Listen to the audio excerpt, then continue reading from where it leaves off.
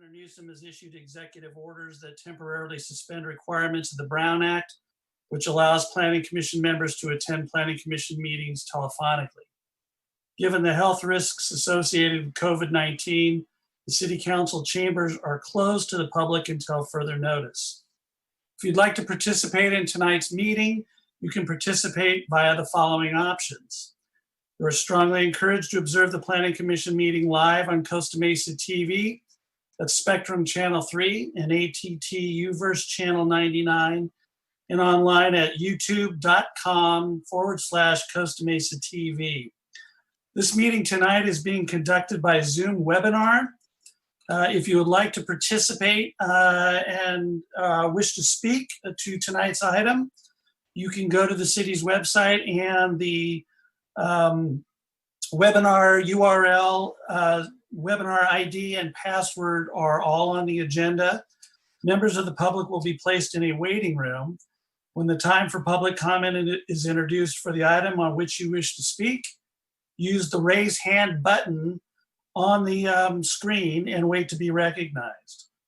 You can also participate via telephone at 1-669-900-6833. Again, that number is 1-669-900-6833. The webinar ID for the telephone access is also on the city's agenda for the Planning Commission tonight. When the time for public comment is introduced for the item on which you wish to speak, please press *9 and wait to be recognized. You can also submit comments via email to pcpubliccomments@costamesaca.gov. Again, that's pcpubliccomments@costamesaca.gov. And those comments were to be received tonight by 5 p.m. And so they will be read into the record if they were indeed delivered prior to that time.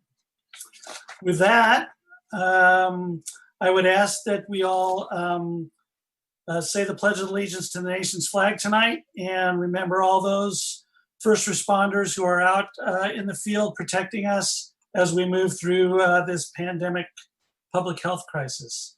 Ready, begin.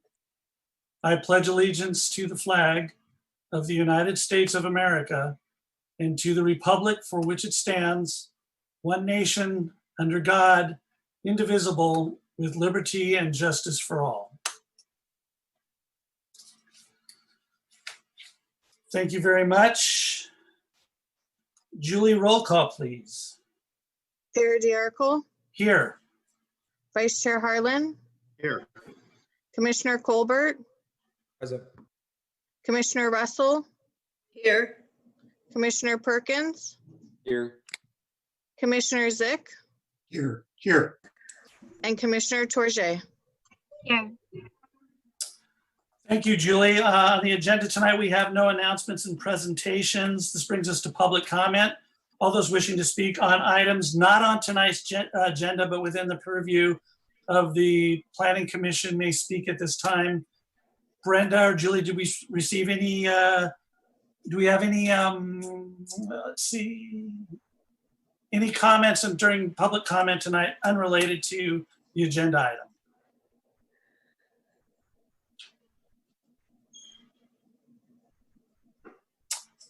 I see. Chair, we do not.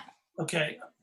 I see a call-in user 1 with a hand raised. I don't know if that's for public comment or for the public hearing.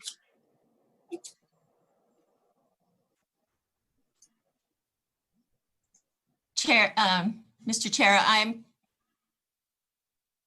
going to allow user number 1 to talk, and we can clarify. Okay. Call-in user 1, are you calling to comment on the item on the agenda or for general public comments? Public comment. Okay, you may begin. In 2010, Triangle Square attempted to put a digital advertising beacon atop their center, a flashing, blinking, color-changing sign at one of the busiest intersections in Costa Mesa, 19th and Newport. The residents formed a committee and fought this 1,100 100 square foot sign. Now, fast forward to 2019, Triangle Square again submitted a plan to add not one, but 3 digital signs moving, blinking, flashing, color changing every 6 seconds. But instead of the 1,100 square foot sign of 10 years ago, this one is to be 3 signs with a total of 2,650 square feet on all sides of Triangle Square, affecting Harbor and 19th, Newport and Harbor, Newport and 19th, one of the heaviest traveled areas because it being the end of the 55 freeway. The third-party billboards will cause a glow for miles in every direction. Lights so brilliant in the daytime, they have to be dimmed in the evening. Neighbors on the east side, west side especially, will see every blink and glow of these advertising signs. Drivers will be distracted, pedestrians will be put in peril, plus additional danger to bicyclists in that area. In an attempt to sweeten this deal, the city has been offered 20% of the profits to be delayed for 3 years. This is sounding more like a backroom deal to bypass our own ordinance against this type of signage. If these signs are allowed, every business will apply for the same access to digital signs. Think about it. Up and down Harbor Boulevard, Newport Boulevard, nothing but Vegas-style signs. To further complicate this situation, Mayor Foley accepted over $18,000 from the Mateen family, owners of the Triangle Square. This hearing has been postponed until July, so more community input can be obtained. In other words, a little more snake oil added to the deal to persuade residents to give up their enjoyment of their homes and their city. Keep this on your radar. Costa Mesa residents, keep on top of this, write letters, be aware that these huge blinking, flashing, moving, color-changing billboards advertising who knows what may be appropriate for a casino, but not for Costa Mesa. We don't want to be known as Costa Vegas. Thank you. Be safe. Thank you very much for your comments. There's another caller, Brenda. Is this person need a public comment? Okay, I'm going to enable the person whose number is 714 and the last 3 digits are 869 to be allowed to speak. Hello. Yes, hi, good evening. Can you hear me? Yes, we can. You may begin. Yes, hi. My name is Anna, and I just have a few general procedural comments about the meetings that I've watched since.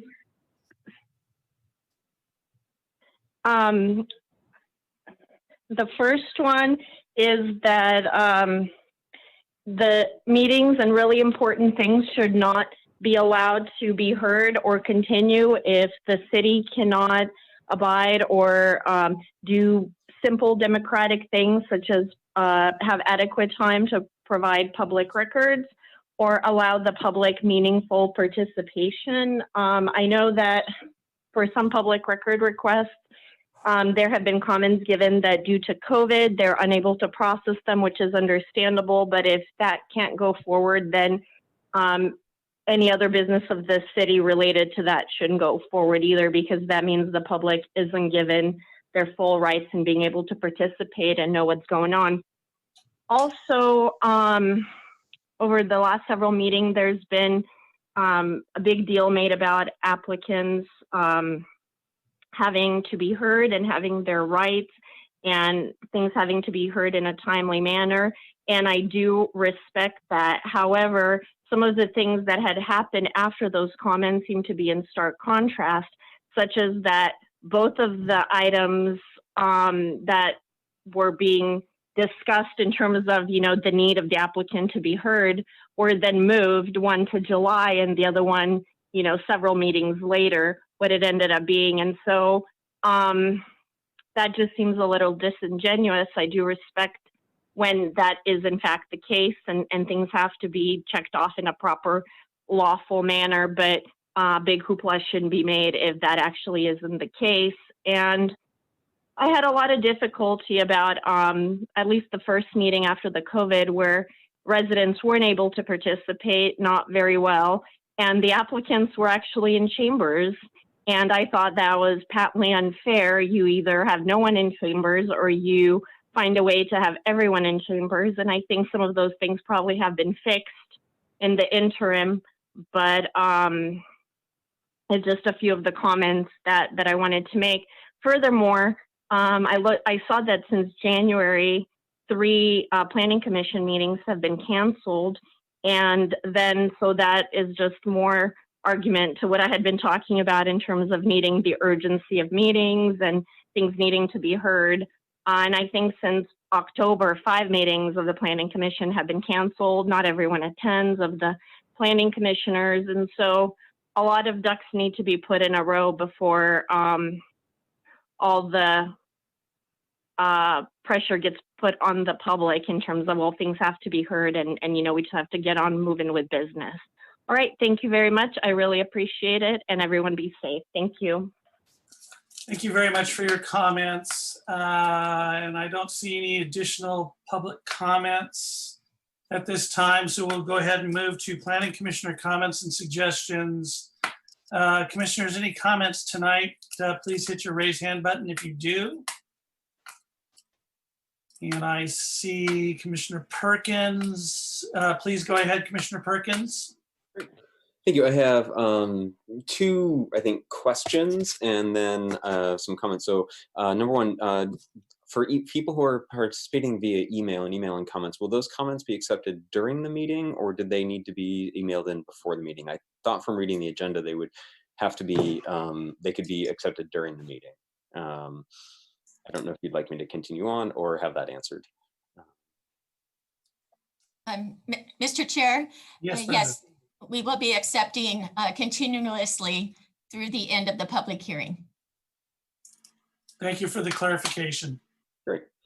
And so I wanted to especially take a moment to thank staff for the new format. I know they have worked very hard to ensure that people are able to participate in the process. And I think that with all the new methods of participation, we've got here in Zoom via the app, we've got calling in to Zoom, we've got emailing in during the meeting, we have calling in and leaving a voicemail, we have writing a letter and delivering it to City Hall. I think we may be on our way to developing a system that's actually more participatory and more accessible to the public than what we were doing in February. For instance, people who are not able to arrange childcare, have to stay home to care for elderly relatives, are now able to come and participate in the meeting. So thank you so much. I know staff has worked very hard on this to make this happen. I also want to acknowledge all the hardships that so many Costa Mesans and Americans are going through right now and express my sympathy and condolences. In just the past 2 months, I know millions of Americans have lost their livelihoods and more than 80,000 Americans have died. So I wanted to express my sympathy and condolences and ask that we support our City Council and Disaster Services Council and local public health experts as they balance the very deaf balancing act of preventing widespread infection and further deaths with the desires to reopen businesses. So please stay home, everyone. Please stay safe. And if there's anything I can ever do, please reach out to me. Thank you. Thank you, Commissioner Perkins. Commissioner Tourget. Hi, I want to echo Commissioner Perkins' gratitude for city staff. It is not easy to pull off a video conference like this and to have a webinar with so many people responding and just the work that goes in behind the scenes so that you could see our face and so that we could actually get your comment through email and the app and calling in and in person. It's a lot of work, and I just want to just give a shout out to all the city staff for responding so strongly. I haven't seen a lot of cities who have responded in this way, and I'm really grateful for that. And I also just want to thank for the citizens of Costa Mesa. There has been so much activity and good done in the city. You know, I've heard it said so many times that we're all in the same storm, but not in the same boat. And Costa Mesa has just been really like a shining example of how we're together. There's the city and Trellis and other organizations doing a food drive at IKEA. There's the Enough for All Fund, which is different cities in Costa Mesa creating a fund to actually support people who are affected by this COVID-19 crisis. And so I just want to give a shout out to the residents and community members of Costa Mesa and just say I'm proud to be in this city and everyone stay safe. Thank you, Commissioner Torje, very much for your comments. Commissioner Zick. Thank you, Mr. Chairman. I'd like to reiterate the gratitude that I expressed at our last meeting for those who sacrificed to help stem the spread of COVID-19, similar to the expressions of gratitude from my colleagues. I also want to acknowledge that I recognize that for some people, this has been an extremely difficult time, financially and personally. And although I expect we'll all come out of this better and stronger, it may take some time for things to begin feeling normal for people. We have to rethink a lot of what we've been taking for granted. And so thanks for hanging in there, and thanks in advance for continuing to hang in there. I also wanted to thank staff for everything they're doing to keep things moving.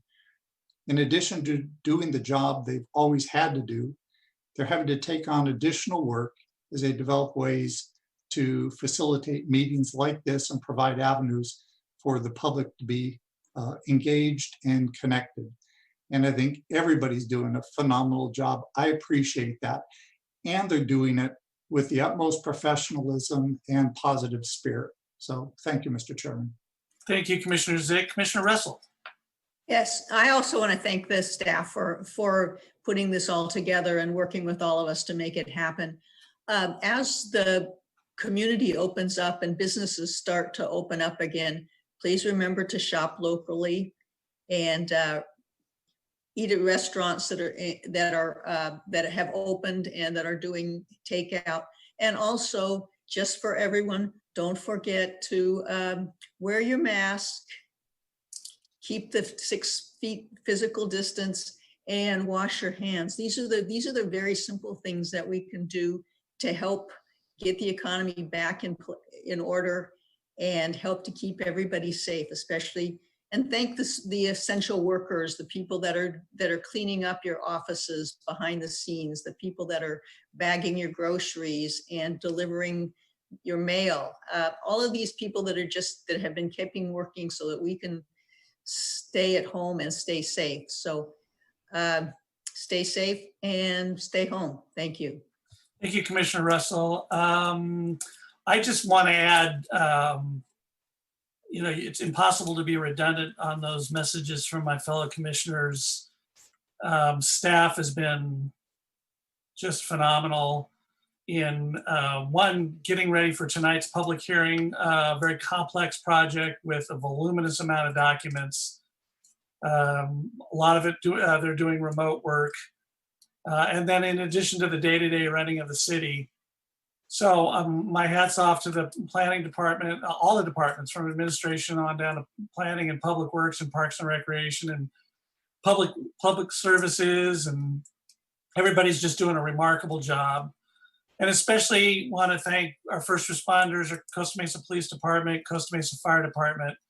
Those are the folks, the men and women who are out there on the front line where there are sick people, where there are people who are infected with this, and they're doing their utmost to serve the community with professionalism and to keep themselves safe as well. And I'm very proud of our public safety agencies, and think we owe them a lot for what they're doing every day in normal circumstances. And now these are extraordinary circumstances. So, and just proud of Costa Mesa for abiding by the stay-at-home orders, masking up, washing hands.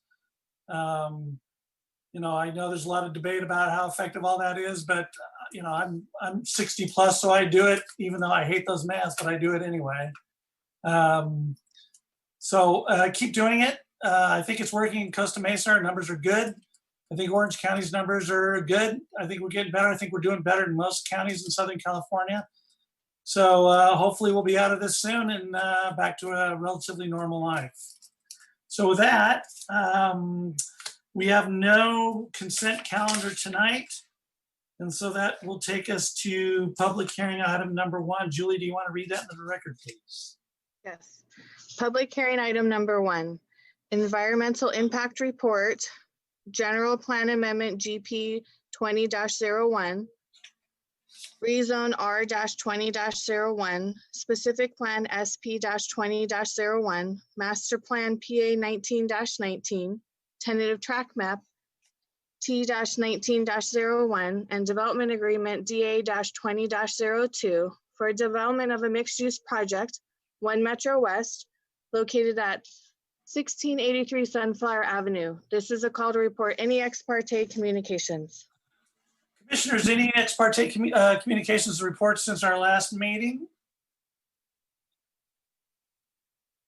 Okay, hearing none.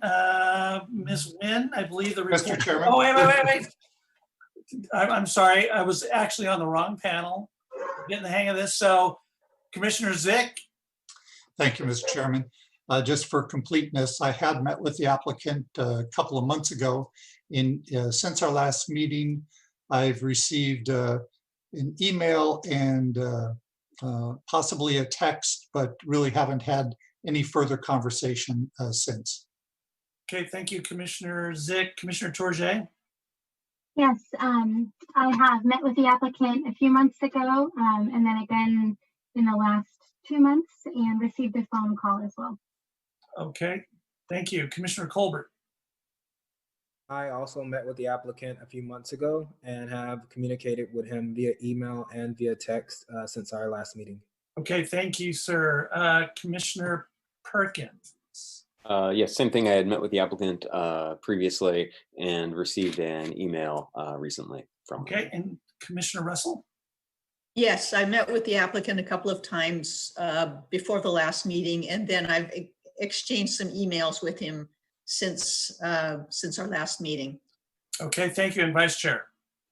Yes, since the last Planning Commission meeting, I've had conversations with the applicant. Okay, and I have no new communications to report relative to my conversations with the applicant since the last public hearing meeting. So we'll turn this over now to Ms. Nguyen for a staff report. Thank you, Chair. Just give me 1 second as I share my screen and load up the PowerPoint. You bet.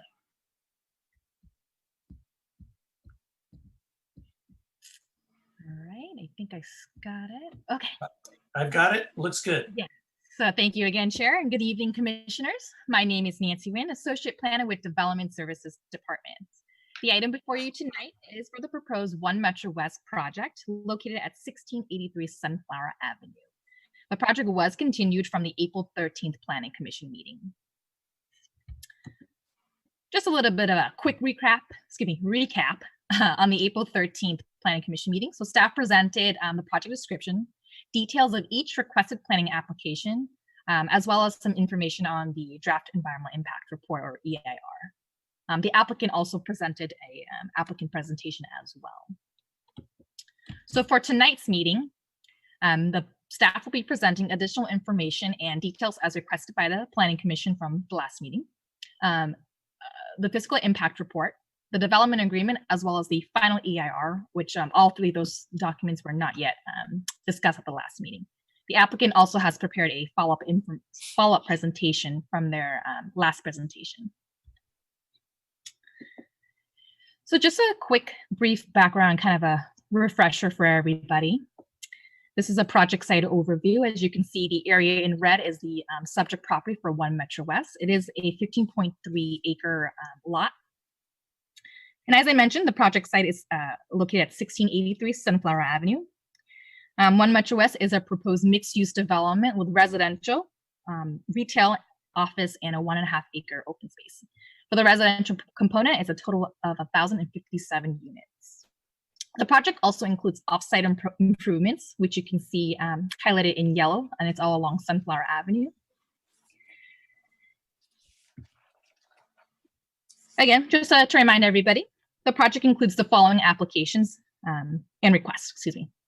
So there's a general plan amendment to change the land use designation from industrial park to high density residential, a rezone from the current zone, which is industrial park, or MP, excuse me, to PDR HD, or Plan Development Residential High Density, a specific plan to establish the site-specific zoning regulations, a master plan to provide site and floor plans, as well as details and schematics of the architecture, a tentative track map to subdivide a property including establishing the right to a future airspace for condominium purposes, and a development agreement between the city and the project applicant.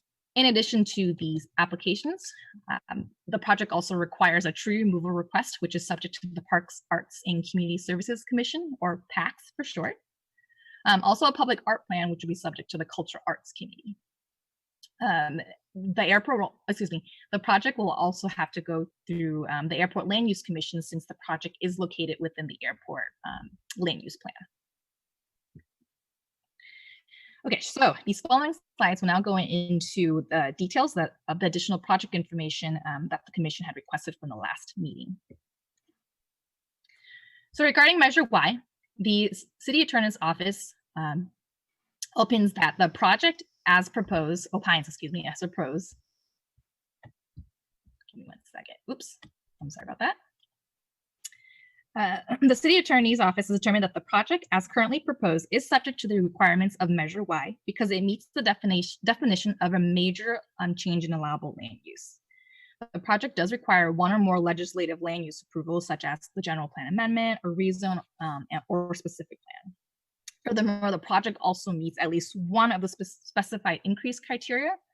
Specifically for this one, it's the proposed project is over 40 additional residential units. As such, if approved by the City Council, the project would be subject to final approval by the voters at the next regularly scheduled election pursuant to Measure Y. Now talking about Measure X, so as discussed previously, the property is within the Measure X zone.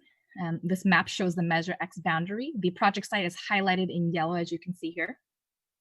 So Measure X, just to remind everybody again, is where all the cannabis-related uses are permitted in the city, with the exception of retail, since that is prohibited in the city. So to date, the city has approved 25 CUPs, with 7 facilities fully licensed by the state and currently in operation. The city has collected approximately $640,000 in Measure X tax revenue, and that's as of April 30th. Rezoning the property for the proposed project would remove the possibility of Measure X uses locating at this property in the future. The specific plan would also further prohibit Measure X uses on the site. And by doing so, it also results in a loss of potential future Measure X revenue for the city. With regards to the project's proximity to licensed cannabis facilities, the project-specific plan, in addition to prohibiting Measure X uses, would also prohibit any uses specified by the state's Bureau of Cannabis Control that has a separation requirement. So on to open space. So I'll start off with the ground level open space. So the project does provide open space opportunities both at the ground level and upper level. But specifically at the ground level, the open space includes the 1.5 acre, that's also publicly accessible, as well as interior courtyards. So this ground level image that you're seeing, all the areas in green are the provided ground level open space. At the upper level, the open space includes elevated courtyards and amenity terraces on various levels of each residential building. In the areas that are highlighted, kind of dashed out in red, that are in a kind of a neon green, are the upper level open space. Upper level open space also includes a roof deck as well on building C.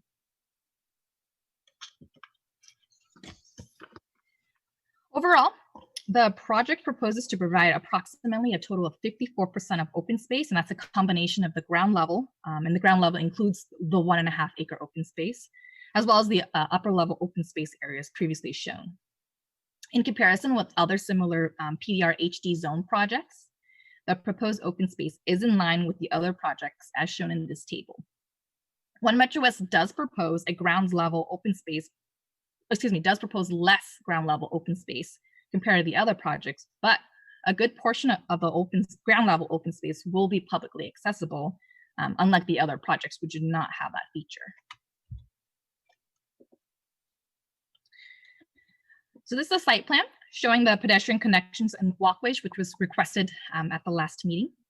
So as depicted here, each building connects to the 1.5 acre open space through an internal pedestrian walkway system, in addition to direct access from Sunflower Avenue. The interior driveways within the site are required for emergency access and do not provide vehicular access. As part of the project's off-site improvements, Sunflower Avenue between Cadillac Avenue and Highland Avenue would be improved with bicycle paths, new sidewalks, street parking, and landscaped medians. The intent of the off-site improvements is to re-envision Sunflower Avenue into a more pedestrian and bicycle-friendly street while still allowing for necessary vehicular transportation, as well as to enhance and transition the neighborhood from an industrial setting into a mixed-use residential community.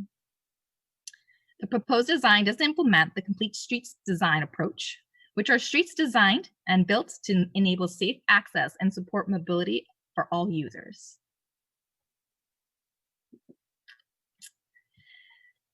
Regarding the proposed specific plans boundaries, the One Metro West specific plan encompasses the entire 15.23 acre project site and could be expanded in the future through a development application by an adjacent property owner or as a project initiated by the city. The map image on this slide does show the boundaries for the North Costa Mesa specific plan. The North Costa Mesa specific plan includes all of South Coast Plaza, Metro Point, as well as the South Coast Metro area. Since the One Metro West property is not contiguous with a North Costa Mesa specific plan, staff determined that a standalone specific plan for the project site was more appropriate.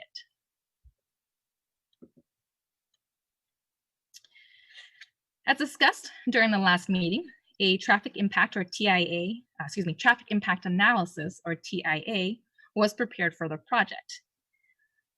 Per the TIA, the proposed project will have a net increase of 6,880 TIA or average daily trips with 498 AM peak trips and 662 PM peak trips. This is compared to the existing industrial use, which generates 429 ADT, 37 AM and 8 PM. A significance threshold is used to determine whether a project would cause significant impact to a study intersection or not. So if the project changes the intersection's level of service or LOS from grade D or better down to LOS E or F, it is considered a significant impact. For intersections already operating at LOS E or F, if the project increases the LOS greater than or equal to 1%, it is also considered significant. For this project, significant impacts were to 2 intersections, as well as to northbound and southbound freeway ramps, which were discussed at the last April 13th Planning Commission meeting. So in terms of VMT or vehicles mile travel, even though the city is not yet required to adopt a VMT threshold and include VMT analysis in the environmental documents until July 2020, the ERR did include, as a conservative approach, a VMT analysis. So VMT was evaluated for each proposed land use, which is consistent with the state's technical advisory for evaluating VMT, specifically for mixed-use projects. For the residential portion, it would result in less than significant impacts to VMT, but for the office portion, it would result in significant impacts since the proposed office would be 3% higher than the regional estimates. It should be noted, though, that locating a mixed-use development with housing opportunities along with the pedestrian and bikeway improvements to an area within walking distance and biking distance to existing employment, retail, restaurant, and entertainment opportunities would potentially result in lower VMT than otherwise disclosed in the EIR. So also as part of the EIR, the project's impact on air quality was analyzed. The significance threshold for air quality is based on the South Coast Air Quality Management District, or SCAQMD, standard for certain air pollutants as identified in the table below. And this includes carbon monoxide and particulate matters, among others that you see in the table. Significance thresholds are for during project construction and during the project's operation. During project operations, impacts to air quality would be less than significant, where during project operation, it would result in significant and unavoidable impacts, specifically relating to the volatile organic compounds or VOCs emissions. The air quality analysis also concluded that the project's impact to nearby sensitive receptors, such as residential, would be less than significant. The EIR also analyzed the project's impact on greenhouse gas emissions. So the greenhouse gas, or GHG, is significance threshold is also based on the SCAQMD standards. The GHG analysis concluded that the project's operation will exceed the GHG emission threshold allowed per year. So it will exceed 3,000 metric tons of CO2 equivalent.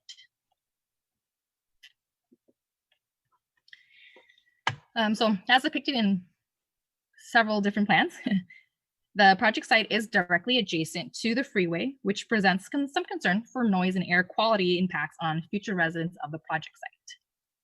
However, no units face the freeway, and all units are designed to be directed towards the internal courtyards.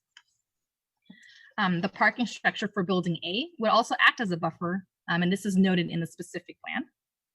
The project would also be required to comply with the city's interior noise standards, and in addition, an acoustical analysis is required to be submitted during the plan check process, and this is to ensure that future residents can have quiet enjoyment of their space.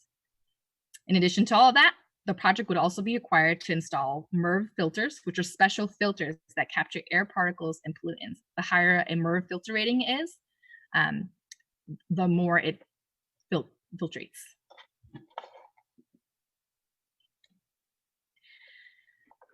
So the EIR also analyzed impacts the aesthetics. However, for the CEQA purposes, the aesthetics analysis is specific to a project's impacts on scenic resources. So the city's scenic resources are identified in the general plan, and the resources are Fairview Park as well as Talbot Regional Park. Both of these scenic resources are not visible from the project site. However, beyond the CEQA analysis for aesthetics impacts, the commissioner can consider appropriate building design and architecture. At the last meeting, the commissioners requested view simulations of the proposed project from the residences across the freeway. The applicant has provided that as an attachment to this planning commission packet. So based on that, the area shown in blue on this image of the slide would be able to see the project over the 16-foot high sound wall along the freeway, which is approximately 82 homes. And those homes are mainly on Nevada Avenue, Wyoming Circle, and Maryland Circle. The Planning Commission can consider including additional requirements and criteria in the design guidelines in the specific plan to further address concerns regarding views from existing residences. So the project proposes multiple opportunities throughout the project site for public art displays. The project will submit a public art plan, will be required to submit a public art plan for all art displays visible from the public right-of-way, including the freeway facade. The public art plan will be subject to the Cultural Arts Committee's review.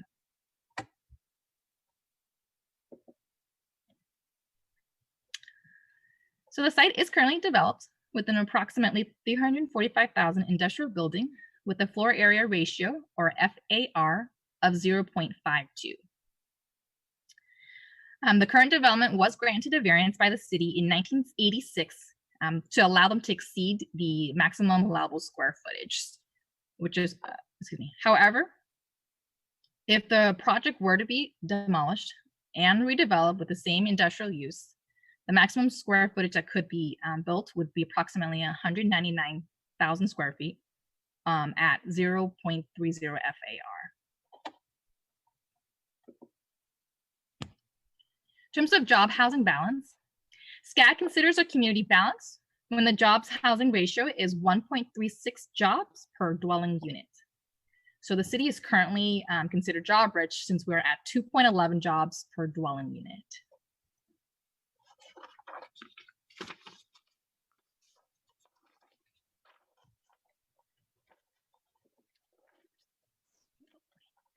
The commission had asked questions about the city's progress with the Regional Housing Needs Assessment, or RHNA, requirements.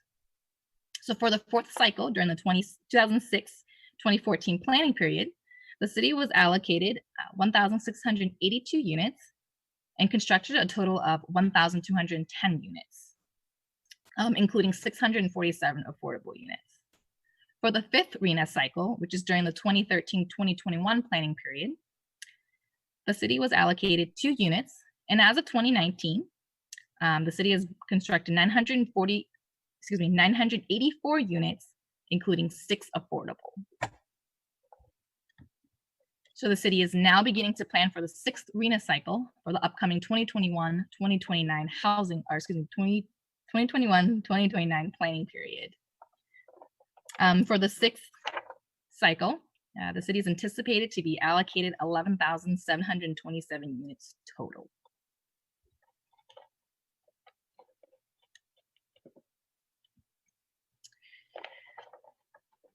So in terms of build out capacity, for the 2015-2035 general plan AIR, the build out capacity is up to 9,271 additional units built per year. And that assumes full development of all residential land uses to the maximum development potential. In 2018, the City Council took action to remove parcels from the residential incentive overlay, which removed approximately 1,200 potential units total. And that then reduced the city's maximum development potential number to a little over 8,000 units. So the city is preparing for a housing element update this summer and anticipates that substantial land use policy changes will be needed, given that the city will be more than likely allocated a very high RHNA number. And so far, based on initial discussions with the state's housing staff, housing sites that are less than half an acre will likely not qualify. So moving into the fiscal impact analysis of the project. So the city prepared a fiscal impact analysis. This is actually done by the city's consultant, the Natos and Dale Group. So the project is generated. This project is projected to generate approximately $1.585 million in annual revenue to the city, and approximately $1.590 million per year in expenses. So majority of these expenditures are related to police and fire and public services. So the project would generate a net fiscal deficit of about $5,000 per year. However, the city's consultant would characterize a project with this deficit, a minimal deficit, as essentially a break-even project for the city. So for the development agreement, the development agreement vests the project entitlement for 25 years in exchange for the following public benefits. Public benefits include 106 affordable units at the very low and low affordable income level, 1.5 acre open space that's accessible to the public, improvements to Sunflower Avenue, as described earlier in this presentation, required impact fees towards public services and traffic to be paid at the time of building permit issuance, and lastly, $6 million in additional funding for community infrastructure improvements, public safety, and economic recovery.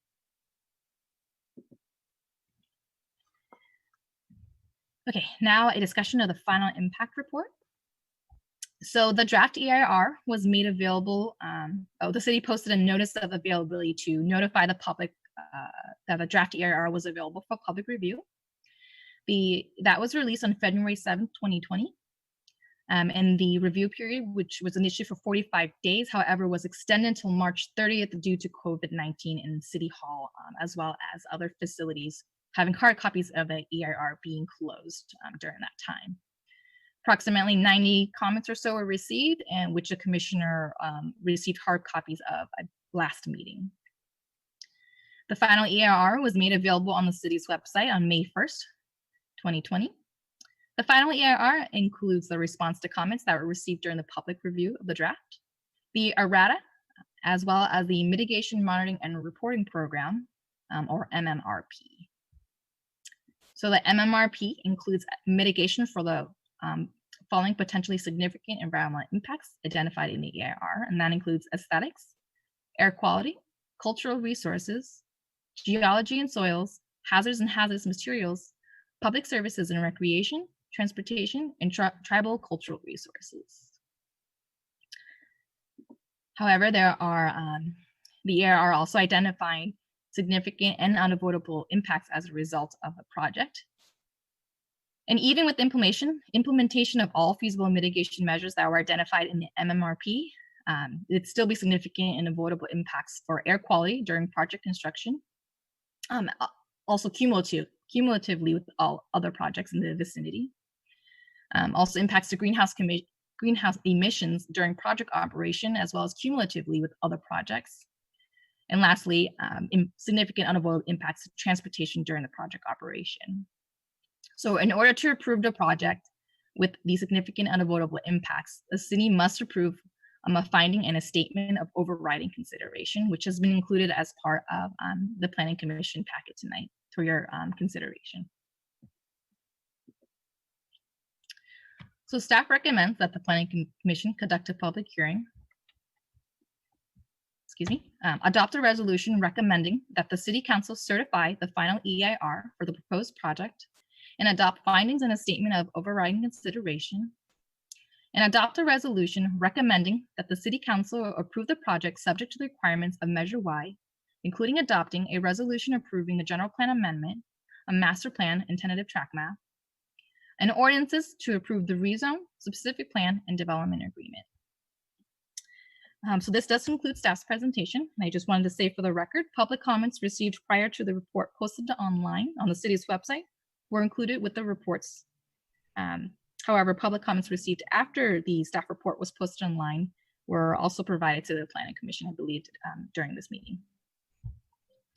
So that is my presentation, and I'm available to answer any questions. And like I mentioned earlier, the applicant has also prepared a presentation for you tonight.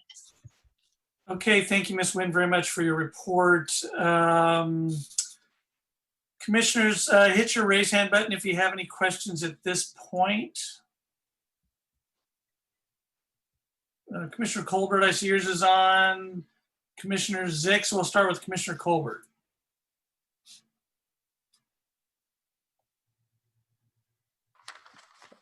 Can you hear me? Yes. All right, thank you. Thank you, Ms. Nguyen, for this presentation, and Mr. Shabu for providing such a detailed staff report and going through the presentation. I really appreciate the level of depth that you provided for us this evening. I have a couple of questions for staff, and I'll try to take it entitlement by each request. And so I'll start with the environmental impact report, the EIR. And so I noticed that you stated that the EIR was released on February 7th, and the EIR closed March 23rd and had a 45-day open period. Is that correct? Yes, that is correct. All right. And so the mitigations that were stated that needed to be met or reduced, there were significant impacts, were Susan Street, Talbot Street, and the 405, and they were met or provided measures to mitigate them. Is that correct? I'm sorry, can you repeat that one more time? The mitigations needed to reduce the less than significant impacts were related to, specifically for the transportation pieces, Susan Street, Talbot Street, and the 405. Mitigation measures, yes, specifically for those two intersections you had mentioned. An applicant has provided sufficient information to meet those requirements, correct? So the applicant would be paying a fair share towards those improvements, since there's no guarantee when those improvements would be implemented. Okay. Okay. In terms, on page 10 of the staff report, you talk about vehicles miles traveled. And you say vehicle miles traveled reductions will be based off of bike and transit use. And they weren't, I believe, in terms of this particular EIR as it was reviewed. My question is, as we begin to add more pedestrian and bikeway improvements, are we beginning to think about this metric as a term in terms of evaluation to quantify vehicles miles traveled, VMT?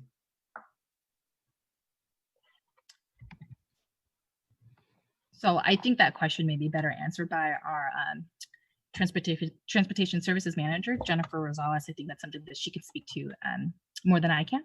Yes, Ms. Rosales.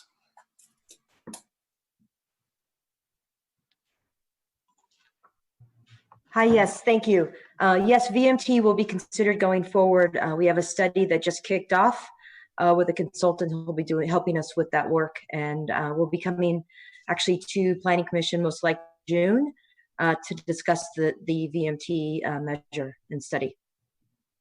Okay, thank you. In terms of the nearest transit lines in proximity, I know on page 22 of the staff report,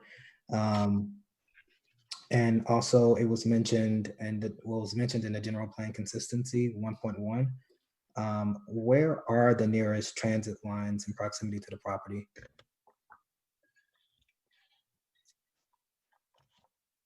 So that's something I could, if you give me some time, I can figure out. But the last time I looked, was a transit stop about half a mile, I believe, down Sunflower Avenue. Okay, yeah, if that's if you give me an opportunity, give me a chance, I can definitely confirm. I'll continue.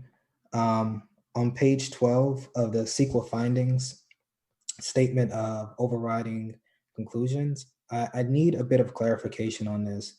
On page 12, it states that the project introduces new residents to the city, but the project was not planned.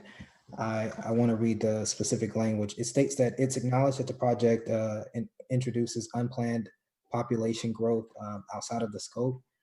I didn't follow the specific piece of this. I wanted to better understand what you meant, because given that the project introduces a new residential project to the community, how this does not add unexpected population growth is the question.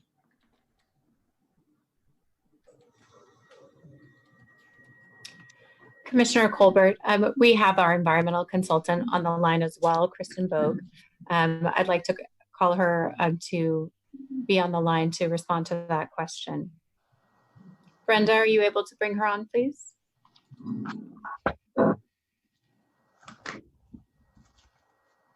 Hello, everybody. This is Kristen Bogue. I'm with Michael Baker International. I help the city staff with the environmental document.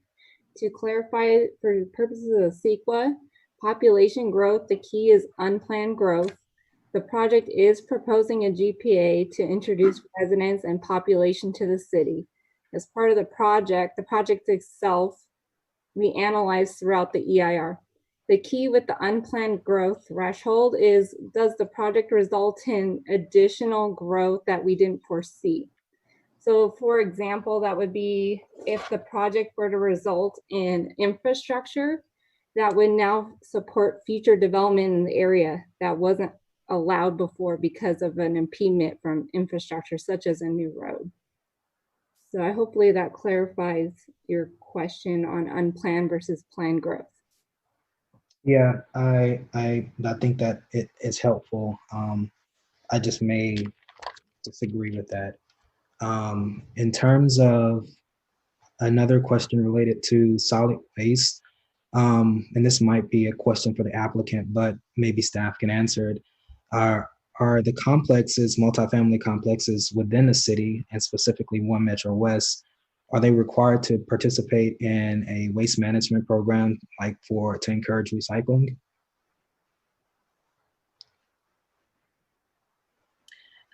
Commissioner, I believe there are requirements actually from the building code, or the California Green Building Code, which does require recycling facilities at multifamily developments. But perhaps an environment consultant could clarify that. Kristen, is that something you're able to clarify, please?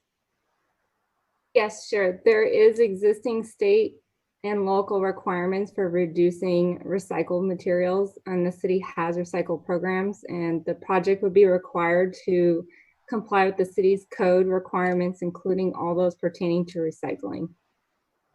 Okay. And within the EIR in 4-31, I believe, it starts to talk about landfills, or maybe 515-16. And it mentions that one of the two landfills that Costa Mesa currently uses, the one which is in Irvine, is slated to close in 2053. That's in my lifetime. And in terms of as we continue to grow and we gain more population, what are the city's plans in terms of disposal in the future in preparation for that closure?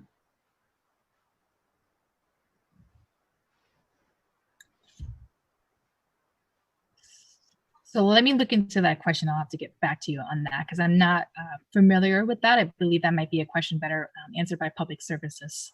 Okay. But let me see if staff can find an answer for you.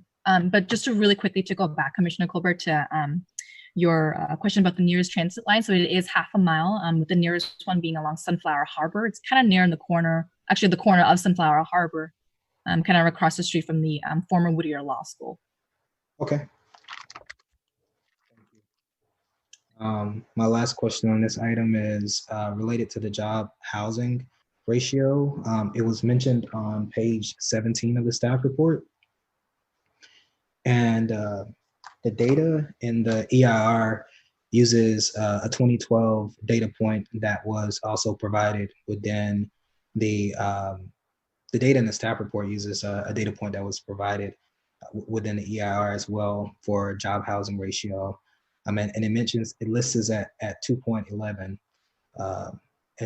But that data point was from 2012. It's 8 years old.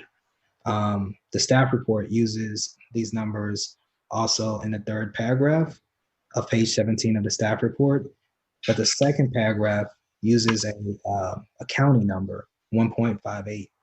My question is this data point also from 2012 or is it from 2020? I just want to ensure that we're maintaining consistency in our comparisons.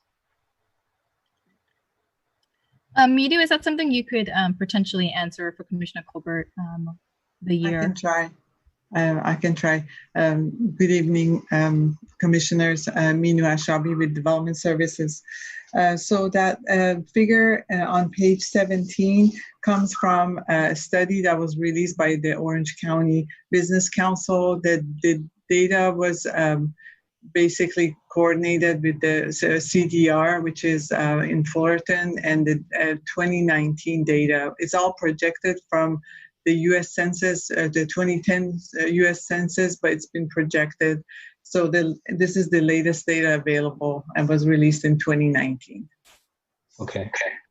So one data point uses 2019 for the county, and then the previous data point uses 2012 for the city. Correct. Okay. Thank you for that clarification. And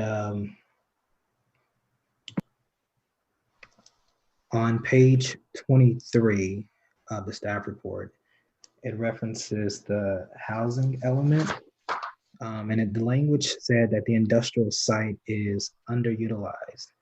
However, on page 16 of the same staff report, you referenced that a variance was provided for an additional 122,000 square feet on the site in 1986. Wouldn't that mean that the site is overutilized when occupied and exceeds the maximum allowance? So to clarify, but when by underutilized, staff meant partially occupied, since currently, even though there's 3 tenants, most of the main operations for other tenants have been relocated. So the building is largely not used by these tenants. Okay, so from a tenant perspective, an occupancy perspective, underutilized, but not from a land use perspective. Correct, that's what staff meant by underutilized. Okay. Thank you for that clarification. In terms of the rezone, I wanted to understand how staff is preparing as we begin to successfully, hopefully, integrate new uses that are typically incompatible into different parts of our community. for industrial or business parks. People often speak about different adjacencies. For example, Measure X in this case. We've had community and citizens come out and speak in objection to those projects. This has an adjacency in that area. How do we ensure that we don't have residents in 20 years protesting adjacent uses, as that use provides a significant amount of revenue to the city? And is there any language that we can provide or that the applicant may provide to residents when they are moving to specific areas that may have adjacencies that could be considered nuisances to the residents? I can try to answer that question. As with other urban planned areas where we have adjacencies to uses that are commercial or industrial, we do require a disclosure to the occupants and also to the owners that they are aware of the nature of the area that they would be living in. And I believe there's also a condition of approval that the applicant would need to provide this disclosure to all the tenants. Okay. All right, thank you. Our general plan, to the next question. In terms of, this goes back to the EIR page 511.5. The fourth largest industry in the city is manufacturing at 9.6%. And right behind it is scientific tech at 10.3%. Given the significance of those industries, what is the net loss of this land? And has there been a concern from the industrial community? Are we concerned that this growth in this area may prohibit additional industries or industrial uses from possibly growing into one of our largest industrial parks in the future? Commissioner Colbert, let me take a shot at that. The first part of your question, we have not really received much in the way of concern from the surrounding industrial community. As Nancy alluded to earlier, we're looking at a relatively large, and it's more than that, it's a very large regional housing needs assessment allocation coming forward. I think the city, as it looks to plan for those units, is going to have to holistically look at the entire city in that process. As the city looks at having to potentially densify housing developments in certain areas, the city should at the same time be looking at the possibility of rethinking its densities that are allowed in non-residential areas, including commercial areas, to recapture and potentially augment the amount of those types of uses we have. So classically in areas that start out as very suburban, as this area started out, you'll end up with your industrial areas initially as single-story tilt-up type construction. Over time, you'll see some of those begin to transition out to low-rise office R&D type uses that still maintain the industrial base, but keep the same intensity as otherwise was there, sometimes even increase it, and keep the same job base. So that'll be something I think we look at as we move forward with the housing element and the land use element that'll have to accompany that. Got it. And that's a good point, because it leads to my next question. Because I was going to ask, is it fair to state that out of the 3 industrial areas that Costa Mesa has seen residential encroachment into a couple of our industrial parks or industrial areas? Is it fair to say that there has been residential encroachment? Maybe encroachment may be the wrong word, but a growing number of residential uses in traditionally industrial areas due to the allowance based off our zoning code? Certainly the city has seen. I can't hear you. Sorry about that. Certainly the city has seen the introduction of residential and live work type uses in the West Side industrial area. We also have the Baker Block in around the airport. This would be the first one kind of in this industrial area west of Harbor Boulevard. But certainly if you look around the city and you look at the rest of Orange County, you'll see a trend where more and more residential uses are being put in much closer proximity to our city and other cities' job bases. Okay. And has the city received like documented conflicts between these two uses as we've grown to a more urban center city? Generally not. We have occasionally, particularly on the west side of Costa Mesa, had a few complaints regarding folks moved into an area that was, around industrial neighbors and had some concerns, but we typically point them out to the disclosures that Minu referred to a moment ago, and most of the residents understand at that point, and it's the end. Okay. So you answered that. I noticed that Ms. Lee actually had provided information to the commission, but my question, I want to ask it publicly. What is the current calculation, or can we currently quantify the city's industrial acreage? I can answer that question. This is Minu Ashabi, Development Services. So the acreage of the industrial land use in the city is about 10.4%, and the proposed project is roughly about 1.78% of that 10.4%. Okay. All right. And are there examples, and I think we just heard this, but I just want to make sure that it's out there. Are there examples of previous rezones in the city similar to what's been proposed this evening that meet this particular rezone from a traditionally business or industrial park to now a residential or high density residential use? So the Baker block, or 125 Baker, which is a smaller site, but went through the same process. The areas in the urban plan area, some are industrial and they have changed, but they did not require rezone. The most recent one is the Baker block. Okay. And 580 Anton was just an adjustment to the specific plan or a master plan?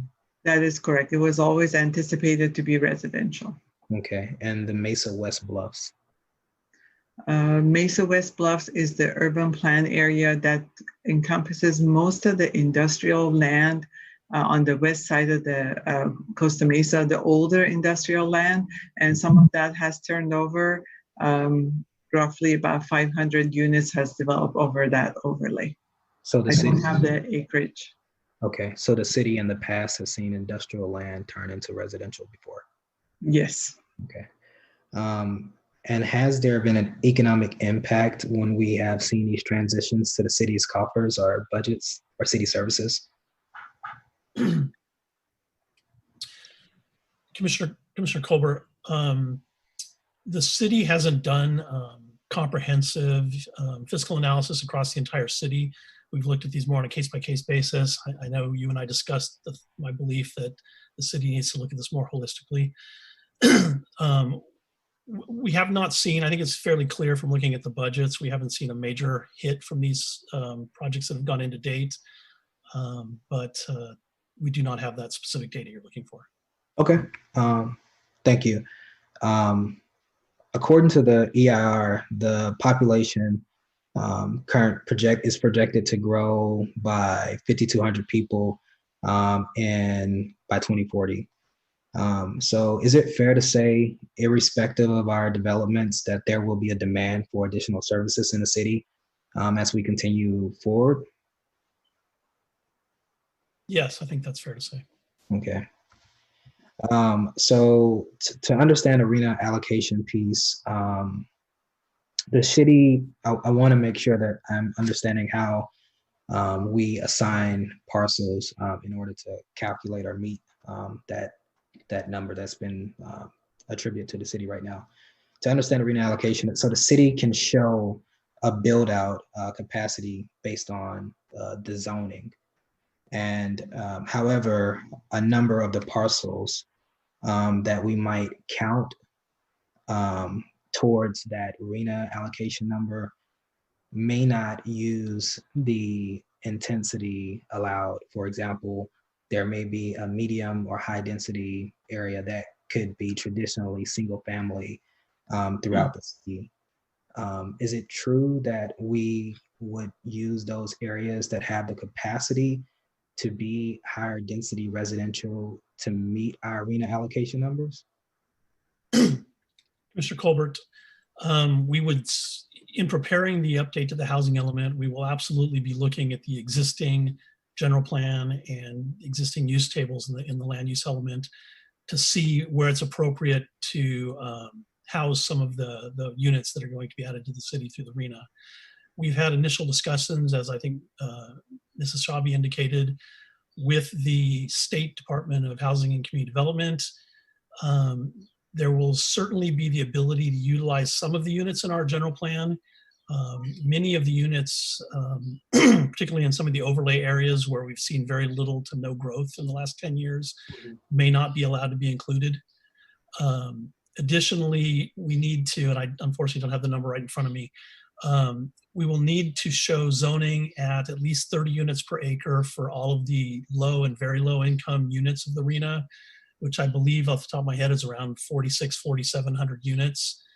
That count will have to be zoned at least 30 units per acre to house those units as sites within our housing element. Okay, thank you for that clarification. In terms of the general plan, specifically as it relates to affordable housing, I think Ms. Nguyen provided something in the presentation, but on page 19 of the staff report, I believe the second paragraph, it talks about less than 1% of the 984 units that we built between 2013 and 2019 were affordable housing or considered affordable. Is that correct?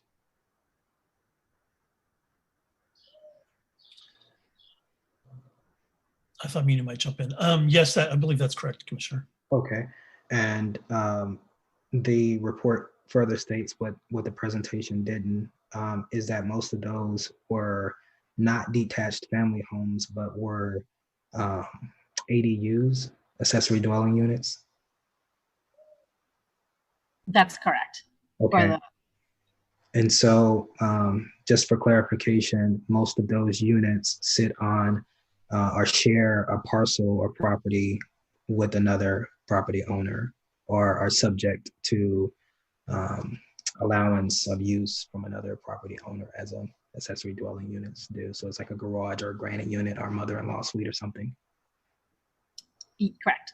Okay.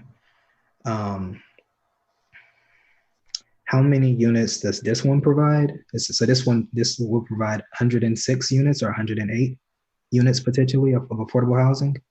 106 is what's called for. 106. And so in that same time period, we would be providing almost 10 times the amount of housing that's been provided by the city in the past, from 2013 to 2019.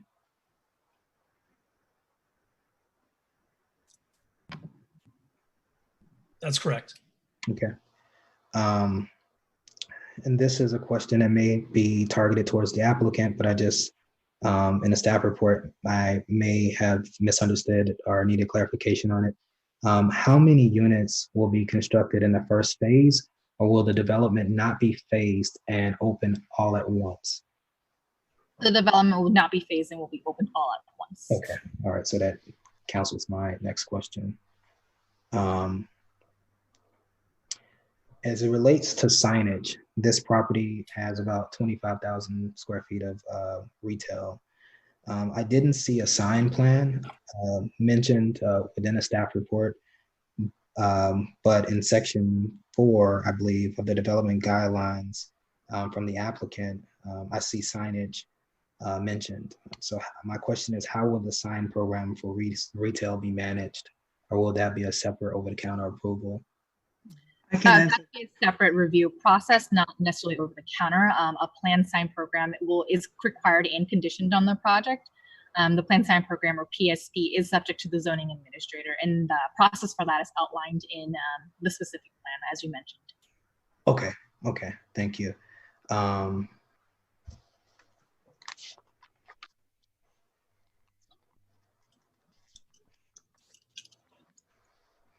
And my last question, or second to last question, is related to the tentative track map.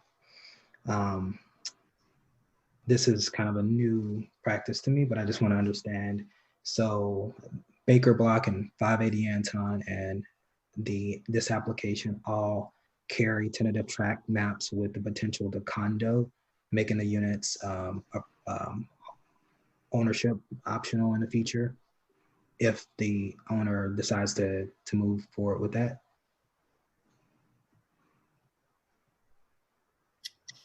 That is correct. The tentative tract map has that option that the property owner can subdivide and resell those units as condominium units. Okay. So the city has in the future to add approximately 1,000 owner occupied units if the applicant decided to condo this property. That is correct. My last question is related to the developer agreement. I noticed that the language states that that the affordable housing units will only be allowed for a period of 40 years. That's what the agreement was.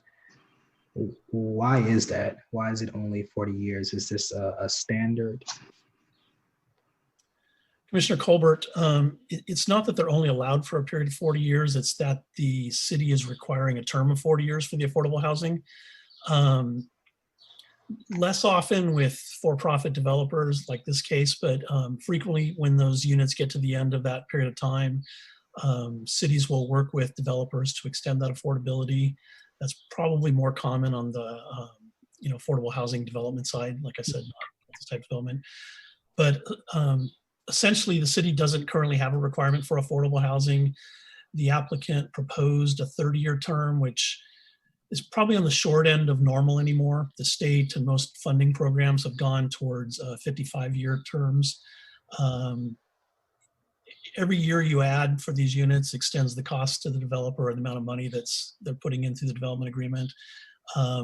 We were able to negotiate it up from 30 years to 40 years, and that's where the result is. Okay, so we did negotiate from 30 to 40, so there's a gain. Okay, those are my questions. Thank you, Mr. Chairman. Thank you, Commissioner Colbert. Commissioner Zick and then Commissioner Tourget. Thank you, Mr. Chairman. A lot of good questions there, Commissioner Colbert. So I'll start on page 3 of the staff report. This was a question I had last time, and I'm going to give you a chance to help me understand it again. I'm looking at the table that shows the parking ratio. And what's provided or proposed, excuse me, in this development is 1.75 spaces per unit, correct? Correct. Okay. Now, the specific plan for this project, my question about that is the specific plan some cookie cutter thing we pulled off the shelf, or was the specific plan something developed and tailored specifically for this project? It's developed specifically for this project. Okay. And so because of that, knowing that this project is providing 1.7 spaces per unit, why do we not require in the specific plan 1.75? So the specific plan requires 1.3, which is less, and the master plan actually provides more. So the 1.3 is just the required, but the provided exceeds the required. The specific plan does build some flexibility into similarly to like a zoning code. It does build in some project flexibility should the applicant decide that they wanted to provide less parking. However, if they were to provide less parking, then what's required in the specific plan, they would be subject to a parking study that would be reviewed by the planning staff as well as transportation staff too. Yeah, okay, so I'm understanding that answer a little better. Okay, I don't like that answer, but I understand it. Thank you. I like your answer. I don't like the implications of it, I should say. The next question has to do with Measure Y. Now, just so that I'm clear, because I raised this question at our last meeting, I want to be clear about this. Our city position and legal review is that Measure Y applies to this project and will apply to this project, correct? That's correct. We also have our city attorney's office who can speak to the details of that. My corollary question, and I'll ask this again of the applicant after his presentation, but my question to you is, are you aware of their acceptance of that determination? And I ask the question that way because their answer to my similar question last time is that they would follow the law. So I want to make sure I understand if they're accepting of the city's position on the applicability of Measure Y to this project. Are you aware of their position? Staff isn't aware, but that's a question that's definitely better to be asked for the applicant. Okay, we'll come back to that then. On page 8, the discussion of open space. I just want to touch on this for a second. And I remember a more lengthy discussion on the subject of open space on our Ford Road project. And what I recall there was the idea that the inclusion of balconies as open space was something that was up to the discretion of the Planning Commission. Am I recalling that correctly? Commissioner Zick, yes, you do. That development was PDR HD. This development is considered mixed use, and we've applied the mixed use standards that's in the zoning code and the general plan to this project. So it does allow exemption of the open space to meet the exterior noise levels. And that's what that, the differentiation is specified in the mixed use category as to what is the allowable noise level. Okay. I think also, Commissioner Zick, to point out, I think the Ford Road project, as Mina mentioned, was zoned PDR HD. It did not have a specific plan. The requirements for open space are identified in the specific plan for this project. Okay, so let me take another run at this if I can better understand it. And I'm going to start with the Ford Road project as the example.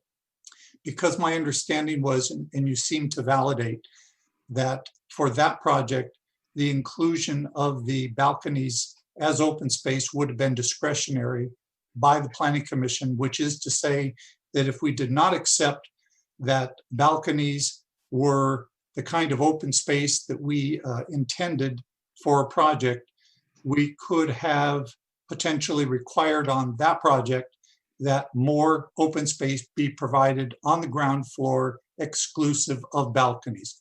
Is that understanding correct? That is correct. Okay, and so for this project, are you telling me the same condition exists, or are you telling me that we do not have that same discretion and that open space of balconies is absolutely the right of the developer to include in the open space calculation?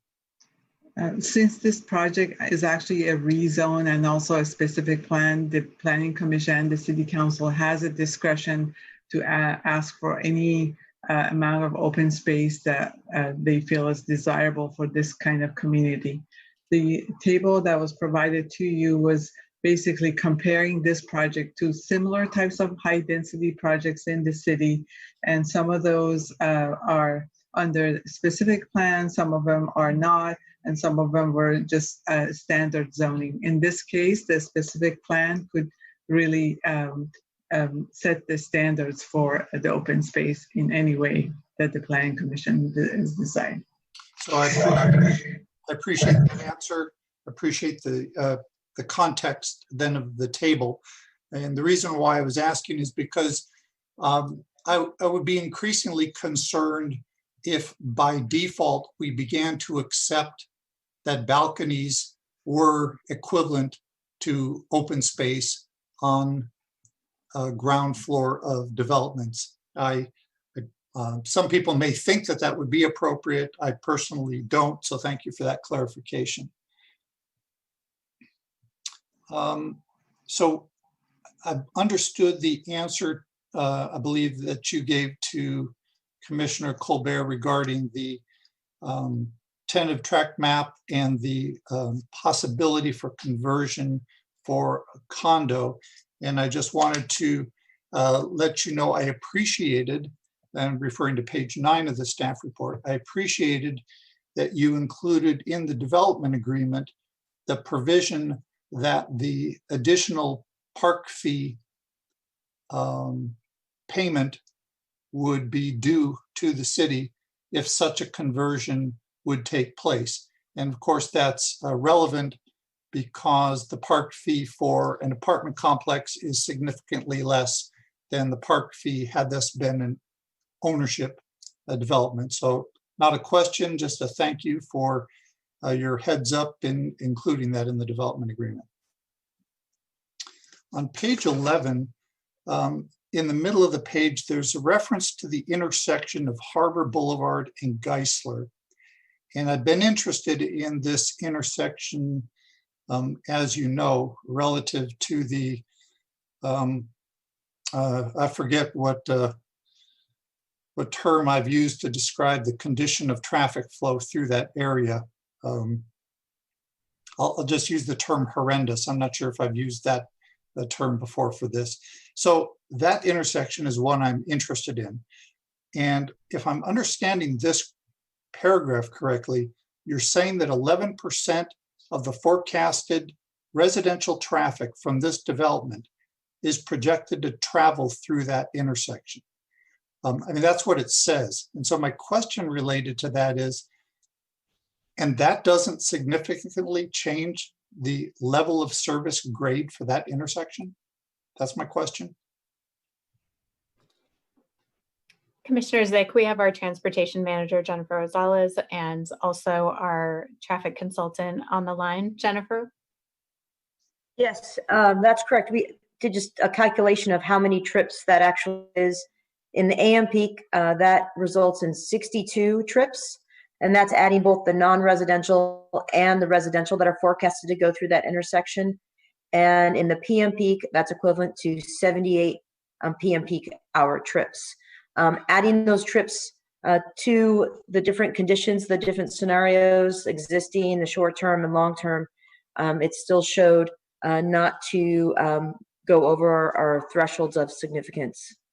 Okay, so that with the figures that you just quoted, that would certainly make sense to me because 62 and 78 seem to be relatively small numbers to what I would imagine is a significant volume of traffic through that intersection. But what I'm a little questioning is, I thought somewhere I saw that the trips for this project were on the order of 6,800, and 11% of 6,800 would be, you know, like 600, not something like 62. Can you help me understand the math on that better? Yes, Planning Commissioner Zick. So the 6,800 trips is the daily trips. So that's the trips over the course of a 24-hour period, so all day long. And when we do the traffic analysis, we look at both the AM peak hour and the PM peak hour. So that's why the trips are typically about 10% less during the peaks. So that's why we get the 62 in the AM and then the 78 in the PM from that 6,800. So if I took the 6,800 and divided by 24, that'd be the hourly, and you're only looking at 1 hour of traffic for that PM and AM peak?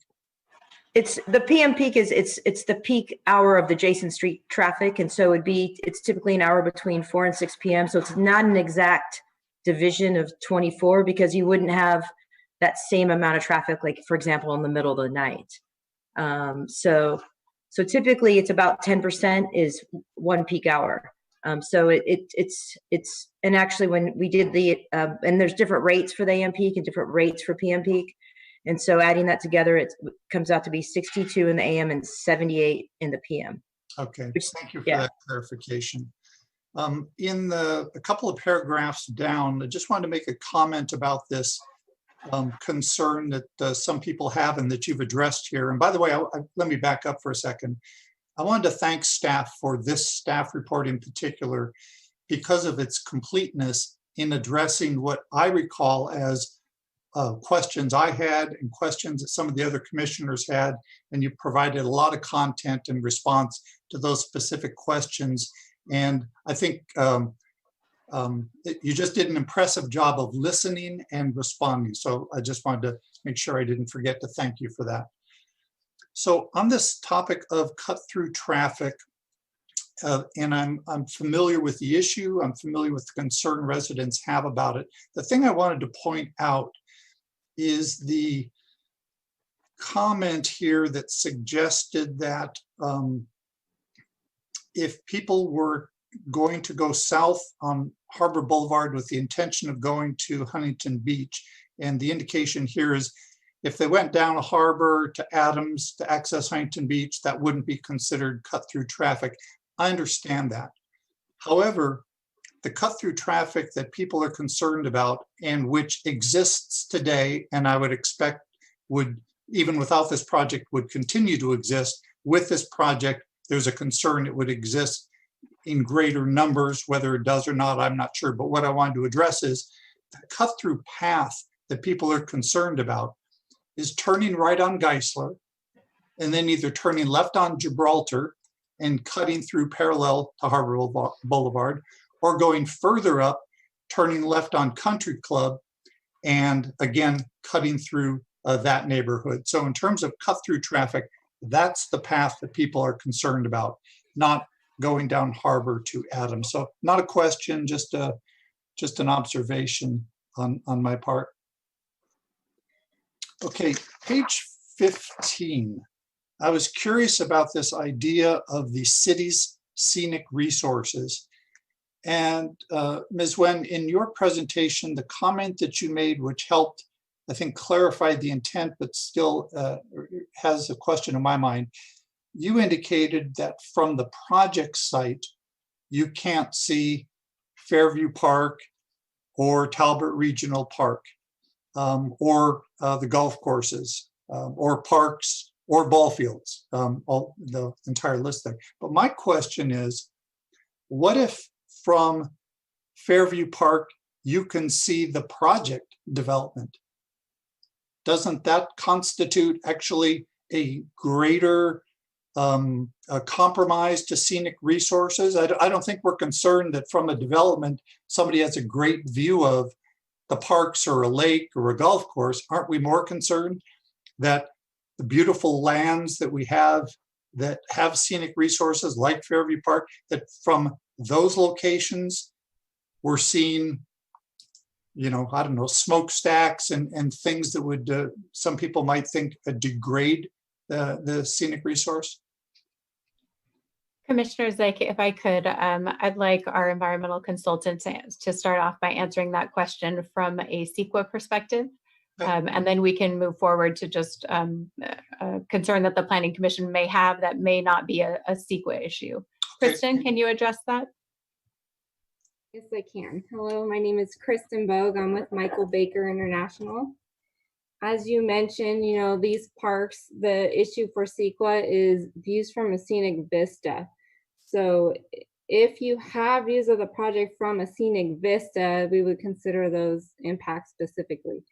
But based on our analysis, we don't think that the project would be readily visible from those specific areas. And when you're there looking at the scenic vista, would the project really compromise those views? We believe that because of the existing topography, vegetation, intervening structures, and distance, that this project wouldn't have a significant impact on those views.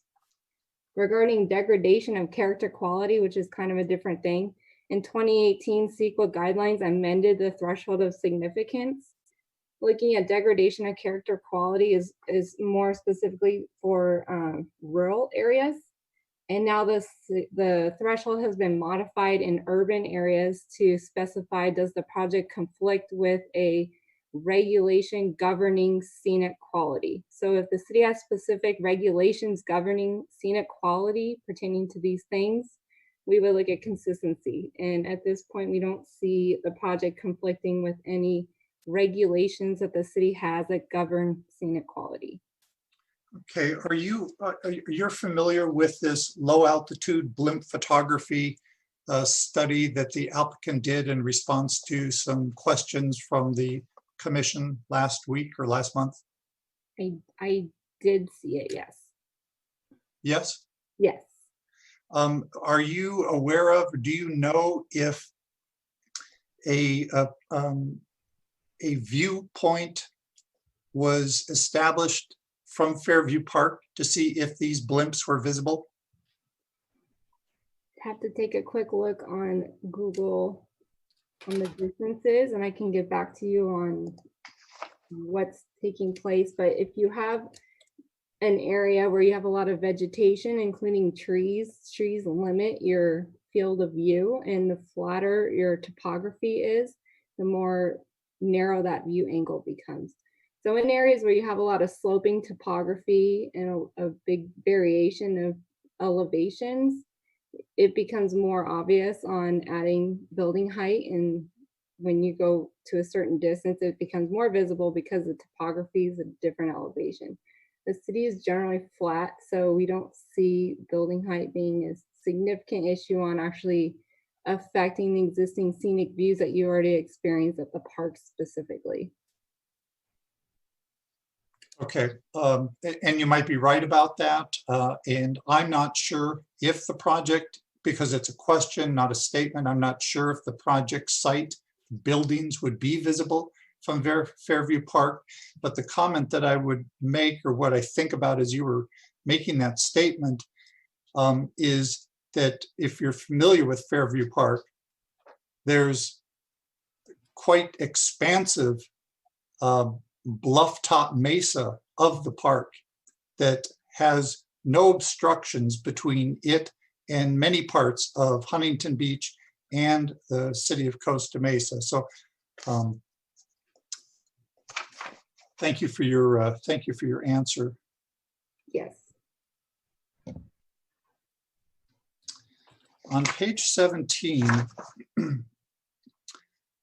when we're talking about the jobs housing balance and the idea of trying to improve that or address that, would you say it's fair to say that it would be our hope that the occupants of this development would be people that don't currently live in Costa Mesa?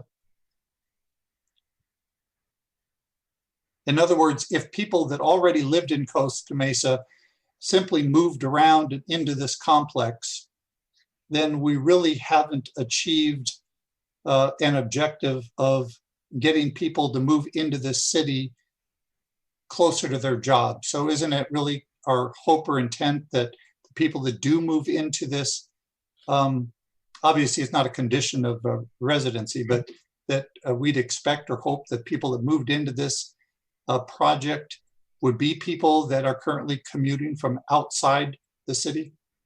Commissioner Zick, we would hope that adding more housing opportunities allows people that currently work in the city to the opportunity to live in the city.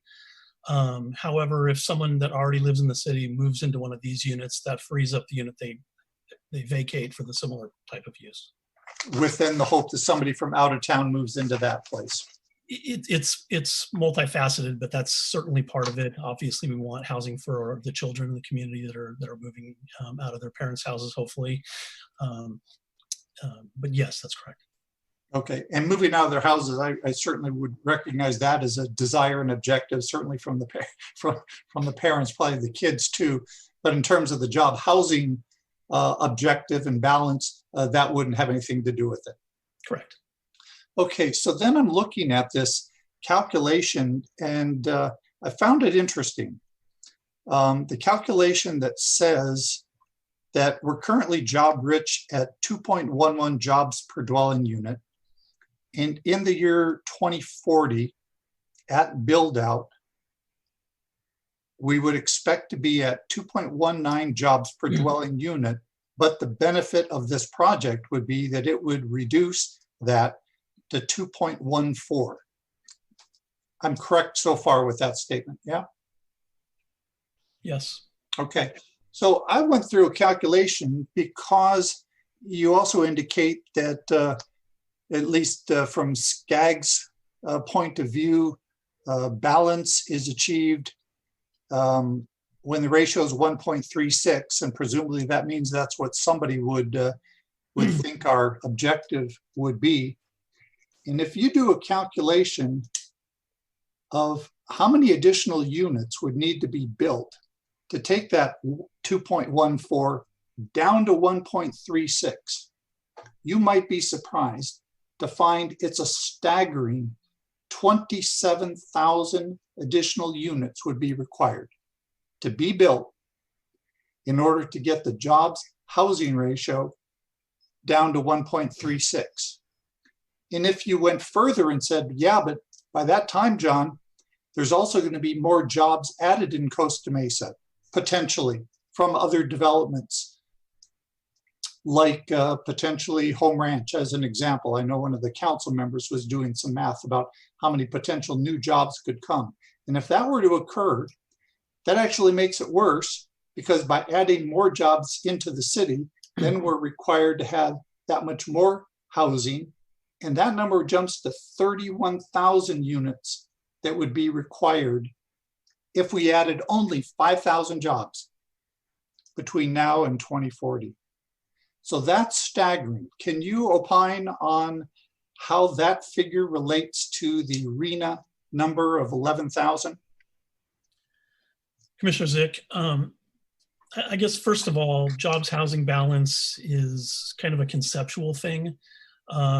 It sort of pretends like people from our city don't work in our neighboring cities. It sort of treats everything like an island. I don't think that we have any belief that Costa Mesa, which is, as a lot of Orange County is a job-rich region. We have job centers in our community. I don't think we ever think we're going to get to a 1.32 number.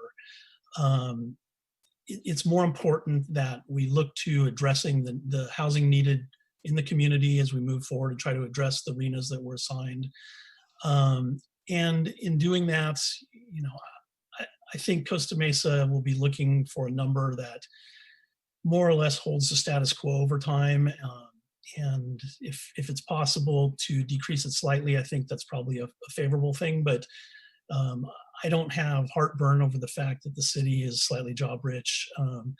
Other cities, Fountain Valley, I'm not 100% positive numbers, but I would guess that Fountain Valley is probably housing rich, given its commercial base is relatively limited.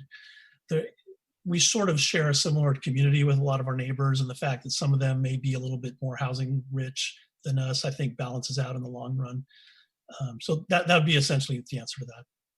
So it would be a true statement from a technical standpoint to say that this project would help the jobs housing balance, but statistically, this project has minimal effect on the jobs housing balance, wouldn't you say? No, I wouldn't say minimal. It certainly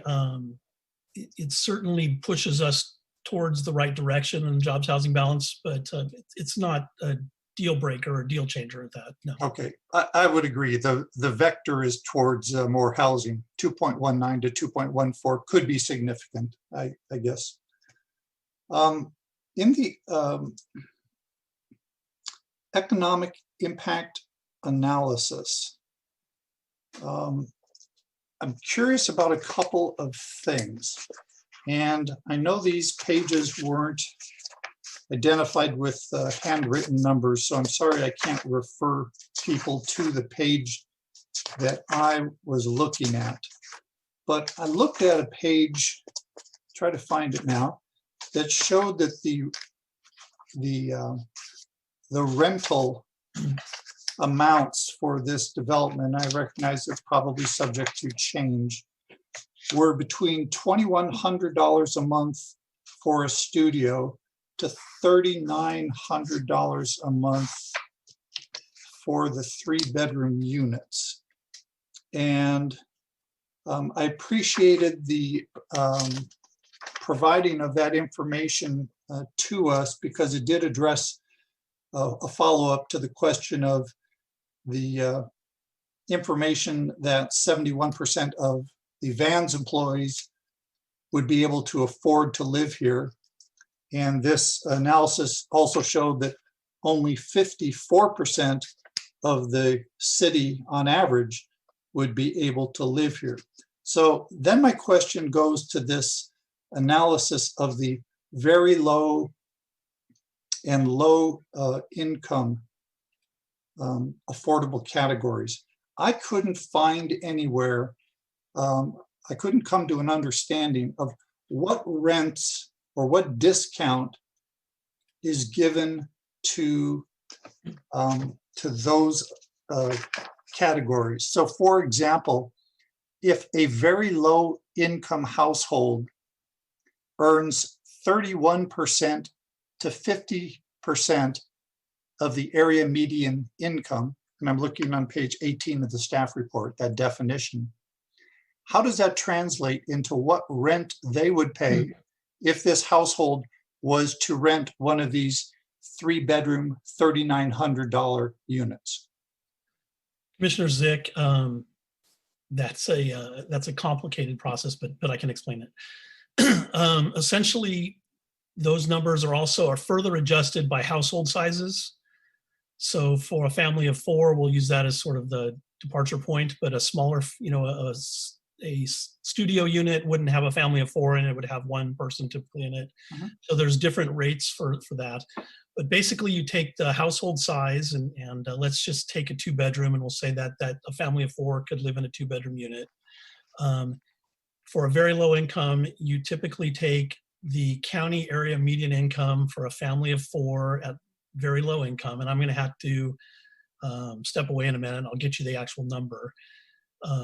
You take 50% of the county median and it gets you what that upper end of the very low income is.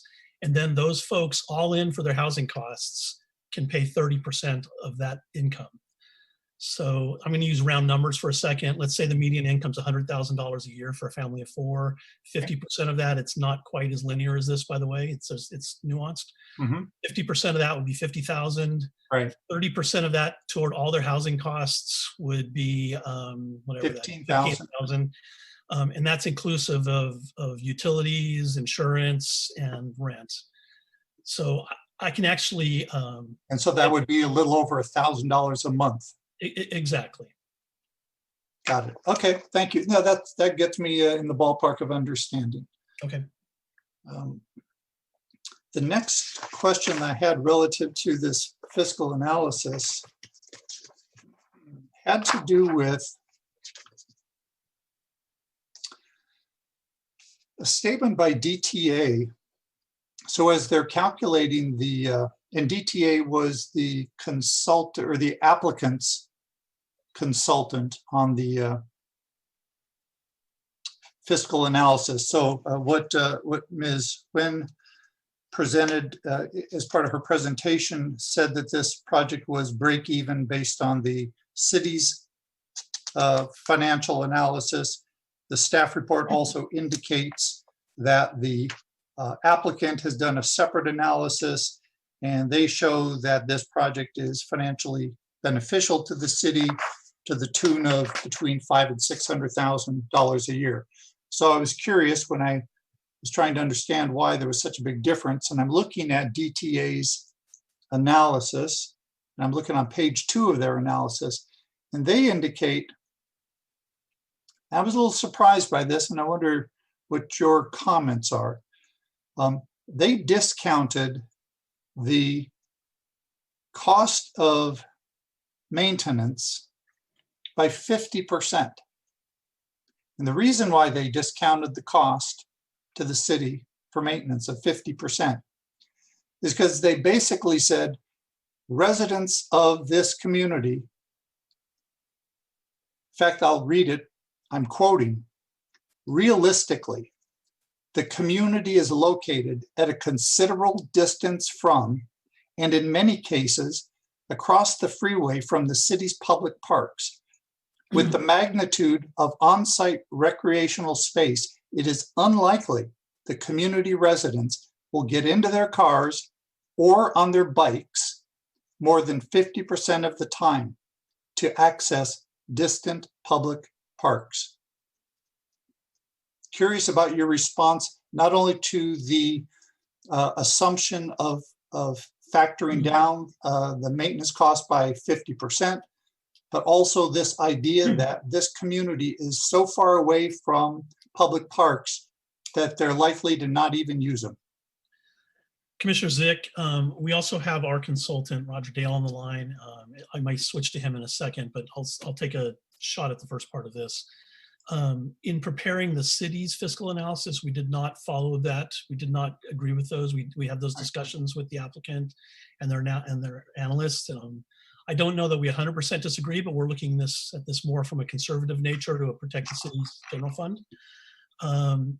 My experience is that heavily amenitized apartment projects like this, people do spend a lot of their time utilizing those amenities instead of traveling elsewhere. They will absolutely use our city parks. And it's debatable how much. We took the more conservative route, but okay. That helps me. Okay. On the next page of their report, they make another statement, and this is relative to the additional police cost that is under consideration. Let me say it that way. And again, I'll quote, "The police department has indicated that it is considering modifying the patrol deployment model and staffing to take on increased 24/7 responsibility that comes with patrolling the northeast side of the city as it evolves into a residential and retail uses from its current industrial use." Goes on to say, DTA acknowledges that its FIA, fiscal impact analysis, does not take this factor into consideration. Now, I find that assumption interesting also. And I wonder if that helps account for the difference between the two different conclusions that DTA has reached. The first conclusion, that this project has a benefit to the city of $584,000 per year, and that's what's in the staff report, versus 2 pages later, another analysis that maybe is a bit more conservative that shows only a $57,000, I'll round up, $57,000 a year benefit to the city. So have you or our consultant had a chance to look at those two different conclusions and determine, well, I'll say which one is more realistic, and I'm assuming the one that says 57,000 is more realistic since our consultant said it's a break-even project? Commissioner Zick, I would ask if Roger Dale's on the phone, if he could take a shot at answering that.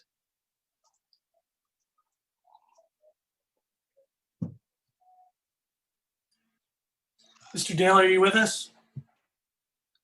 Brenda, do you need to let him in? Okay, I'm here now. Can you hear me? Yes, we can. Thank you, sir. Thank you. Good evening, commissioners. And I'm Roger Dale with the Nadelson Dale Group, and we prepared the city's fiscal impact analysis for the project. And I would start by saying what I think has already been indicated, that the analysis we have done is intentionally conservative in the sense that we are representing the city and have, where there are questions about the project's impacts, have come down on the side of being conservative in the sense that we have underestimated revenues and overestimated costs. And I think that's a fairly typical position to take when representing a city on this type of analysis. That being said, we also recognize that there are fair differences of opinion in terms of the methodology that would be used to evaluate this type of project and the types of assumptions that the applicant's consultants have used are not necessarily unreasonable. They're just more aggressive, and that's just not what we believed our role in the project was. So we have taken the more conservative approach, and we've described it as essentially a break-even project. The final analysis that we've done shows a slight deficit of $5,000 a year, which within the range of the typical, what I would call margin of error for this type of analysis, could very well be positive. In fact, we made some alternative adjustments to our analysis, and it does become positive. So to respond to your question, as I understand it, the primary differences between our final analysis and the applicants relate to projected costs, pardon me, for police and fire and to some extent parks, which you've already described. And we have based our analysis on citywide average costs, essentially on a per capita basis for those categories. And the applicant has used cost factors that have been adjusted to reflect what they believe are more reflective costs for this particular type of a project. We have not made those types of adjustments, and for the reasons I described, we didn't feel that was appropriate for us to do.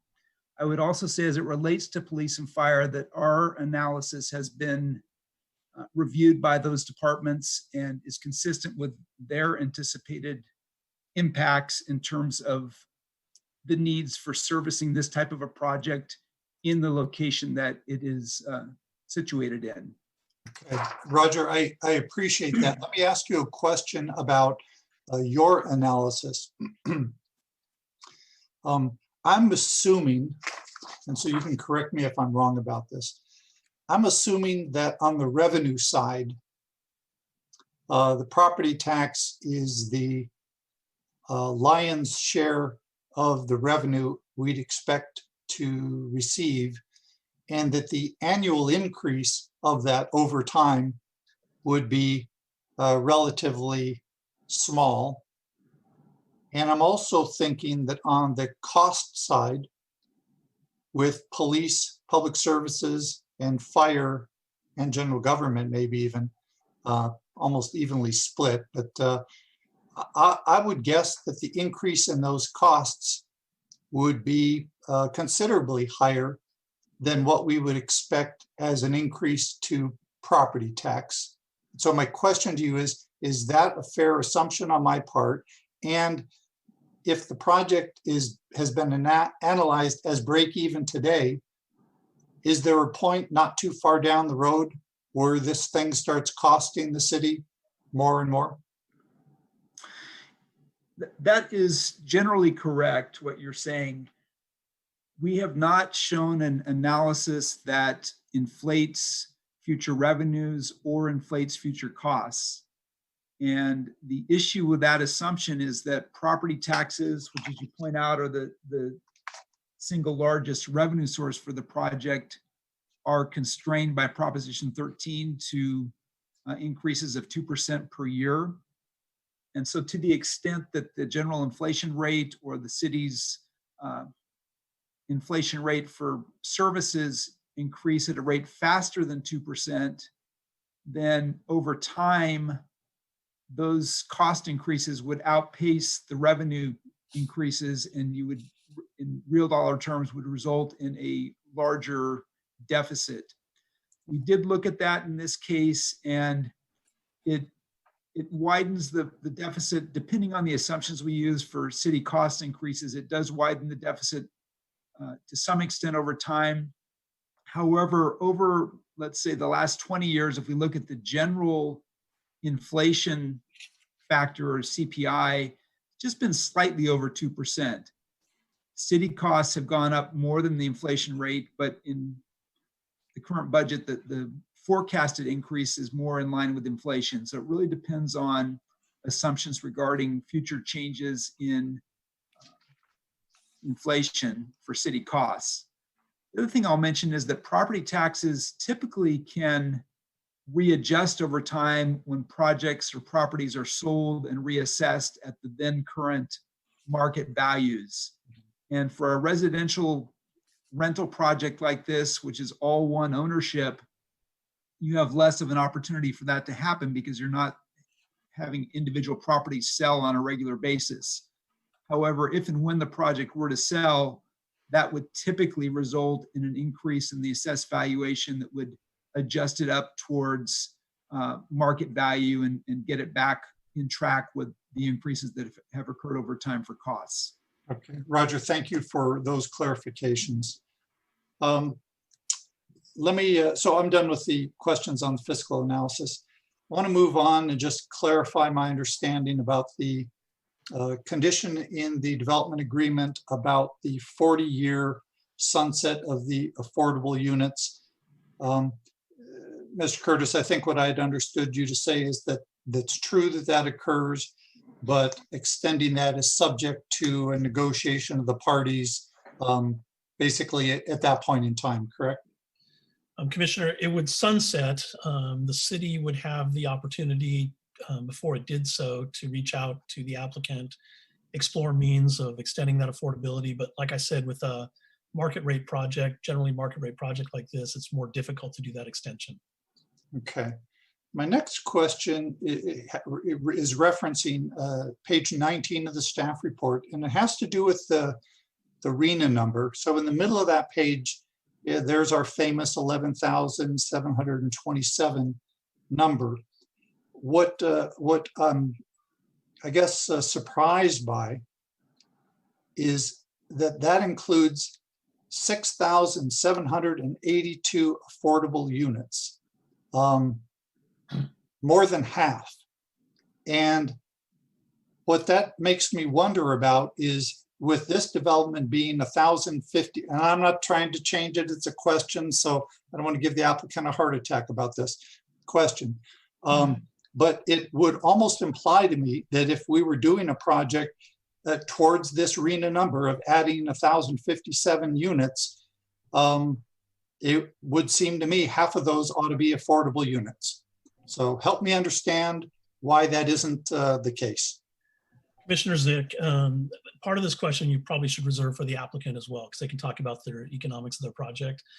However, even the state recognizes that when you require too much affordable percentage in a housing development, it makes the market rate and all of the housing development upside down, and it's not developable. So when cities adopt inclusionary housing ordinances, the state essentially lets you go up to 15% affordable before they make you start doing economic studies to show that a higher rate isn't going to upset the market and limit actual housing development. So that's the first part of this, is when you get much over 15% on a market rate project that's providing an affordable requirement, either through inclusionary housing or in a case like this where an applicant has volunteered to do so. It really is kind of a 10 to 15% magic number. The city's 6,782 affordable units in the draft RENA includes moderate income units. Those more or less can be treated like market rate units as far as planning for them in the housing element, which leaves about 4,700, I think 4,699 if I remember right, of very low and low income units in the RENA. Even that percentage isn't attainable with a project of this sort. So what the city will be looking at doing is partnering with nonprofits to look at ways to get additional affordable housing built in the community. I don't know of a city in Orange County that requires more than 15% affordable housing. And the only ones I even know that get that high, 5% of that is moderate income housing, which, like I said, is essentially market rate. So that's the reason. It basically makes a project financially undevelopable for a market rate developer. Nonprofits can theoretically do it, but even they need to get the land from somebody, and there's all kinds of government subsidies involved to developing a 100% affordable project. Okay, you can pass on this next question and I won't hold it against you, but I can't help but wonder if there's no credibility to our ability to get to that affordable number. If that's completely unrealistic, then isn't it almost an extension to suggest that the 11,727 might also be suspect as a reasonable target? You can pass on that if you want. Pass. I thought so. Okay, I don't hold it against you. Commissioner Zick, I was kidding, but it is a somewhat unanswerable question. These are statewide goals pushed down from Housing Community Development to SCAG, for SCAG to push down through all the various communities that make up the SCAG region. These numbers are going to be, there's a reason that up till today, and even including today, these aren't requirements, is because they're kind of stretch goals, and the state even says they're kind of stretch goals. This is over 30% increase in the number of housing units in our city that's been developed over a 70+ year period. We're being asked to increase that by almost a third over an 8-year period. It's not very feasible, but we're going to plan for it. Okay. My second to last question, light at the end of the tunnel. At the bottom of page 19, it indicates that if approved, this project construction would begin in 2022, be complete in 5 years. And I think this aspect was already answered under Commissioner Kadarius's questions, that the construction is going to be done in one phase, complete by 2027, including all 3 residential buildings, the open space, and the office building. My question is this: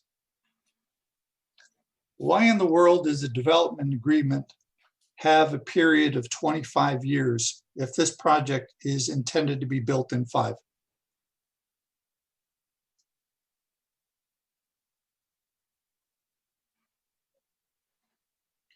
Commissioner Zick, that is, and again, that's a question for the applicant to some extent.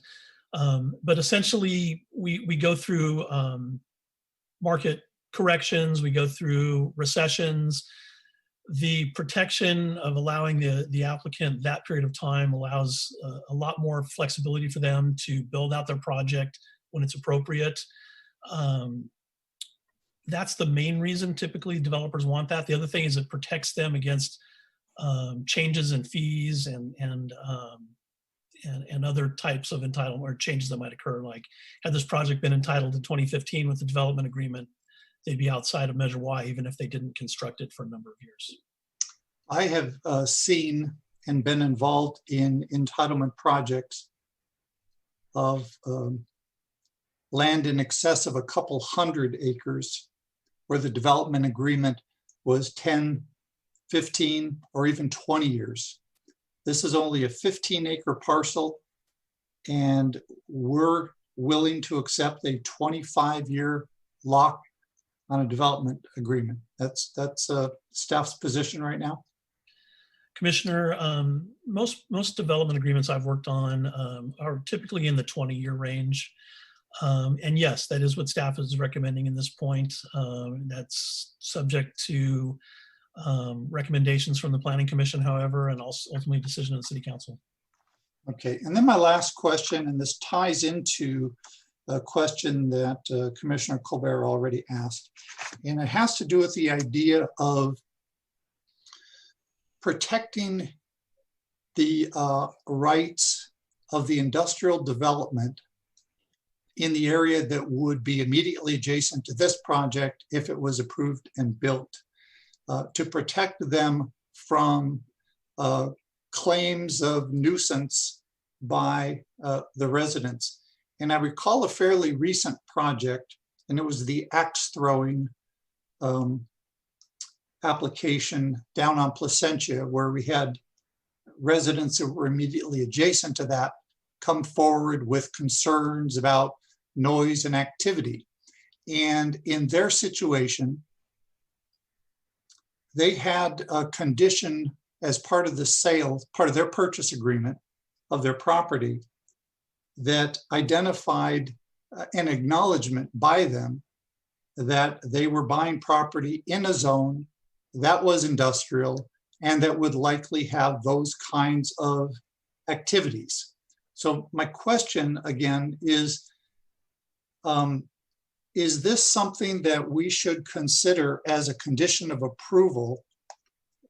And I haven't asked the applicant this, but as a condition of approval that would require, as part of the rental agreements, that residents readily acknowledge that they're immediately adjacent to a Measure X zone, for example, and beyond that, other industrial uses, so that we don't get into issues down the road where people would complain about some new use that's going to be happening in that industrial zone that maybe they don't like.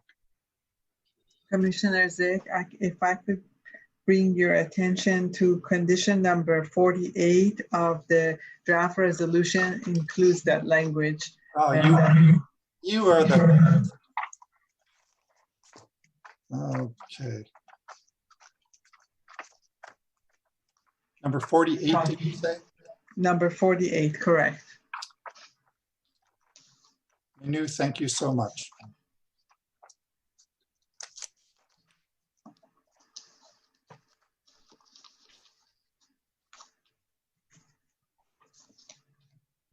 That's awesome. Okay, no more questions. Thank you, Mr. Chairman. Thank you, everybody, for their patience. Thank you, Commissioner Zick. Commissioner Torje, you have some questions. Yes, I had a few more, and a lot of them were answered during the course of the conversation. And the questions from Commissioner Colbert and Commissioner Zick. So I was taking a cue from the response to comments in the EIR, and I just wanted to ask a couple of questions based on those comments. So the first is about what the goal of an environmental impact statement is, and how much information is required for a project description in an EIR. So I'd like to defer that question to our consultant, Kristen. Kristen, is that something you could help answer with, please? Sure, thank you, Nancy. So regarding the, I believe you're speaking to the statement of overriding considerations, right, Ms. Chairman Torche? Yeah, actually, just in general, like what is required to be included per CEQA guidelines in a project description for an EIR?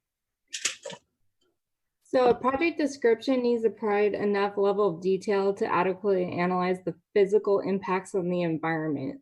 So we do want to be brief. We don't want it to be arduous or difficult to read, but it has to explain enough of the intent of the project so we can adequately analyze the physical impacts to the environment. Okay.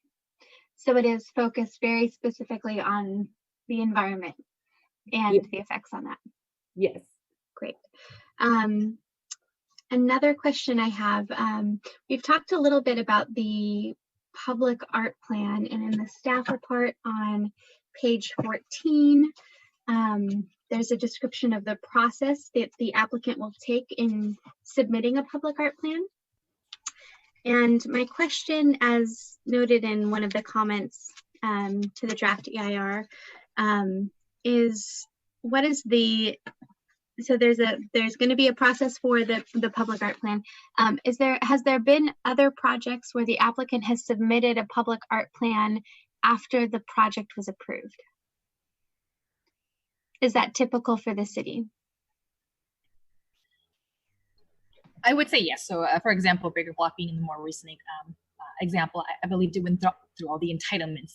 And then after the fact, the applicant decided to provide a mural just to kind of beautify the parking structure, just to add something memorable about the development, if you will. Okay.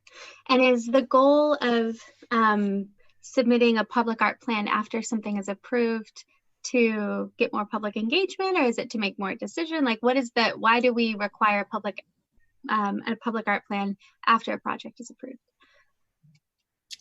So part of requiring a public art plan too is at this time right now, the applicant hasn't finalized their art design, or has identified some locations but hasn't identified any of the details of the art display. And so we require a public art plan to provide the applicant some flexibility, as well as allow the city to review and vet through the public art display for any potential concerns.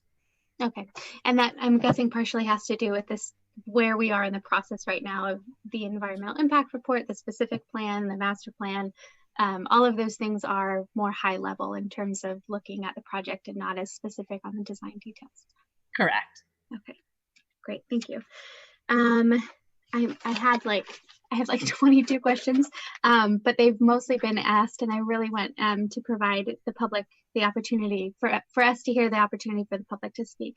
I have a question on page 21 of the staff report, which, by the way, Nancy, this has been said before. This was such a great staff report. It was a joy to read. My questions and the questions that the commissioners and the public asked previously were answered right up front. And so I just want to thank you so much for providing such a comprehensive staff report. On page 21, where we talk about the development agreement, has the city requested anything of the developer that the developer did not respond to? Commissioner Torje, sorry about that. No, everything was responded to. There was negotiations. So what the city ultimately asked for is more than what you see before you, but more or less it was, it's reflected. Everything that was asked more or less is reflected in the development agreement. It's just the amounts changed slightly. Okay, thank you very much. I want to go back to the questions because I think we haven't yet had the full conversation on the impact to the State Street neighborhoods, or the impact to one part of the city versus the impacts to the rest of the city. And so I do want to ask a question on, we've mentioned it a little bit, the vistas, the public vistas, but can you describe the difference between a private view and a public scenic view? And whether someone's view from their yard or from their property is considered a scenic view. Kristen, would you like to answer that question, please? Yes, I will. Again, this is Kristen Bogue with Michael Baker. Regarding CEQA and view impacts, the threshold for this impacts to scenic views and vistas and visual resources is pertaining to public views. Then you get into the threshold regarding conflict with regulations that govern scenic quality. Now, if a city has regulations in place that do protect private views, then those would come into play in the CEQA document. But in this case, we do not have any of those that apply. So in this case, CEQA does not specifically protect private views, but they do protect public views to scenic resources. Okay, thank you. And I think you answered that before and in the response to comments, but I just wanted to clarify it because I think it's an important point. My next question has to do with how general plan conformity is determined. So we've talked a little bit about what general plan policies are, what policies are considered in conformance with the project or vice versa. And it was noted by someone who provided a comment on the draft EIR that there are some land use policies that are not in sync with this project. And so my question is how do we, what is the process for determining what policy we see as the higher policy? And I just want to say, I would know the answer to this, but I also just want to talk it out and just have that opportunity for everyone to hear. Yes, Commissioner Torje, I'll start, and then Kristen, if you can add on just from a CEQA perspective. So anytime that staff receives an application, we review it for compliance and consistency, both with the zoning code and with the goals and policies of the general plan. As you might imagine, there are many, many goals and policies in the city's general plan that are specific and also very broad and aspirational. And since there are several elements to the general plan as well, many times those goals and policies reflect competing policy interests. So from our perspective, Staff reviews consistency with each and every general plan policy. We identify where there's consistency and where there may not be. And in this case, the staff concluded that the vast majority of the general plan's goals and policies were complied with. The project was consistent with those goals and policies, and we identified where there were some inconsistencies as well. Those inconsistencies were very few and far between. Staff concluded that on the balance, and general plan consistency analysis is always a balance of competing policy interests. Staff found that the project complied with the general plan, and that's the conclusion that you'll see in the staff report. I believe our EIR and our response to comments reflect that finding. Okay, thank you. I'm going to stop with questions, and if I have any for the applicant, I'll come back. Thank you, Commissioner Torje. I don't see any other commissioners raising their hands at that time, which is good. You can all ask questions later. I would like to get to the applicant's presentation and also to public comment. I have questions, but I'll hold those in abeyance until we're through public comment. So if the applicant wishes to make his presentation now, please go ahead. Hello, can you hear me? Yes, we can. It just jumped off real fast. Did you, is this my time? It is your time. Perfect, I appreciate it. Thank you, Mr. Chairman and Planning Commission members. Oh, and if Mr. Stahl, if you could just hold on a quick second, I just want to for the record state that this is a continuation of the public hearing from April 13th. And so we're not reopening, it's just a continuation. So please proceed. Thank you very much. Chairman, Commissioners, great to see everybody here again today. My name is Brent Stahl, partner at Rose Equities and the director of our One Metro West community. First, I would like to thank you, the Planning Commissioners, for the continued commitment to Costa Mesa and its citizens during this period. Equally impressive has been the Herculean effort on part of the city staff to ensure the planning process continues in a meaningful and constructive manner, given some of the social distancing requirements of COVID-19. I think Mr. Perkins said it perfectly. There are so many more ways now for the public to participate. In the end, we seem to be working toward a process that is much more fair and much more transparent.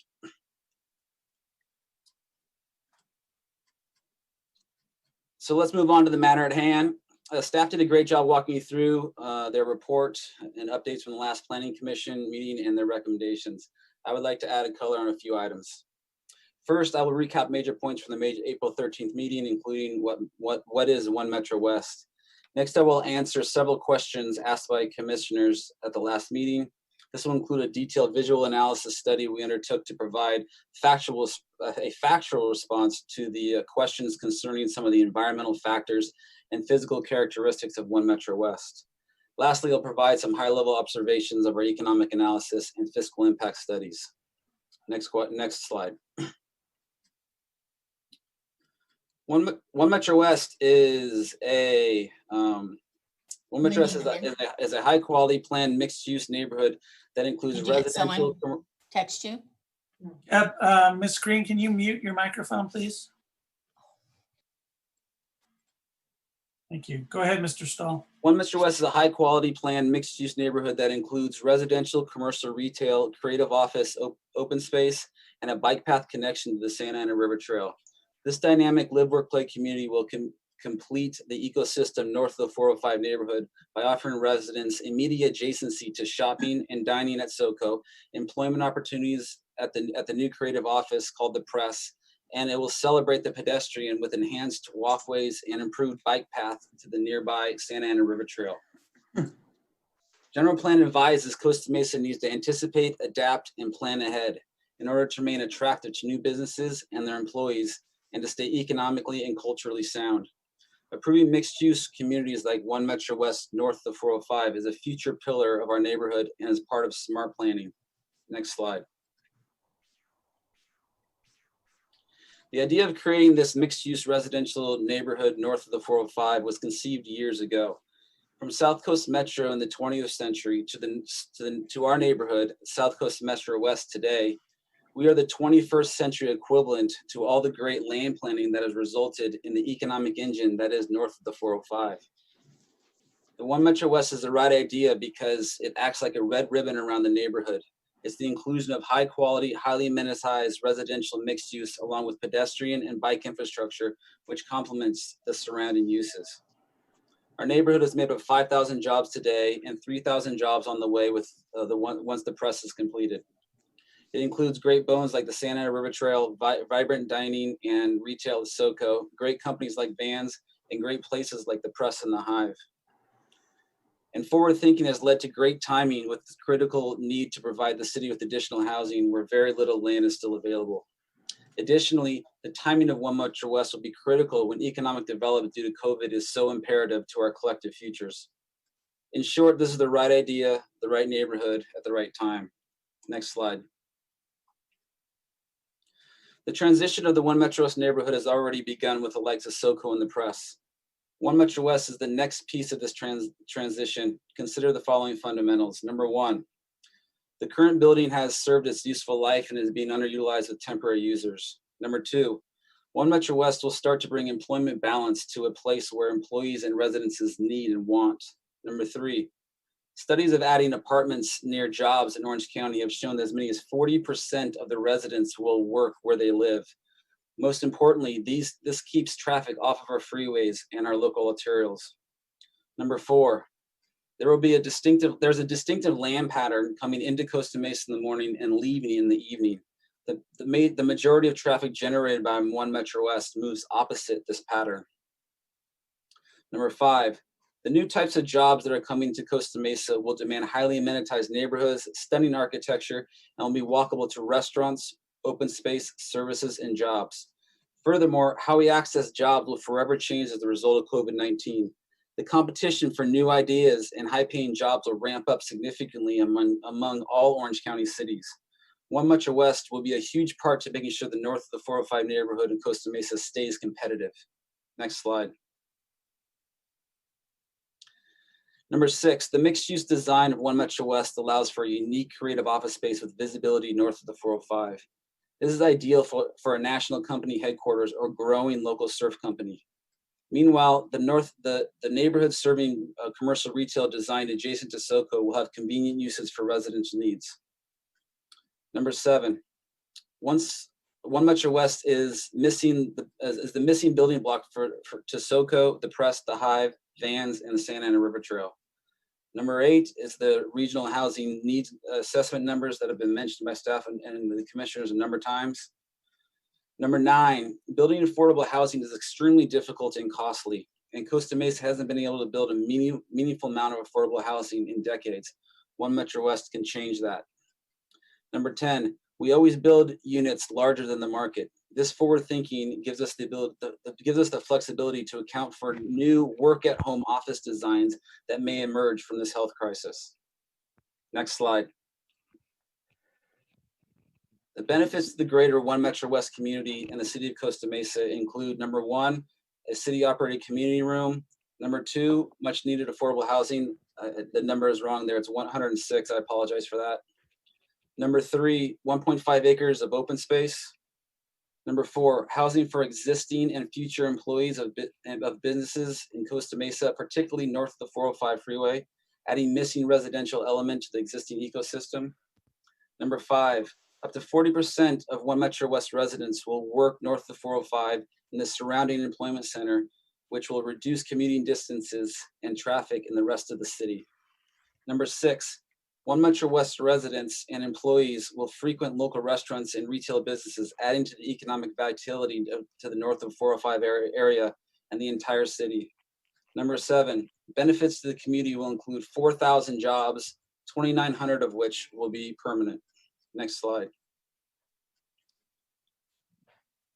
As a refresher to design, here again is the image of Building B and Building A facing the open space area. The architecture is clean and crisp with a timeless look that will stand the test of time.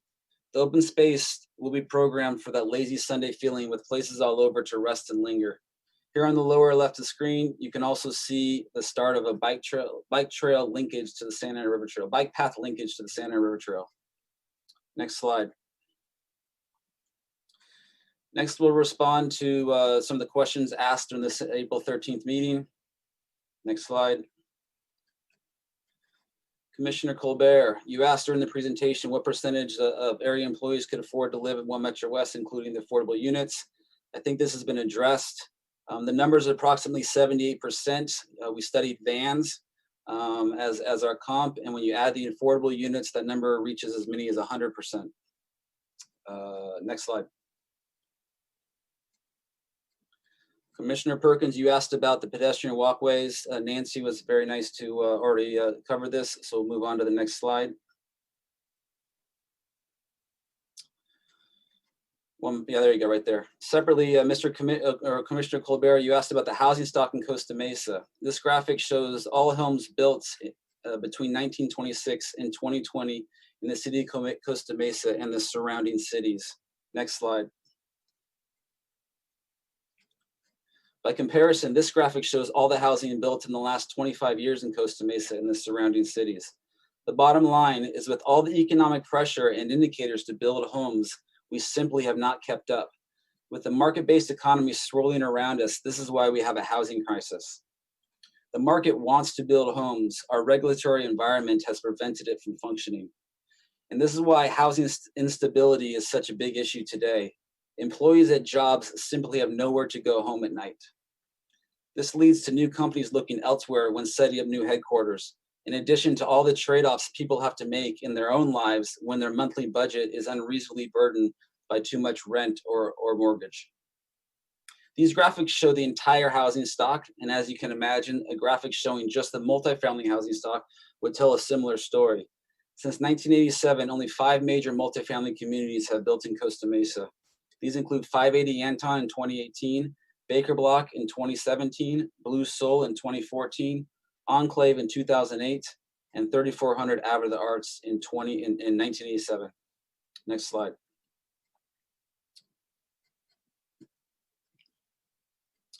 Now we'll look at the visual analysis we conducted. Next slide. We prepared a visual analysis study in response to several questions regarding the environmental factors and physical characteristics of One Metro West. We analyzed the views, height, shadows, distance, privacy, lighting, noise, and cut-through traffic relative to One Metro West and the top of Building A parking garage. Additionally, we have identified where and to what extent that building is visible, if at all, through this study. Our study area starts at Geisler Avenue and heads north to the 405, which divides the state streets and One Metro West by nearly a football field, 15 lanes of traffic, carrying 350,000 cars a day. 82 or 12% of the homes in our study area will be able to see limited portions of One Metro West from their homes or yards. Lastly, several questions were raised concerning potential blockage of views of mountains in the state streets of Mesa Verde. We were unable to identify any existing mountain views looking northward towards One Metro West community from the state streets. Next slide. These are views showing existing conditions of several locations across the 405 facing the site of our community. 8 of these images were taken north of the drainage and 4 were taken south of the drainage. Because the 405 construction, what you don't see here is the 16-foot sound wall Caltrans will build on the south side of the 405 freeway. Next slide. As shown on these shadow studies, no shadows are cast southward from One Metro West. Shadows are shown in gray in these images at different times of day and different times of the year. Because of the mostly south-facing sun, none of the shadows extend onto the 405. Next slide. The property line of One Metro West is almost 300 feet, a size of a football field from the nearest State Street property. Approximately 350,000 daily autos also separate these two uses. Only the closest homes in blue that are adjacent to the 405 freeway and some of the neighbors within 750 feet of the freeway will be able to see One Metro West from the public streets. North of Geisler, these homes make up 12% of those that can see over the 12-foot freeway sound wall to the upper portion of Building A garage. Next slide. The parking garage acts as a physical buffer between the residential units of Building A and the 405 freeway. This buffer not only protects the residents of One Metro West community from the 405, but it also adds privacy to residents south of the 405 because no units face their direction. As discussed last time, the images you see here are only a placeholder for the parking garage design. We will work through the city's cultural arts committee and Caltrans to make the 405 facade appropriate and beautiful. As we work with the city, a lighting and photometric study of the design will be needed to be completed, and the light standards must not exceed those outlined in the specific plan and the environmental impact report. Next slide. We studied 7 factors in our analysis that I mentioned previously. Starting at Geisler on the right of this matrix, which is over 2,000 feet away, you can see there will be no change to one's views, shadows, distance to the property, privacy, lighting, noise, and cut-through traffic. This area contains 667 single-family homes. Okay, I found this on the web for contains 667. Sorry, Siri is talking to me and all of a sudden. The first homes that see One Metro West are at New Hampshire, approximately 750 feet away. These homes still experience no change from shadows, noise, and cut-through traffic. Only minor changes to privacy and distance. There are only minor changes to privacy, distance, and lighting. Again, we have identified 82 homes that will see One Metro West. Next slide. Here's a view simulation of One Metro West from the south. The homes directly adjacent to the 405 are separated from One Metro West by approximately 300 feet, comprising 15 lanes of traffic and 350,000 daily autos. Not shown on the south side of the freeway is the 16-foot sound wall that will be completed when the 405 widening is done. Next slide.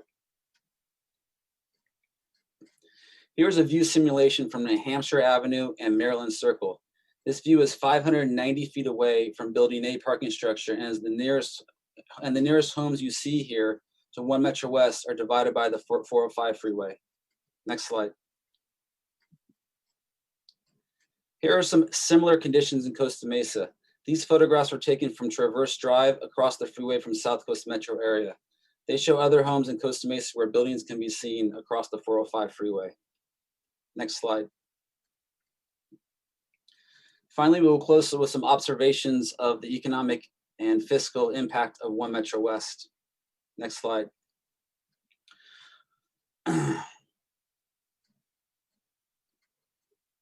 Is this what it shows?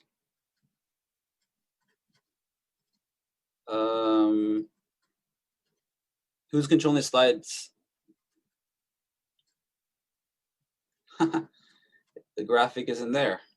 I apologize for that. I will attempt to get the graphic to you guys, but let me just kind of speak to economic EIA. EIA is economic impact analytics, which is the money ball of economic analysis.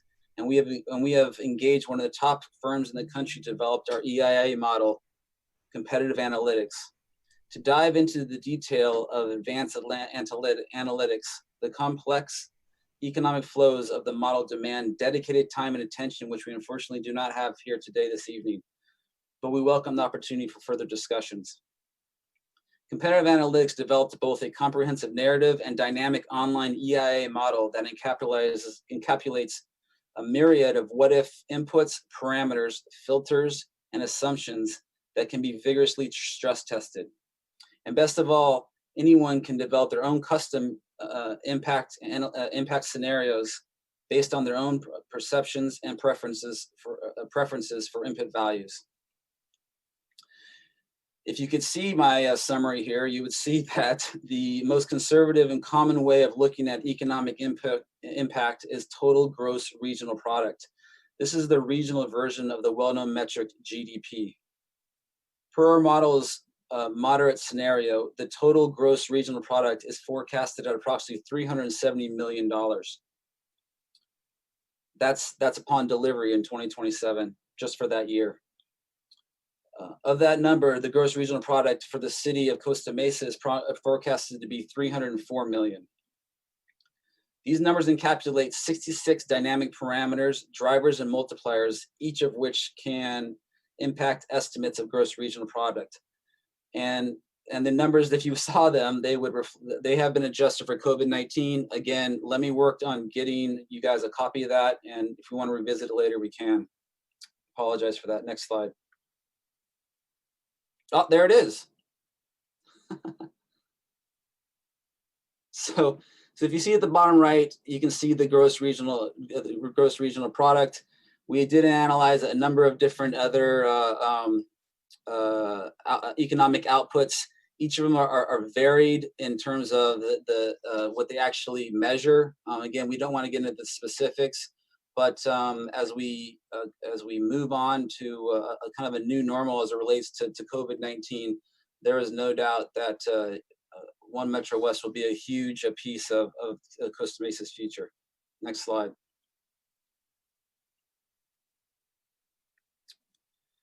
As mentioned in the staff report, the city conducted a conservative fiscal analysis showing the project essentially breaks even.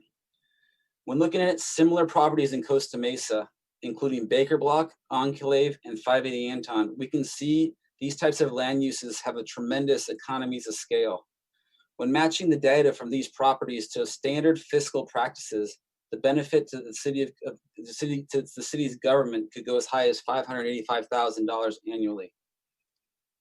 Also, in addition to the 1.5 acres of open space, our community will pay approximately $6.7 million in park fees and $3 million in school fees. The residents of One Metro West will also have an estimated $32 million of annual disposable income. Next slide. In summary, the north of the 405 freeway has always served as the economic engine of Costa Mesa. This 405 freeway has protected the low-density traditional neighborhoods of south of the 405 from the evolving mixed-use employment centers and multifamily neighborhoods peppered with appropriate retail to the north. The image above shows great examples of this repeating pattern north side of the freeway. It starts from Hyundai and moves along the 405 to One Metro West to eventually Home Ranch and on to South Coast Metro. One Metro West is just one more emerging face that fits into the economic corridor that is north of the 405. Next slide. I want to thank everyone for their time today. In short, we have the right idea for the neighborhood that's ideally set up for a mixed-use community. It's the right idea. This neighborhood includes 5,000 jobs today, 3,000 on the way, and adjacent to great land uses like SoCo and the Santa Ana River Trail. It's the right neighborhood. And finally, the critical need to develop new housing, jobs, and economic development is paramount to Costa Mesa's future. It's the right time. Next slide. My team and I are available for any questions you may have for the our proposed community, and thank you very much. Thank you, Mr. Stahl. So commissioners, I'm wrestling with a question in my head. I'm sure you have questions for Mr. Stahl and his team. I'm also mindful of the public and their desire to comment or ask questions. So I'm leaning towards opening public comment at this stage. And then after public comment is over, commissioners can follow back with questions of the applicant or staff. Is there anybody want to comment on that idea, or do you want to go question the applicant now? Mr. Chairman. Commissioner Zick. I have just one question, and it may or may not be a question that the answer would be of interest to the general public. Okay, why don't you go ahead? Okay. Thank you, Brent, for your presentation. My question is, and you, I think, have already heard it. The city has made the determination that Measure Y is applicable and will be used for this project. My question to you is, do you accept that? We will continue to follow the law as the city determines. And so you've heard the city determination that Measure Y applies to your project. Do you accept that? We will continue to follow the law. All right, Mr. Chairman, no more questions.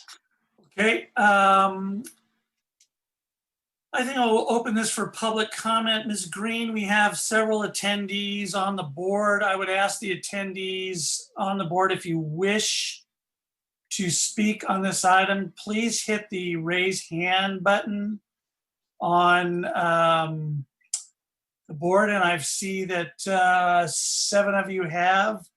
So, Ms. Green, I'm going to ask you to go ahead and start going through public comment of people who are on the line. Thank you, Mr. Chair. The first one is call in user 2. I will allow you to speak. Call in user 2. Can you hear? Hello? Yes, please go ahead. Oh, I didn't know that it was me. Okay, I'm sorry. I got to get my glasses on.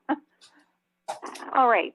Hello, everyone. I've lived in Costa Mesa for more than 2 decades, and I grew up in Huntington Beach, and I've lived in Orange County over 5 decades. I own a home and currently live in the Mesa Verde North neighborhood, which will be greatly impacted by the One Metro West project.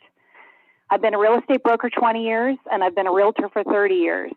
I can definitely speak to the property values and what a development such as this will do to our traffic patterns, property values, quality of life, and congestion. In my opinion, this is a terrible idea and only good for the developers. We have a freeway on-ramp there that has enough traffic already, including all the traffic up and down Harbor Boulevard and Sunflower, which can be bumper to bumper starting at 3 p.m. It should not be encouraged to move more congestion specifically into this one area. Safety concerns will arise with the congestion and traffic problems. The idea that we would have a 98 to 103 foot tall building with some sort of colorful artistic side facing the freeway and facing the State Street homes to make the view better is, in my mind, ridiculous. The development spans a very long distance alongside the freeway, which will impact hundreds of homes with a viewing of a towering 100-foot building instead of the beautiful blue sky. At night, there will be light pollution instead of the current view. Buyers seeing this in the distance versus what they see now will make a big difference as the desirability of the properties in that region. It is my opinion this will greatly impact property values negatively in the homes in the State Street region that will be subject to viewing such a tall monstrosity, and in turn will affect all the neighborhood comps.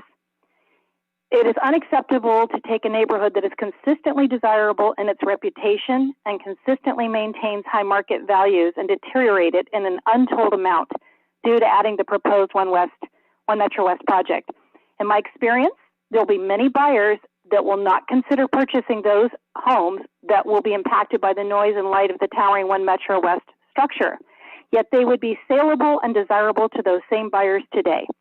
Buyers that purchase homes worth up to $1 million do not want to purchase their homes where there is light and sight pollution. The buyers that would currently be interested in buying in the neighborhood and surrounding neighborhoods will no longer be interested in purchasing those homes in that region when it becomes so congested. And furthermore, when it becomes congested and the traffic patterns are increased to such a high level, it impacts the existing people living in the region's ability to enter and exit the freeway to travel to and from work, or to shop locally or get in and out of one's home and do all the normal local tasks and travel to support the local businesses. These factors will take property values down as well, and it's an unknown amount how high that project will take it down. Currently, the 405 construction is underway and will be for years to come. If you add Excuse me, I'm construction sorry, of the I need development to of this interrupt size, here. Excuse me, I need to interrupt here. Your 3 minutes are up. okay, I'm sorry. that's all right. Thank you. And then the next speaker. I'm sorry, we are just, and thank you, caller, for your comments. We are sticking to the 3-minute rule, as I know we have several email comments that need to be read into the record.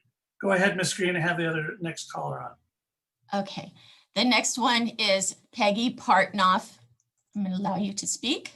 Peggy Partnoff. Wonderful. Thank you so much. Good evening. I'm a property owner, voter, and long-term resident living on Alabama Circle. I do want to thank you, commissioners, for your thoughtful and specific questions you asked tonight. They provide all of us much needed, transparent, and factual information. So thank you so much for that. I feel a little bit like David going against Goliath, but this issue is really too important to us to be discouraged or intimidated. One Metro West is the wrong project as currently proposed. Overbearing with its three 103-foot high towers, this massive 15-acre multi-use development has unrealistic assumptions regarding the new lifestyle norms resulting from the COVID pandemic and its undeniable effects on the ways we will now live, work, shop, as well as entertainment gatherings. Have there been any requests from the city of Costa Mesa to Rose Equities for a reduction in the number of tenant units currently at 157? Have they asked them to scale down the mass to a more agreeable height? I haven't seen anything like that because frankly, the EIR as presented is fundamentally inadequate for the overly ambitious plan proposed by Rose Equities. And now is absolutely not the time to approve this project. Who could have possibly seen today's pandemic social and economic circumstances? And who can possibly foresee the ongoing effects of the pandemic next year, or more importantly, in year 2027, which is the year projected for the first possible tenant occupancy? I'd like to request the Planning Commission and the City Council be prudent and thoughtful and postpone any approvals on One Metro West for a year. Consumers have changed their shopping habits. People are not working in office buildings, they're working virtually at home.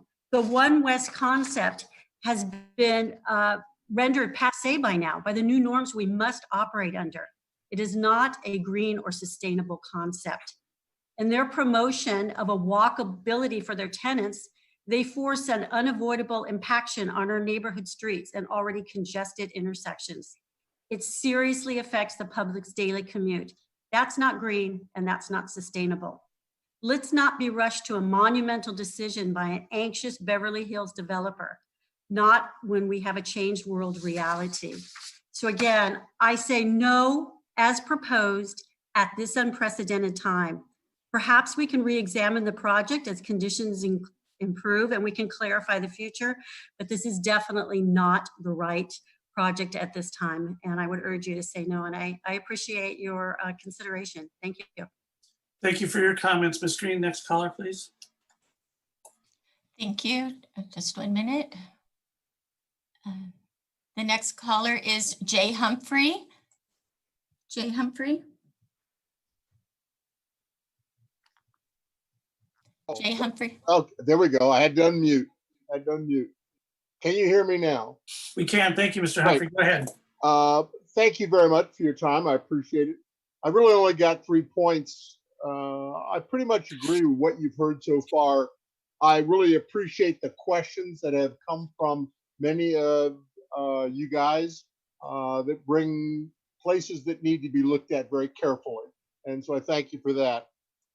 Keep in mind that this project now pushes Costa Mesa to a higher project proportion of rentals over owner occupied. And that's contrary to many of the goals of the general plan. If in fact you want to make the city a rental city, then you should change those goals and you should actively take those steps and deal with the public in those settings.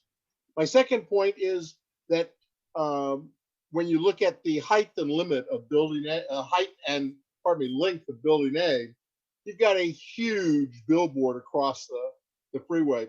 And I'm very concerned because I see nothing specifically prohibiting lighted signs on that facade. In fact, it talks about cultural arts and beautification process.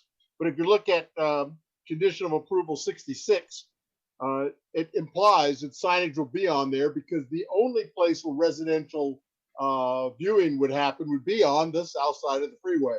So clearly somebody's planning to put signage on that facade, and there's no specific prohibition to signage, whatever reason, on that whole facade in the project.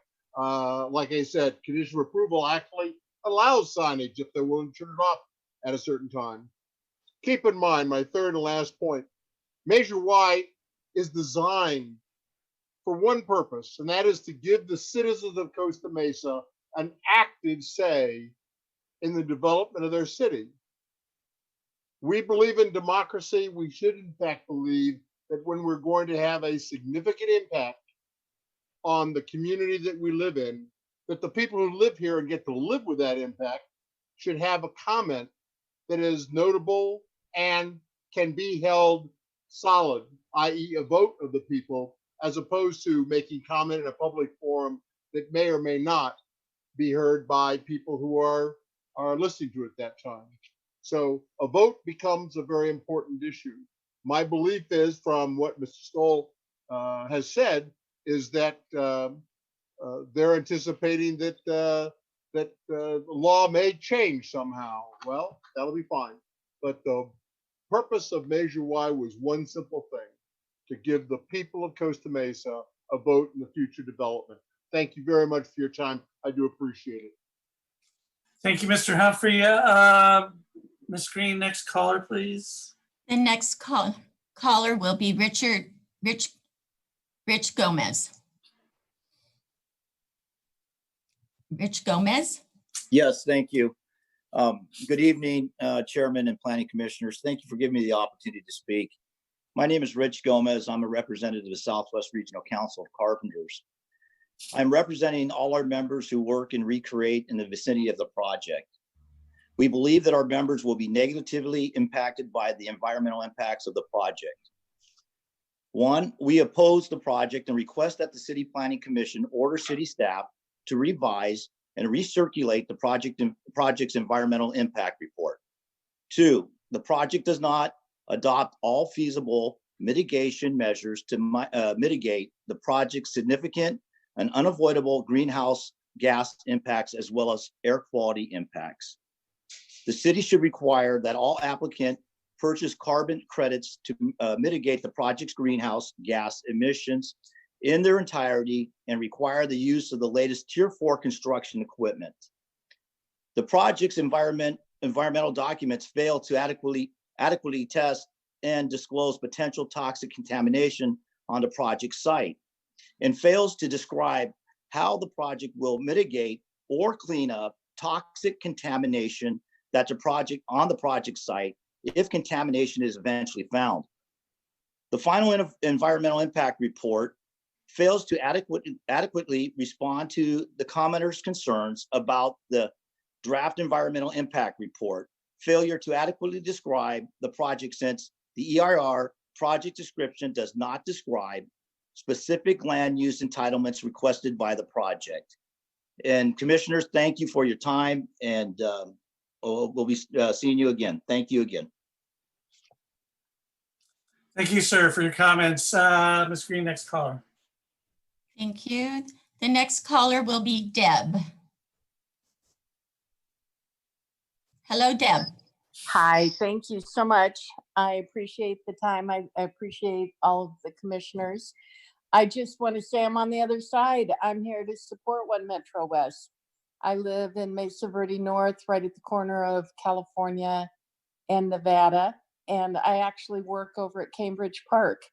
And I think this is, if we're going to have to increase our density, the fact that we have a place north of the 405 where we could do it with the least impact on our total community makes sense to me. I also think we need to increase in any way we can our walkability, our bike riding abilities, and to have places where people can live. If we're need to increase the amount of density, this seems like a perfect spot for me, and I'm all for it. Thank you. Thank you for your comments, ma'am. Brenda, the next person. Okay. Thank you. The next person will be Elizabeth Hansberg. Elizabeth Hansberg, you may speak. Hi, thank you for taking my, I was gonna say thank you for taking my call. Thanks for allowing me to speak. My name is Elizabeth Hansberg. I am the co-founder and executive director of People for Housing Orange County. We are a nonprofit pro-housing advocacy group. We have several members that live in Costa Mesa who have submitted their comments via email. And I'm here just to reinforce the message that we do have a housing shortage in California. The high RHNA numbers are a reflection of that shortage. That's why the numbers are so high. Building this new housing gets you almost 10% of your RENA number, of that 11,000. I mean, you're building 1,000 units, so that's, pushing 10%. It is a place that is going to see some kind of turnover, and moving from an industrial use to a residential use is one of the best ways that we can recycle and repurpose that land. The Orange County Business Council produced a study this last year that said that the greatest opportunity that Orange County has to produce housing is on infill sites. It was speaking specifically about retail, but industrial is the same situation where we're having a decline in manufacturing in the US overall, but this land is more valuable. Its highest and best use is residential. And then just to address the comments of the real estate agent who said that there were certain families that would find a view across a freeway of a tall building, unacceptable, and that, certain people wouldn't want to buy those homes. Other people will. There is no lack of demand for housing in Orange County. And if someone objects to a tall building on the other side of the freeway, I guarantee you there are people who will, not share such an objection and will be happy to find a home in Costa Mesa that they can call their own. So I'll just leave my comments there, and thank you for your time. Thank you very much for your comments, Ms. Hansberg. Ms. Green, next person, please. The next person will be Cassius Rutherford. Cassius Rutherford. Thank you, Ms. Green. Good evening, commissioners, staff. This is Cassius Rutherford, a Costa Mesa resident on Magellan Street, among other hats. Just calling in to share my strong support for this new neighborhood to join our city. Any opportunity for additional housing is critical right now. As the saying goes, housing is where jobs sleep at night. And this is even more pressing given the current economic fallout. We already face a severe housing shortage that has been compounded by the slowdown in construction and increased residential overcrowding, exacerbating the need for housing options at all income levels. I appreciate the developers' commitment to affordable housing with one of the largest contributions in recent history in the city of 106 units. I also think the mixed use and pedestrian friendly design of the project will create a more lively, vibrant atmosphere that some folks like me might prefer over traditional quiet single family home style. This also, this project poses zero notable impacts to any existing residential neighborhoods. It feels untrue to state otherwise.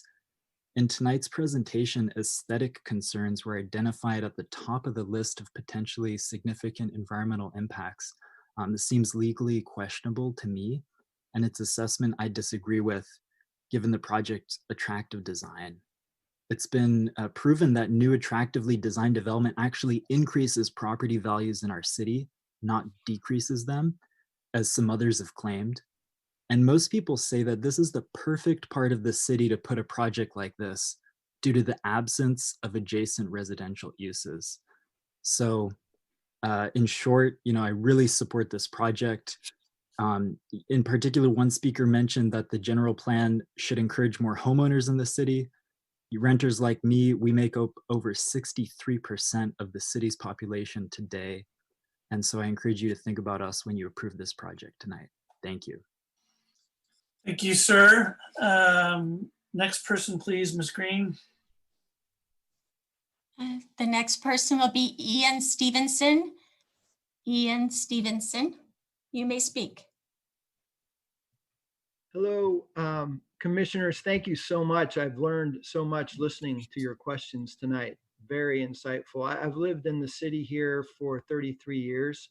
I've watched it go through a lot of changes, and this seems like a next segment of change that's needing to happen in our city because of the need for more housing in our state and our city. And I'm very much in favor of this project. I think there's always negative impact of moving forward and developing, which there'll always be problems as we grow, but we need to grow as a city. And I feel like this project is located in a location that will have minimal impact. If it was to happen in some other parts of the city, I don't think it would work so well. But I think this is a great opportunity for our city to add to our housing, to add to affordable housing. I do a lot of work with the underserved in our community, the under-resourced, and I feel like 106 affordable units is a big move in the right direction and will hopefully foster more. So to just make it short, I think some of the comments before mine I agree with completely, and I'm in favor of this project. Thank you very much, sir, for your comments. Ms. Green, I believe Mr. Chapman is next. There we go. Yes, Ben Chapman. Have you heard anyone else you knew? Hi, everyone. My name is Ben Chapman. I'm a candidate for District 2 here in South Coast Metro. And I've actually called many residents living in this district who would be affected by One Metro West. And their biggest concerns happens to be congestion and traffic. So I've had this discussion with many residents over the last few weeks. I have a background in property management, and this community actually leaves me wondering about the already high cost of living here in Orange County. It also leaves me wondering how many people do you really believe would be able to rent in this community? Many of the apartment communities here in South Metro are over 20 years old. Most of them start at $1,700. Questions, because and that's for a studio. This guy's We have Mr. Chapman, if you could hold on a second, we'll pause the clock. Yeah. Do we have someone else opened, Ms. Green?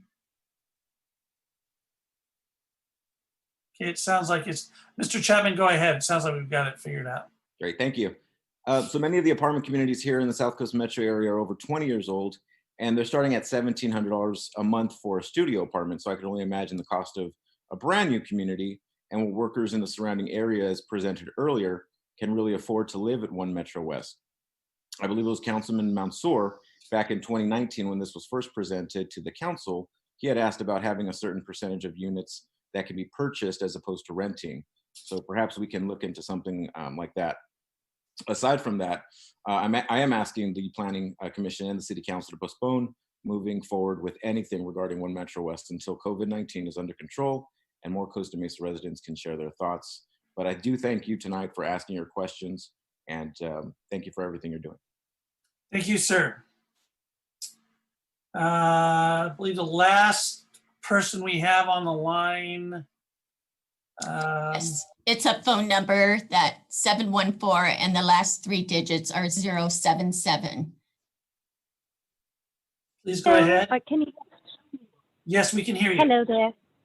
All right, my name is Barbara, and I want to thank you, first of all, for everything you've been doing tonight to answer questions that we all seem to be having over here, and it's also raised more questions for me.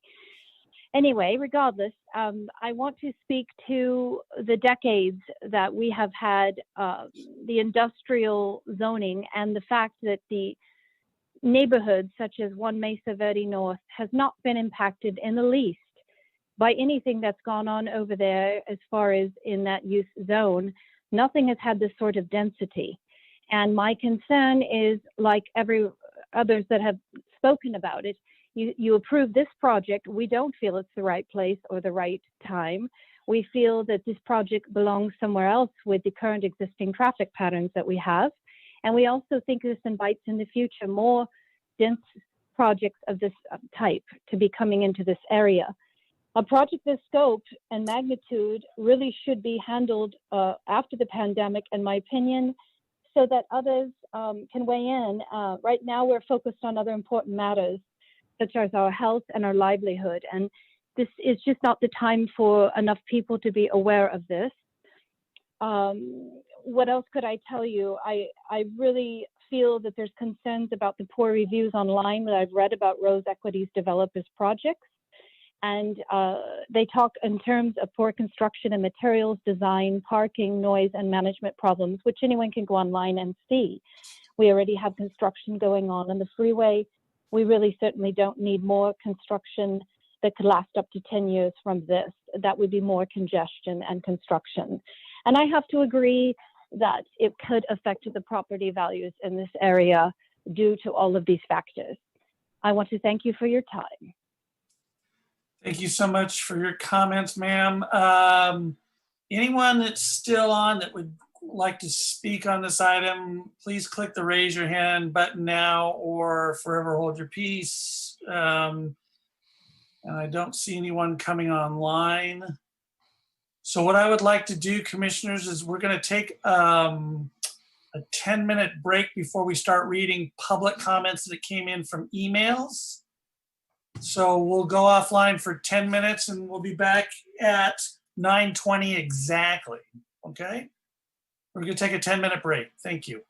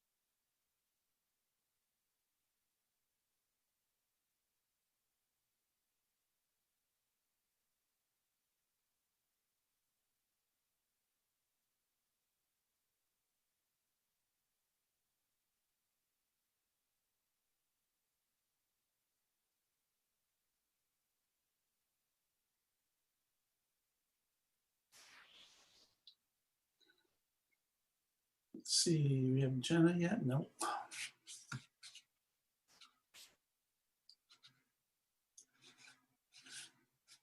Brenda, are you with us? Okay. Mr. Chair, yes, I am. Okay, there's Jenna. We have Jeff and John. We're not live, are we? No, we're not live. Give me 1 minute, please, okay? Okay, yeah, take your time. Okay, I see everybody now. Yeah, I'm just gonna go check, make sure video's all ready. Okay, Just very 1 good. minute. Thank Are you all ready to go? I am ready to go, yes.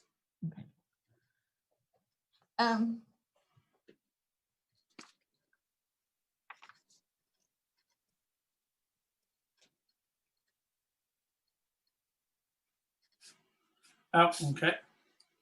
Thank you, Julie.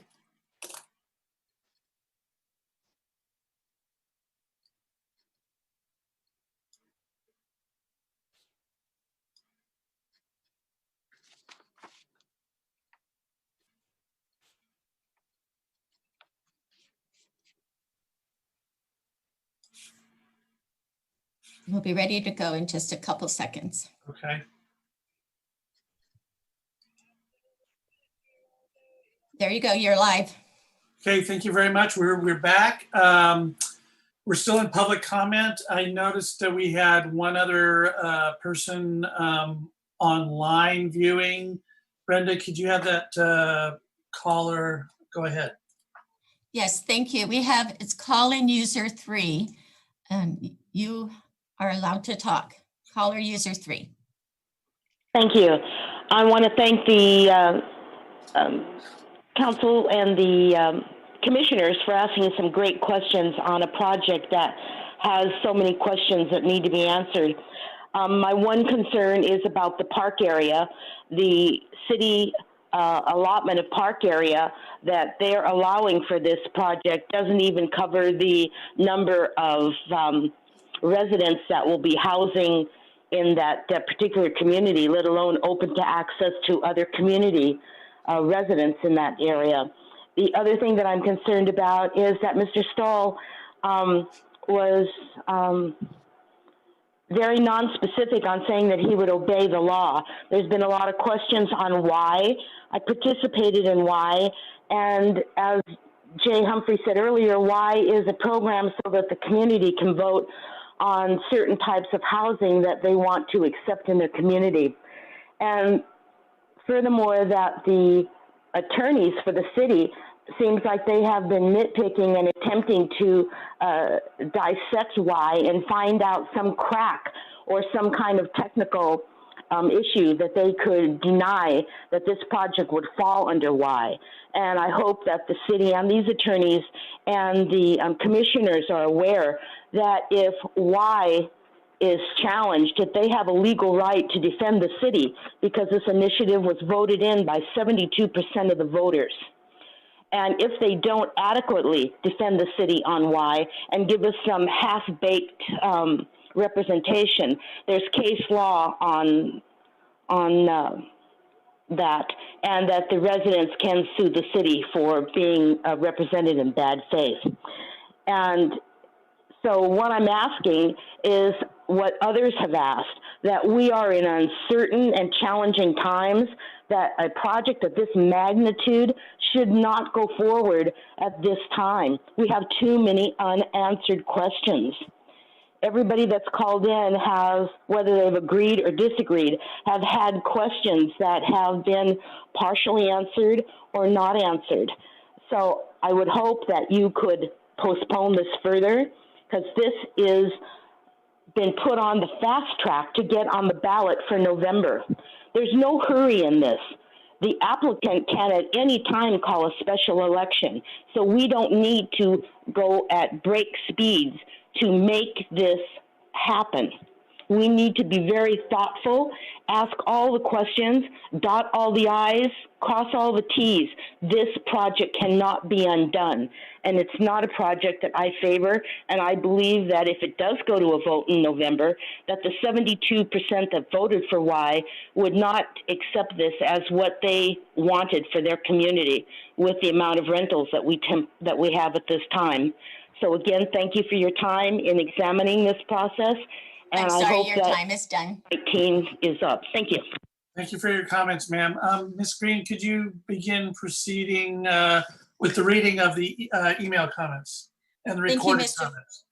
Thank you, Mr. Chair. There are three of us that will be reading the comments tonight. We'll be alternating the readings, and I will start.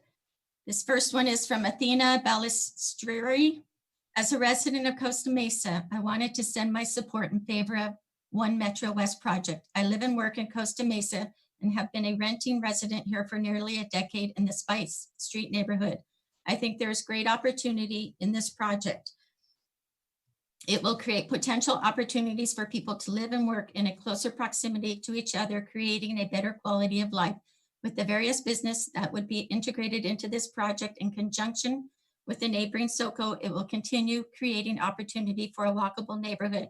There are so many potential jobs heading to Costa Mesa with the expansion of the Vans headquarters, as well as the currently under construction press project, which is likely bringing 3,000 jobs alone. If we had 3,000 vehicles commuting daily from other places to the press, that would indeed create more traffic. But with housing going in nearby, this is the perfect way to create opportunity to lessen that blow. One example of a great work-live proximity situation nearby is with the City of Irvine and Blizzard Entertainment. There are many employees of Blizzard who live in the nearby park apartments, and they mostly walk or carpool to work each day, in turn reducing traffic. The Vans headquarters is even closer in distance than my Blizzard example, and younger creative folks are more likely to walk, ride a bike, or even skateboard to work if the opportunity is available. I think the addition of this project would also create rental unit saturation, which in these trying times, rental prices continue to rise at astronomical rates, but this could create some price stabilization and relief with opportunity for some to improve their living conditions to something more updated than most of the highly outdated units currently found in Costa Mesa. One last point is that new construction has much stricter Title IV requirements than ever before, creating even better living spaces for people through safer building materials, better ventilation and lighting, in addition to using less natural resources in the process, through efficient lighting standards and less water consumption. Overall, I am for this project, which I am sure many local single-family residents are highly opposed to because of continued NIMBY perceptions and perceived intrusion to personal utopias. However, the affluent homeowners should not have the only word in this review process. Thank you for your consideration. The next speaker is Ross Bourne. As a Mesa Verde resident, I am here to express my support for One Metro West. First of all, I want to commend the city for providing so many ways for the public to participate during these difficult times. It's been tough, and we're all trying to find ways to work through the challenges of the day. The city and their staff have done a great job of continuing to move the city forward in this health crisis. Now I have been watching some of thinking as it relates to property values in One Metro West. As a real estate broker, these questions are in my DNA. At the end of the day, just like living in and around South Coast Plaza is a huge increase in property values, I can see the same thing happening in and around One Metro West. It is clear. People want to live in and around places where it's easy to walk around and get around. From the images I've seen of One Metro West, the connectivity to SoCo, Vans, and east towards the press have the makings of a more 21st century version of what South Coast Plaza was to the 20th century. Think about it. Where are property values the greatest in our world? It's in our cities, where people have so much easy access to jobs, services, and diversity. This is going to be a big boost for our city and property values for sure.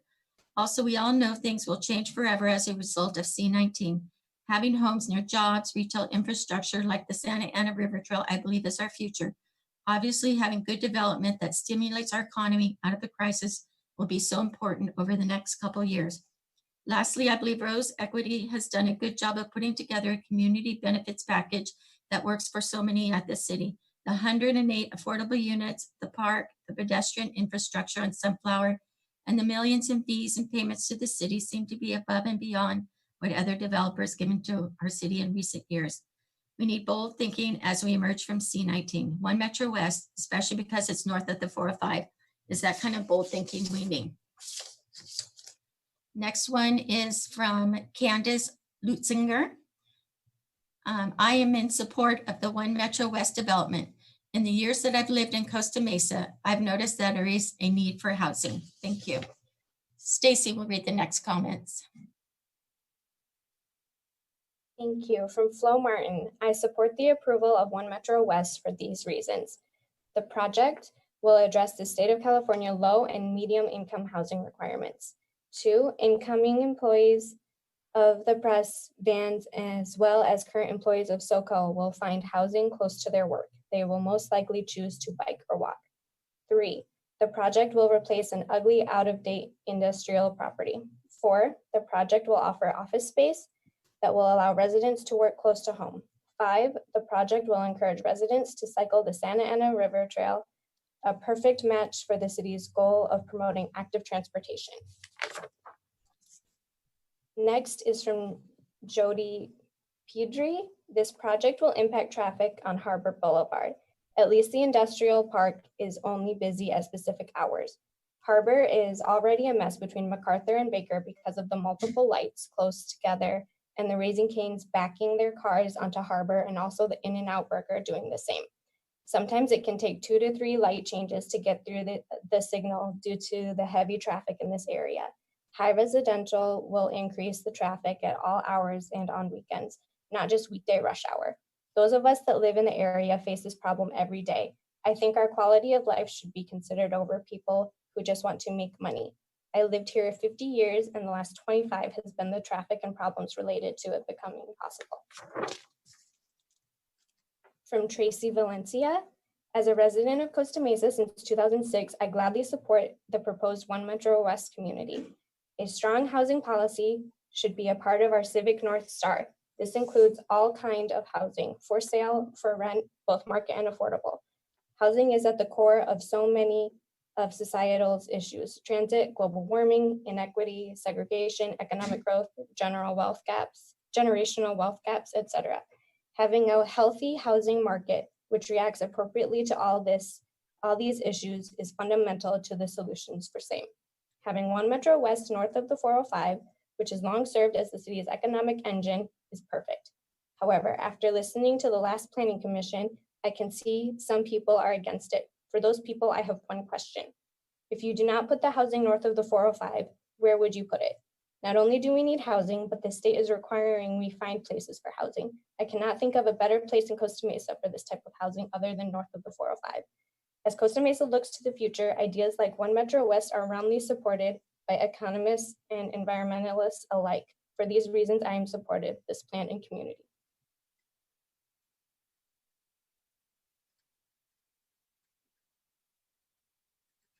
Okay, next, this is from Ralph Taboda. I appreciate your review of this project and urge you to conduct a thorough review. At the same time, I urge you to approve the project. As you are well aware, California has a housing shortage, and so does Costa Mesa. Costa Mesa has RHNA requirements to address, and this project helps in that regard in an overall positive way that benefits Costa Mesa. This project provides a little over 1,000 housing units, and just as importantly, 105 of those are much needed affordable units. It is a higher density project, but the location of the project does not overwhelm existing less dense neighborhoods. It will provide a housing option north of the 405, where several thousands of people work, thus hopefully eliminating traffic on the 405 and crosstown commutes by residents who currently live south of the 405. For those residents who do not need to commute, it is a short distance to a freeway on-off ramp, which reduces intra-city travel time and distance. The developer is proposing a quality development with a high degree of environmental awareness.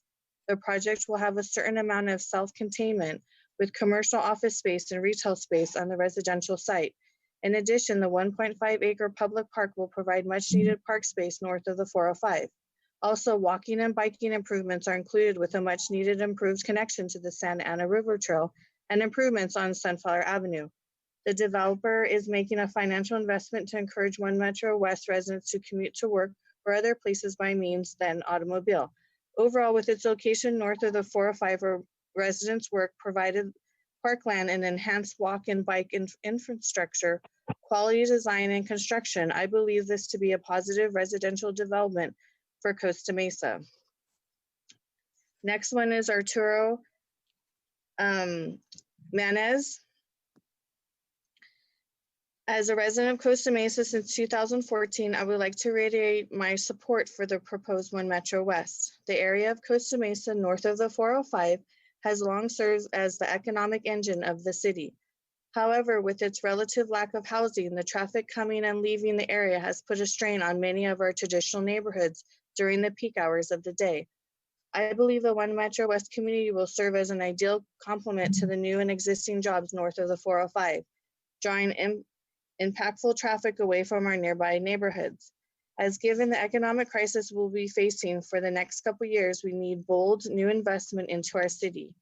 By keeping residents in the neighborhood for dining, shopping, and work, unnecessary traffic and disruption in our neighborhoods will be avoided, while at the same time funds paid by the community can be used to improve parks and amenities in traditional neighborhoods like the one I call home.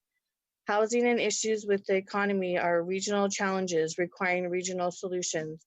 Expanding economic base north of the 405 with housing works to solve both of these questions. Next one is from Jan Harmon.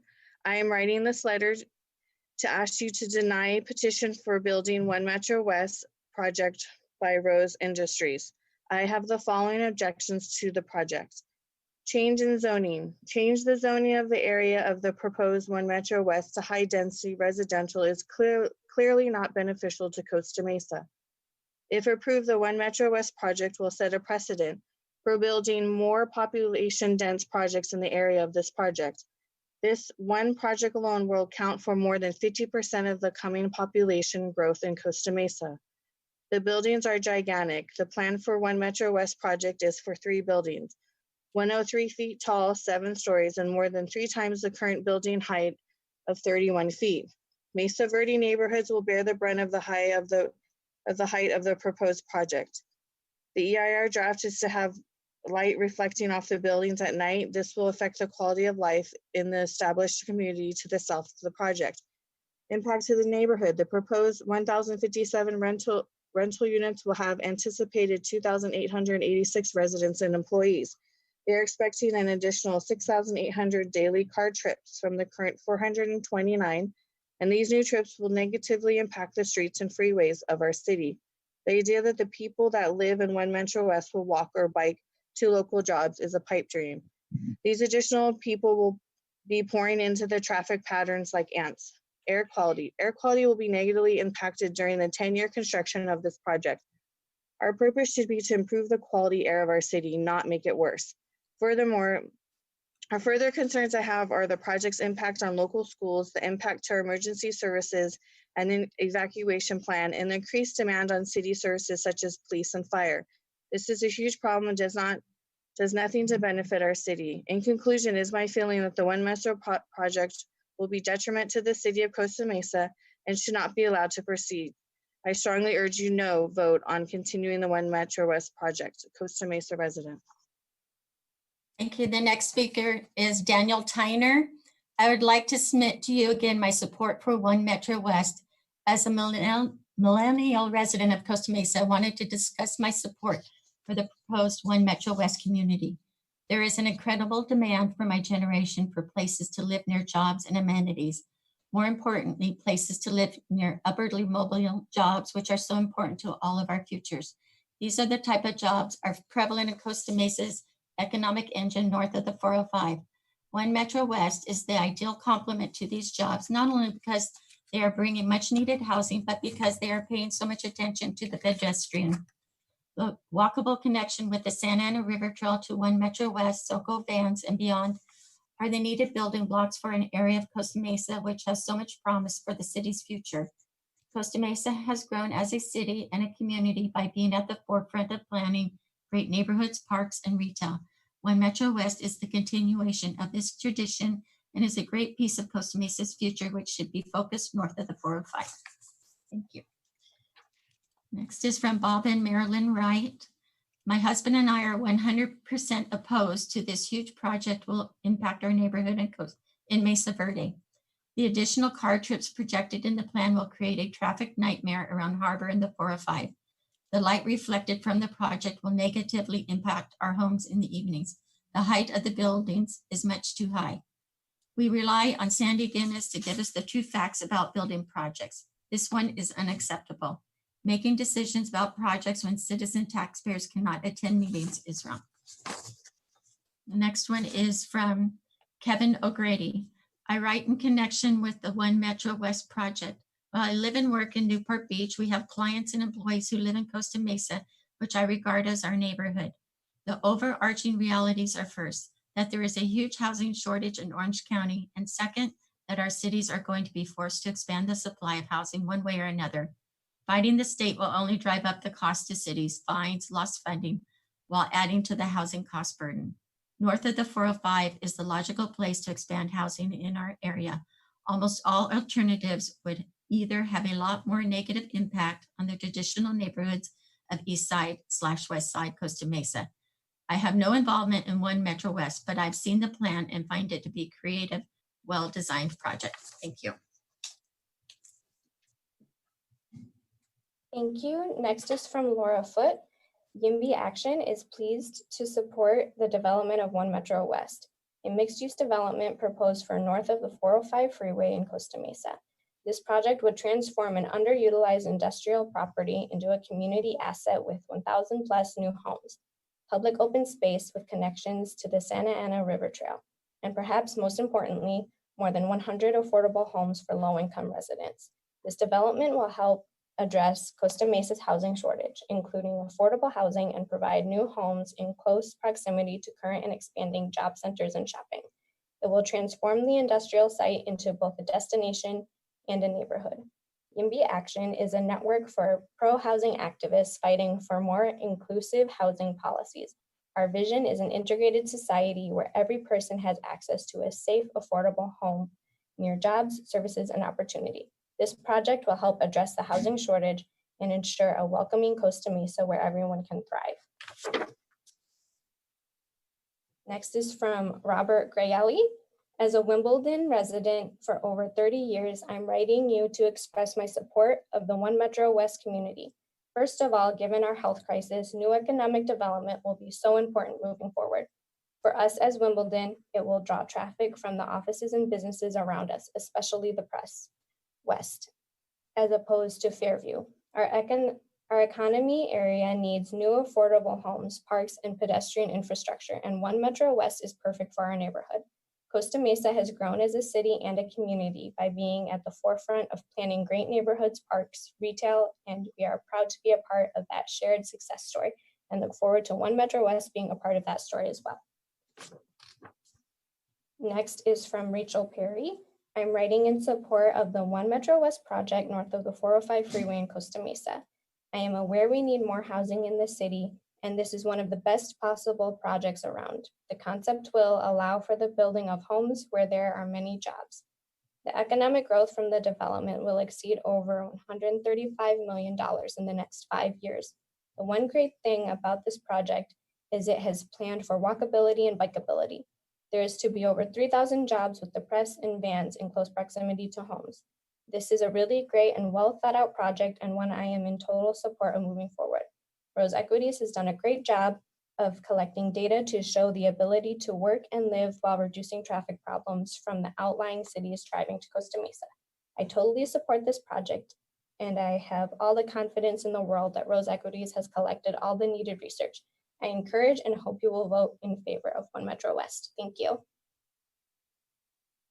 Next one is from Jeff West. I write to you today as a 46-year resident of Costa Mesa about One Metro West, a project that may be a watershed event in our city. As a longtime observer and writer of events in our city, I write to you today in support of this project. While I have not read the entire EIR, I have followed this project and have read the excellent staff report prepared by Minu Ashabi and Nancy Wynn. It seems to me that this project, which combines much needed housing with retail and commercial space, is an appropriate venue north of the I-405 freeway, is a perfect application to meet the needs for our city at the right time. I know the city is wrestling with how to meet the requirements of the recently imposed RHNA numbers.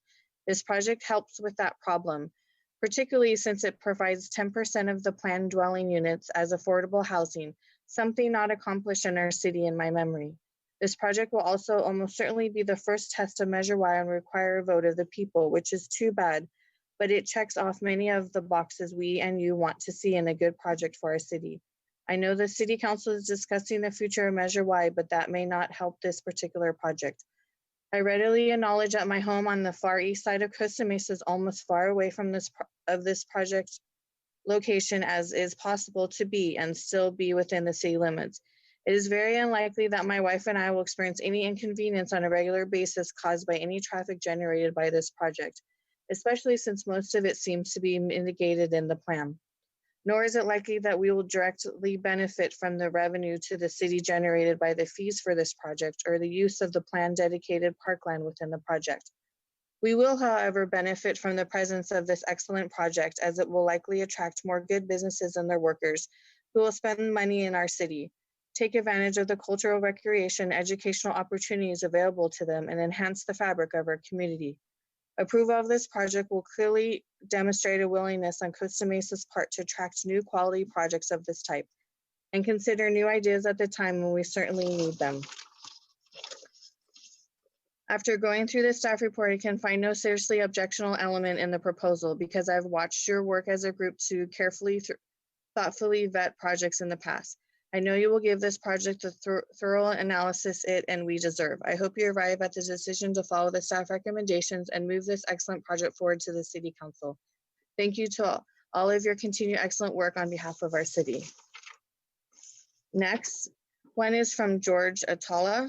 I have been a resident of Costa Mesa since 2013, and I have also held positions as a CEQA and planning consultant. I'm currently a member of the People for Housing OC.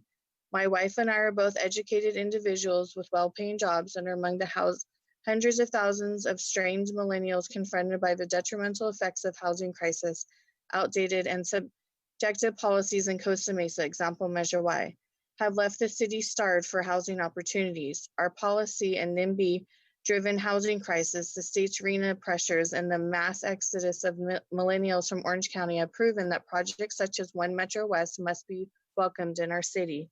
In addition, the economic center at our city north of the 405 is nearly devoid of housing options.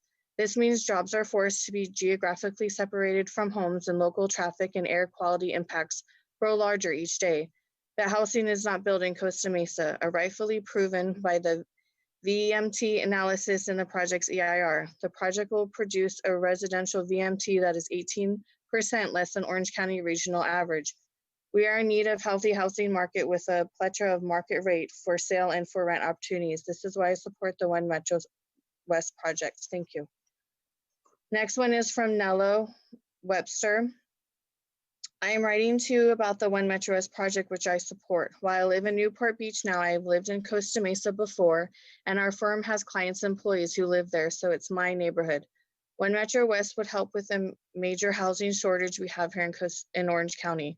Our cities are going to be forced to expand housing one way or another, so it's very short-sighted to fight every housing project as some people do, as this only drives up the cost to the city and makes the problem worse in the meantime.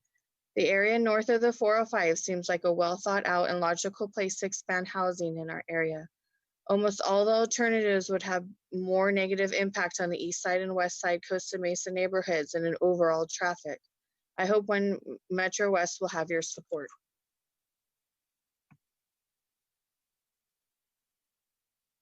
The next communication is from Russell Yarwood. I want to thank the City of Costa Mesa for its transparency and allowing the public to have a say in the new One Metro West development in these challenging times. I'm all in for One Metro West. Having been a Costa Mesa resident and renter for many years, I want the city to thrive. One Metro West seems like it would bring in millions of fees and one-time payments to the city to benefit both East Side and West Side Costa Mesa. I also appreciate how important housing is to the overall economy and property values. The community seems like it needs a fresh new addition to the city I already love. Next speaker is from Neil Burns. Having lived in Costa Mesa my entire life, the quality of life and livelihoods here is a big deal, especially now in this COVID-19 pandemic. One Metro West seems like it covers all the bases nicely and just in time. As a Costa Mesa homeowner, I think this new community will enhance overall property values. I also think it will help give the city's residents something to look forward to in these tough times. On the practical side, One Metro West will be perfect for people who work in Costa Mesa to have a beautiful new place to live, built with modern building practices that incorporated more eco-friendly components. Being closer to their offices will help people save on gas money and reduce global warming. Please keep me posted of the latest developments for One Metro West. Next speaker is from John Simhatchalam. As a longtime Costa Mesa resident currently working in the financial services industry, I know that our city will benefit from new economic development. With the current recession we face, projects that bring economic activity to the city should be welcomed by local leaders. The opportunity to add over 1,000 housing units, new office/retail space, and new park space would be a huge economic benefit to North Costa Mesa. I urge you to approve the One Metro West project so that residents like me can see these economic benefits come to life. Stacy? Thank you. Next is from Lauren O'Grady. I'd just like to register my support for your approval of the proposed development at One Metro West.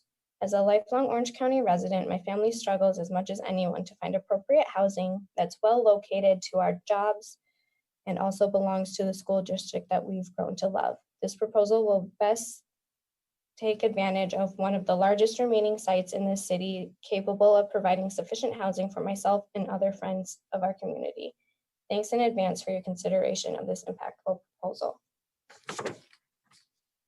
Next is from David Silva.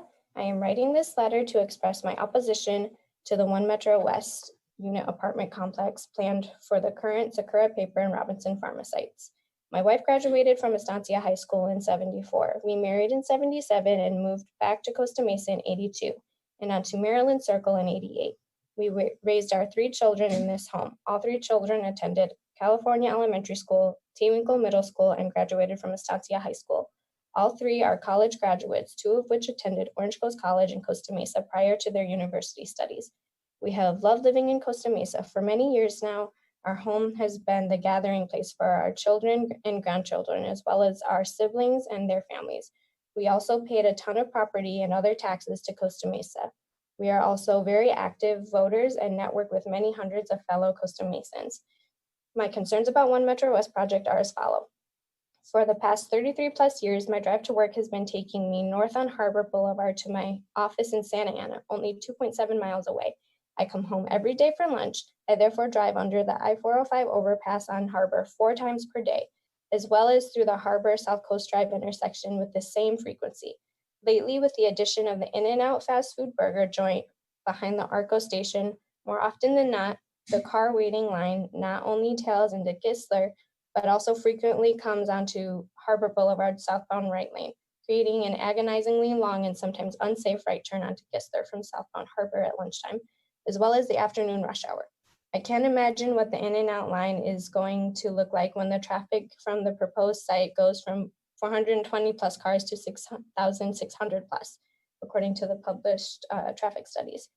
I have not even mentioned the longer lines that pour onto northbound Harbor coming out of the Raising Cane's fast food joint. The residents of 1,057 units only several blocks away will certainly want to have their fast food burgers and chicken sandwiches when they come home from work. I guess In-N-Out and Raising Cane's are cash flows for Costa Mesa. Why else would this city allow drive-through fast food joints to be located in the worst possible place for local traffic? As I mentioned, I drive this intersection every day. I see it, I experience it. Professionally composed traffic and environmental studies cannot compare with the daily routine of having to deal with this issue. They can be manipulated and interpreted conveniently to meet the narrative and of whoever wants the cash cow in someone else's backyard, my backyard, literally. It might be a good idea for the members of the city council to drive these intersections several times a day or a week or so. Even during this COVID shutdown, it's still a disaster. Then in and out and raising canines makes up for the thousands of unemployed stay-at-home neighbors that are on the roads these days. And at that, there's still a page left to this comment, but I'm out of my 3 minutes time, so it is in record. And I'll move on to the next one. And this is from Alyssa Thessing. I do not approve the One Metro West project, and I think it's going to be very detrimental to the city of Costa Mesa. There's a lot of negativity surrounding this project, and I recommend you vote no. Please do not move forward with this project. Thank you. Okay, next one is from Terry Wall. The Board of Directors of Mesa Verde Community, thank you for the opportunity to submit comments on the draft environmental impact report on the One Metro West project. After careful review and consideration of the draft EIR, is our position the only rational selection for the proposed project is the no project, no development alternative. The recommendation is based primarily on the unavoidable adverse impact, air quality, greenhouse, and gas emissions and transportation presented in the DEIR and the need for multiple amendments to the Costa Mesa General Plan. The following details are major review comments on the DEIR. Aesthetics. Mesa Verde is a residential community that will most impacted by the proposed project. We are located immediately south of the I-405 freeway within a few hundred feet of the proposed multi-story parking and residential units. Currently, the existing one-story building on the property is visible to us. Presently, the project location is zoned Industrial Park MP and would only allow a maximum 3-story, 45-foot building. Proposed project calls for a 6 to 7 story building that would be at least 67 feet high and up 90 feet at building C, therefore requiring a zoning change. Aesthetically, these buildings would dominate views to the north. Projects alternatives. As required by the California Environmental Quality Act, CEQA, the DEIR includes the presentation of alternatives to the proposed project. The DEIR presents a reduced development intensity plan and no projects, no development alternative. The reduced development intensity plan would reduce the number of rental units from 1,057 to 845. However, along the reduction of 212 units, the developer has removed many of the improvements presented in the preferred plan, such as open space, park area, street and bicycle path upgrades, etc. This suggests an attitude: if you can't get what I want, I'm going to make somebody pay. We do not believe that this to be a viable reduced project alternative for the city and residents of Costa Mesa. Zoning and general plan amendments. The proposed project requires zoning change and multiple amendments to the Costa Mesa general plan. We don't believe these changes are beneficial to the people of Mesa Verde or the residents of Costa Mesa. Transportation. The DEIR identifies intersections in the project area and are not conforming to. Okay, so that ends the 3 minutes, and so the rest will be in the record.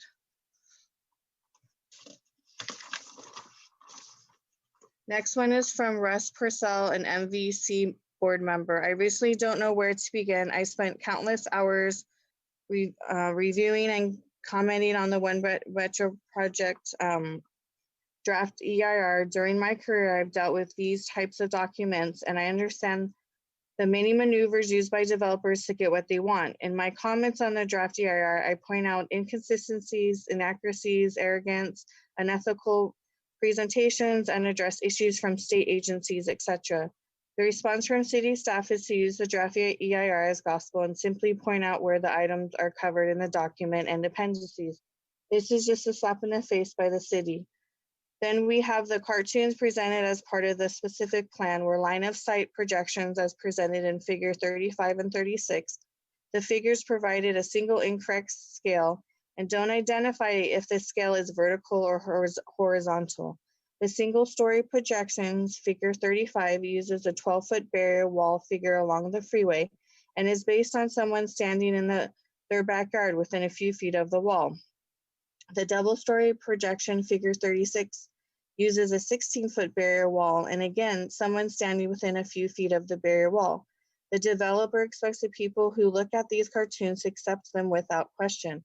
And that includes you, the Costa Mesa Planning Commission. What fools Rose Equities thinks we are. I also find it interesting how large percentage of the letters in support of the project looked and sound like they were written by the same author, and most of these supporters are not from the north side of Costa Mesa, where the project impact is greatest. Approve this project with all the identified inaccuracies will prove this commission has two goals and two goals only, not to ruffle the feathers of the city council and money. If you approve this project, you do not represent the citizens of Costa Mesa. Okay, next is from Bill Partnoff. I am communicating my strong concerns regarding the One Metro West project and proposed planning commission vote for zone changes. The recent COVID-19 pandemic has very effectively demonstrated an important principle to our city and that we must focus on. The political climate is such that many changes in California nationwide may be abreast. Let us not be rushed by the applicant, Rose Equities, or other players to make a hasty decision or in such a landmark decision as the proposed zoning changes that will hinder our potential and forever change the landscape of our city.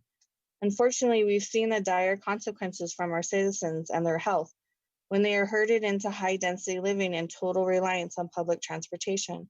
Unquestionably, this is a very unpopular reality for those who push the utopian high-density city living agenda for others. But it is dangerous reality for those who live in that landscape. Now, it is certainly not the time to change effective zoning to allow for more high-density housing with a changing new normal emerging to protect the health and safety of our citizens. This must come before the big profits for real estate developers.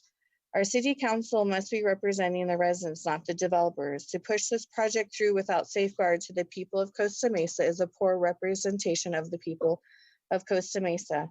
If this project development is good for Costa Mesa and its residents, then it will be just as good if we perform the due diligence and allow for in-person city council meetings to voice their individual concerns. This is not the time to place this project development before the voters using Measure Y in this upcoming November election. The vote should really be a standalone vote to get the full visibility instead of the hiding it and sneaking it around through the voting ranks. This could lead to the pathway of political recall for all city council members that vote for this project development for misrepresentation. Please consider the unprecedented and changing times we find ourselves in and do not approve the request to allow for the One Metro West project and its proposed zone changes in our city's general plan at this time. I appreciate your consideration and thoughtfulness of this very important decision. The next speaker is Joel Templeton. We have had an opportunity to review the One Metro West EIR specific plan and master plan and feel strongly that this is the right project in the right location at the right time for our city. We need more housing in Costa Mesa for the present and future employers of the regional, national, and international companies moving into the city. The new multi-model opportunities of today and the future in close proximity to employment and residential centers will reduce long commutes on freeways and therefore improve traffic. This project represents a giant leap forward in making the city of Costa Mesa more livable. The next one is from John Vestas. Thank you for your support and leadership during this uncertain time. I have been aware of the One Metro West project for a number of years. In that time, I am convinced that we as a city should be looking to new and innovative solutions to our space issues. I have been a pastor in this city for over a decade, and I have known numerous people that would like to make Costa Mesa their home, but can't due to limited and expensive property values and rent.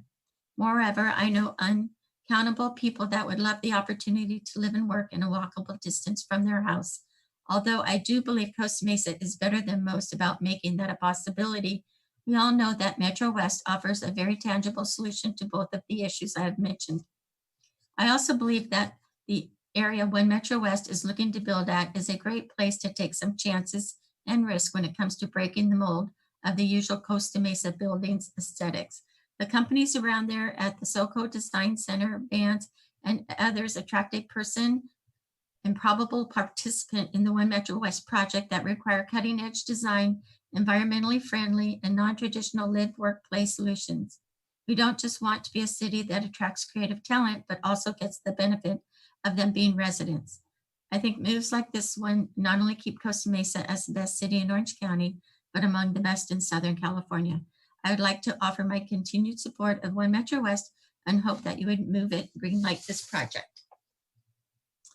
Next one is from Mary Capolini. I am writing in support of the proposed One Metro West development, which has 67 units for very low income families and 39 units for low income families. As chair of the board of directors at SOI and its interim executive director, I applaud the One Metro West project for its inclusion of affordable housing, which is such a great need for the families SOI serves. This will be a wonderful development within our city with nice amenities, much better than most of our families have now on the west side of Costa Mesa. I'm sure that many families will enjoy moving there and being able to shop at SoCo as well. We have had a long-term relationship with the Chuck Jones Creativity Center, which has supported the arts programs for our students at SOI. Knowing that One Metro West would be so close to the center is amazing. Students could take workshops there that live in this new development.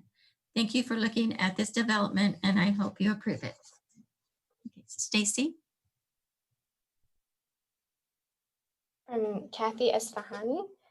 I am writing to express my enthusiastic support for the proposed development at One Metro West. I ask you to approve the project at your meeting on Monday, May 11. As a member of the Costa Mesa Affordable Housing Coalition, I am extremely pleased the developer has agreed to make a significant percentage of the units affordable for low-income residents. It is quite significant. These units will have deep levels of affordability. There will be 67 low units and 67 very low units and 39 low units. That is precisely the type of affordable housing most needed in our community and most difficult to obtain. Importantly, the project's incorporation of affordable units into a market rate development can set a crucial precedent for future residential development in Costa Mesa. This is the model many cities in Orange County use to get affordable housing actually built. And I am sure you don't need reminding Costa Mesa needs One Metro West to meet our RENA numbers.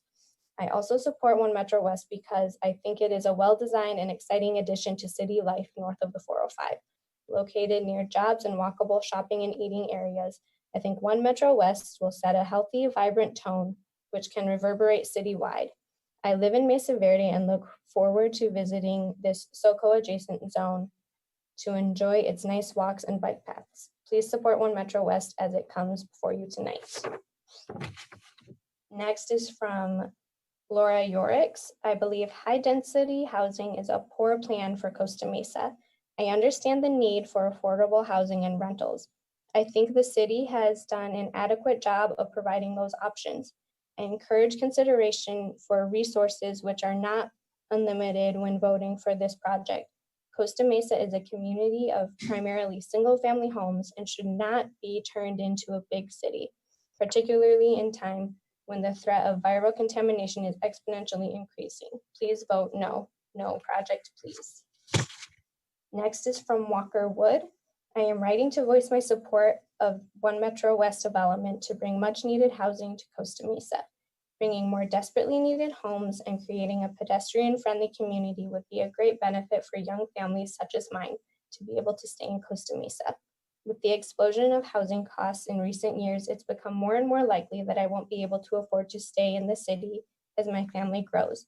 With the recent adoption of Measure Y, this is a great opportunity to provide market rate and affordable housing. When supply is going to continue to decline with the restrictive local ordinance. We just welcomed our third child and have our kids in the local schools and want to stay here. The approval of One Metro West development will be a welcome signal that the city is mindful of working class families and want to live in Costa Mesa and that the city is doing what they can to provide a city for everyone. I'm grateful for your consideration. Okay, this one is from Eric Muir. I am corresponding with you today to provide support for One Metro West. The trends and desires for all of us to live a balanced live, work, play lifestyle has been steadily increasing over the years. The biggest push of this idea has come from the younger generation that has been mostly priced out of the suburban lifestyle they grew up in. For them, the next best thing is for being part of the action. They crave experiences and proximity to their friends and work, more so than the consumer-driven lifestyle that emerged after World War II. One Metro West will be a great addition to Costa Mesa because it not only makes this lifestyle easy, but it supports the businesses around it. It is a great complement to its surroundings. The trends toward this lifestyle will accelerate for sure because of COVID-19. It's clear so many of us can work from home productively. For those that can make it work, we get to live a healthy lifestyle and spend less time commuting to our jobs and more times with our family. Why not provide a place like this in Costa Mesa? One Metro West fits perfectly into an area where quality jobs in SoCo already exist. Best of all, it's north of the 405 where these types of communities already exist. Our culture has always valued good progress. In Costa Mesa, all of our biggest thinking has occurred north of the 405, where economic strength is located. Let's continue to progress forward by developing a live, work, play lifestyle north of the 405 in the backdrop of an economy that may fundamentally change forever.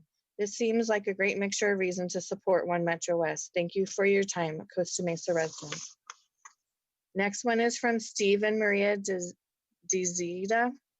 My wife, Maria, and I are longtime residents of Costa Mesa. We are writing to support the One Metro West project on your agenda for tonight. This project will be a fine addition to our city in any event, but we are particularly excited about the 100+ units set aside for low and very low income residents. We must address the pressing housing crisis in our city at many levels.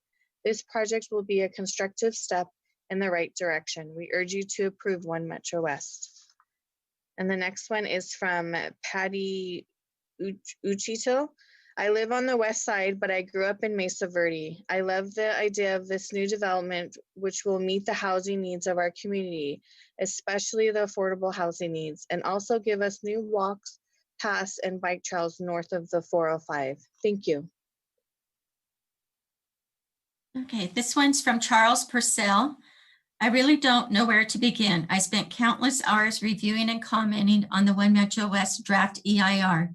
During my career, I've dealt with these types of documents, and I understand that many maneuvers used by developers to get what they want. Ms. Green, I think Yes? that email's been read before.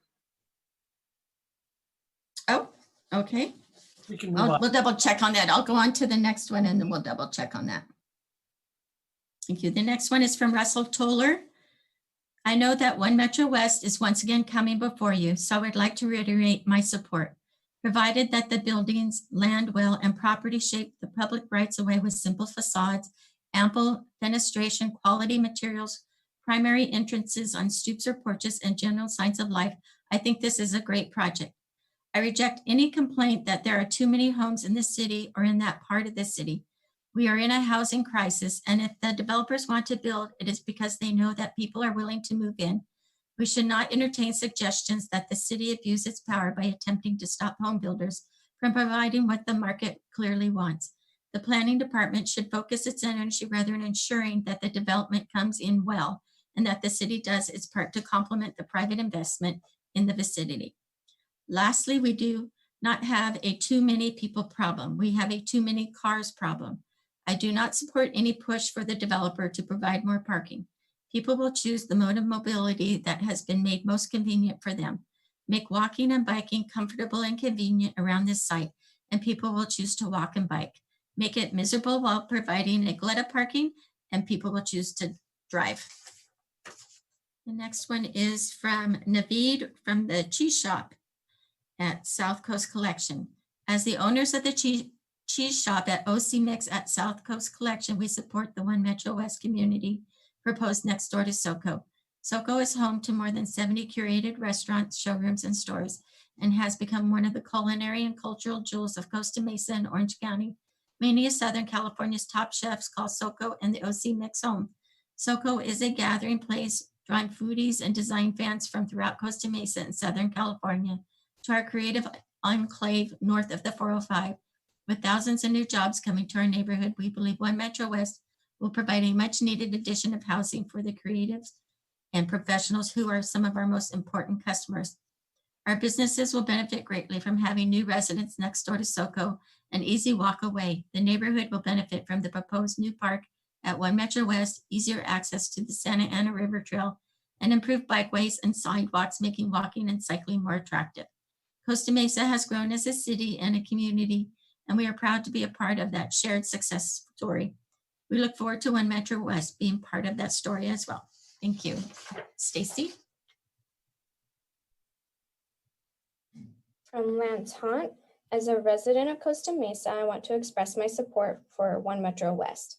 I have reviewed the plan and it appears to have so many benefits. It provides desperately needed housing for the city in an area north of the 405 that will not directly impact the fabric of existing residential neighborhoods.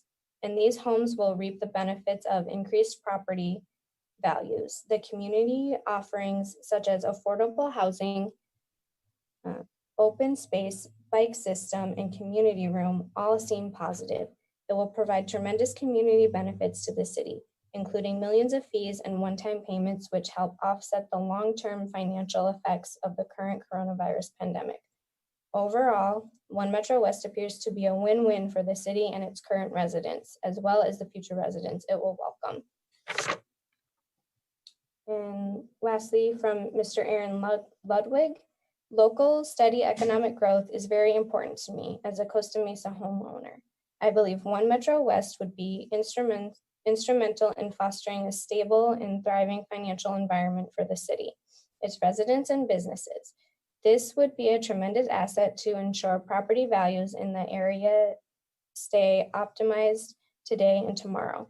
In a market-based world like ours, the highest property values are created and maintained by easy access to employment, and One Metro West would offer those who work in Costa Mesa a chance to live near major employment and therefore make better use of resources. In addition, this would bring help augment and effects of C-19 dissipate, especially north of the 405. Now is the time to invest in our future. One Metro West seems like a very promising, fiscally sound, and shrewd way to help our residents and city flourish.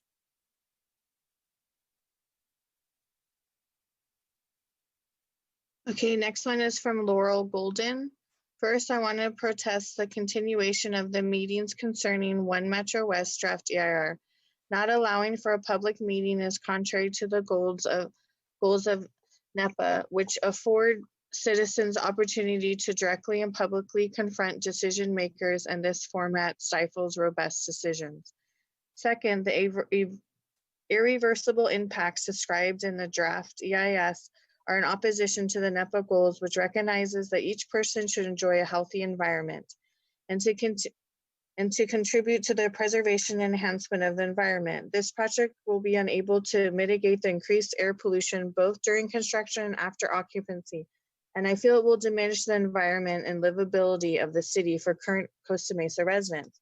My questions are, what were the range of reasonable alternatives that were considered besides the 5-story alternative that would have stayed more in line with the area?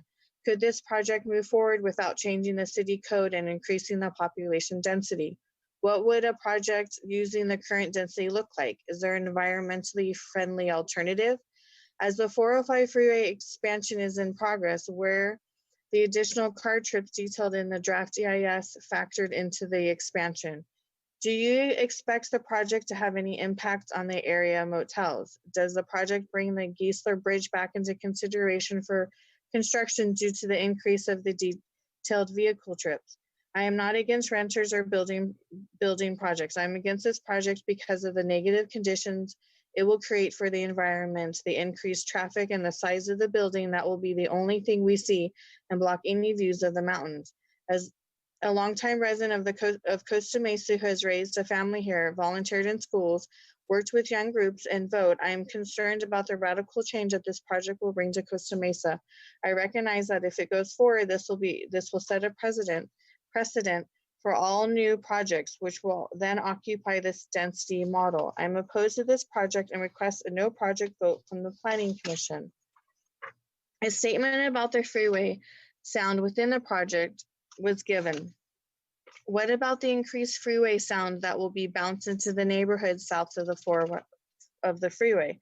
How will that be mitigated? Much has been said about the project being aimed at nearby workers that will walk to work. What percentage of the nearby jobs have incomes, excluding the affordable units that will be able to qualify for the units? Costa Mesa resident. Next, it's from Lee White. One Metro West seems like a great idea and I support it. I lived in Costa Mesa for 20 years and I especially like the affordable housing aspect of One Metro West. That will help the economy and make a difference between those in need. I am glad something meaningful and beautiful will replace the closed paper company building. It will also to a nice complement to the creative workspaces on Sunflower and overall vibe of our city of the arts. The features in this proposed design, including open spaces to gather and bike paths to stay active, look great and seem like a no-brainer. One Metro West would also be great for the city to bring a much needed money loss to the pandemic as well. Next one is from Michael Lingle. I'm writing in support of the proposed One Metro West development. Costa Mesa, along with much of the coastal Orange County, is in serious need of housing, and this housing needs to be within biking and walking distance of jobs, shopping, and recreation.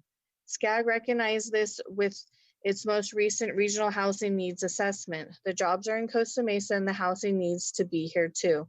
One Metro West is well located close to South Coast Metro, SoCo, the manufacturers and corporate headquarters north of the 405, as well as near the Santa Ana River Bicycle Trail.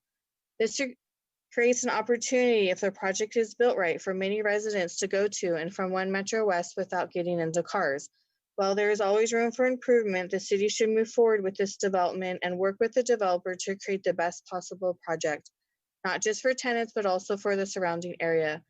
Please issue the necessary approvals for this project to go forward. Costa Mesa resident. Okay, the next one is from Jason Thiessen.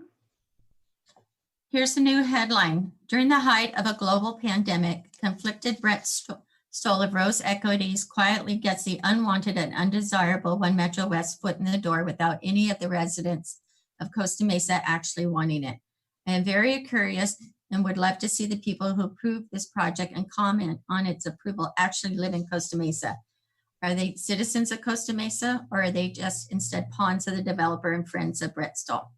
I can tell you I have not met one person who thinks that this is a good idea to put multiple 7-story high-density rental towers with no ownership capabilities, which will produce roughly 7,000 car trips per day and add an estimated 2,500 new people to the most congested area of Orange County. Costa Mesa will be unlivable. Maybe their idea is that there'll be so much traffic and congestion that you'll have to walk and bike because you won't be able to drive anywhere due to the standstill traffic and congestion. It comes down to a quality of life issue here, and it'll be the quality of life that will be diminished if this project goes up as it stands. Please do not rubber stamp this project. Take careful consideration when moving forward.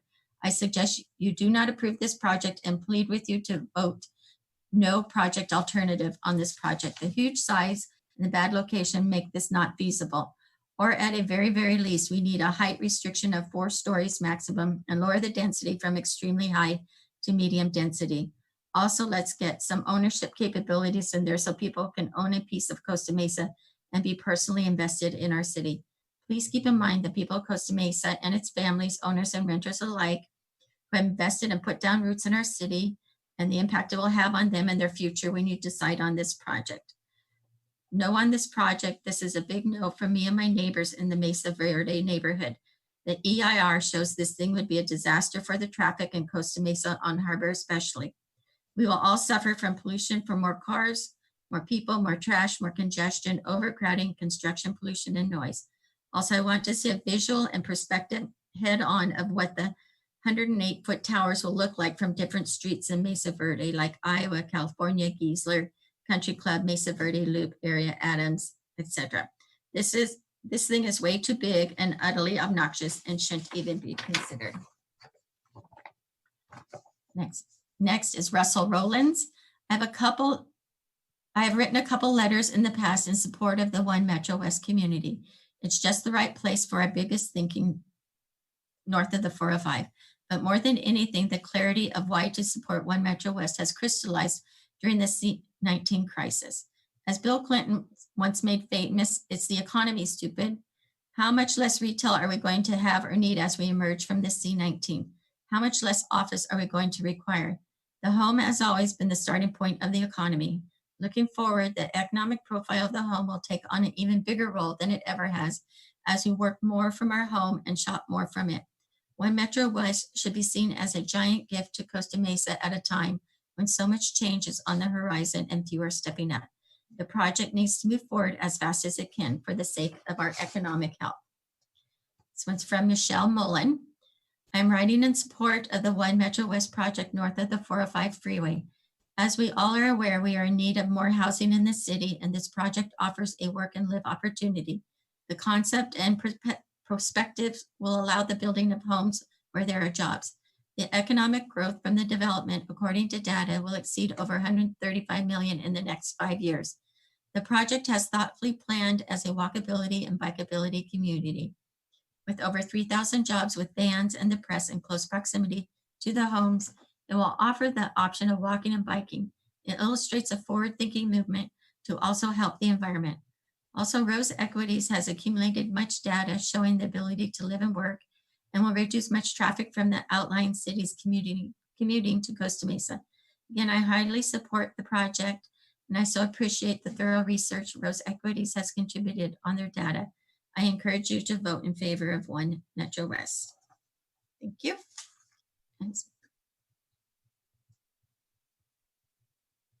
From Jonathan Hestinen. As you may know, Steel Wave is a vested owner in this north of the 405 sub-market, as we have two significant creative office and mixed-use properties in Costa Mesa, Hive and the Press. We continue to believe that One Metro West will be a great addition to our community and would be a nice complement to our Hive and Press projects. Having residents adjacent to our projects will provide stability and a strong employee base for employers officing at our projects. This is so important to providing a competitive offering for the types of businesses we will attract. We urge Planning Commission to consider approving One Metro West. The current and future tenants of the Press and the Hive will unquestionably benefit from these types of live, work, play environments, which is why we support One Metro West. Please feel free to contact me with any questions. From Betsy Forbeth, I am writing to you in support of the One Metro West project. My family lives in Mesa Verde, and I support this project because of its inclusion of much needed affordable housing units in our community. And from Christian Marino, I am a resident of Costa Mesa and was raised in Costa Mesa my whole life. And now I am proud to say I am union carpenter living in the city of Costa Mesa. I am opposed to this project being non-union. That means that I have to travel farther for work and not being able to see my family. I want to work where I live and get to spend more time with my family and not have to drive 2+ hours just for work. And it would be really cool knowing I built something in my community. Thank you. Okay, next one is from Mitchell Say, attorney at law. On behalf of Southwest Regional Council of Carpenters, my office is submitting these documents on the City of Costa Mesa's final environmental impact report for the One Metro West project. Commenters have previously submitted comments on the draft EIR on March 23rd, 2020. As explained in full below, the FEIR fails to respond to the commenters' concerns adequately and fails to make the necessary revisions to correct the deficiencies in the DEIR. The project proposes to construct a mixed-use development on 15.23 acres in Costa Mesa at 1683 Sunflower Avenue. It will include 1,057 residential units, 25,000 square feet of commercial space, and 25,000 square feet of retail space. The Southwest Carpenters is a labor union representing 50,000 union carpenters in 6 states, including in Southern California, and has a strong interest in well-ordered land use planning and addressing the environmental impacts of the development projects. Individual members of the Southwest Carpenters live, work, and recreate in the city of Costa Mesa and surrounding communities, and would be directly affected by the project's environmental impacts. Commenters express reserve the right to supplement these comments at or prior to the hearings on the project and at any hearings proceeding related to this project. Commenters incorporate by reference all comments raising issues regarding the EIR submitted prior to the certification of the EIR for the project. Citizens for Clean Energy versus City of Woodland in 2014, finding that any party who had objected to the project's environmental documentation may assert any issue timely raised by other parties. Moreover, commenter requests that the lead agency provide notice for any and all notices referring or related to the project issued under the California Environmental Quality Act, California Public Resources Code, and the California Planning and Zoning Law, and California Government Code 65,000 through 6510, and California Resources Code Section 21092.2 and 21167, and Government Section 65092 require agencies to mail such notices to any person who has filed a written request for them with the clerk of agency governing body. Number 1, the project would be approved in violation of the California Environmental Quality Act. A background concerning the California Environmental Quality Act.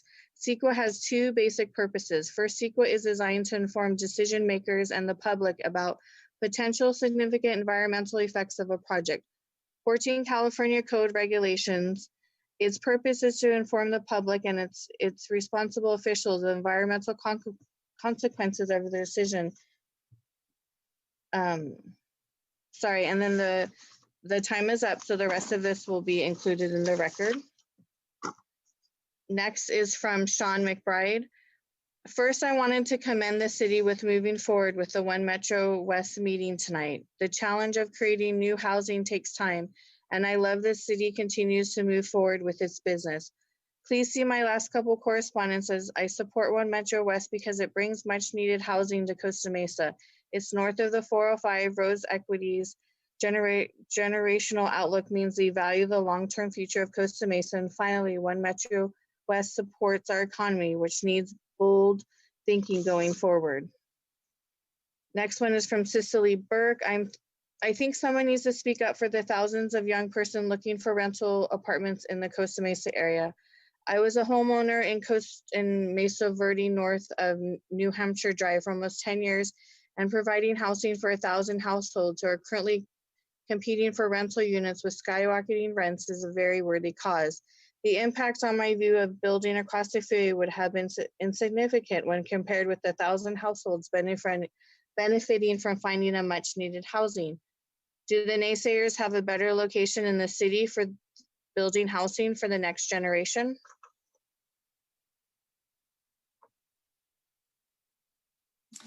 Okay, thank you.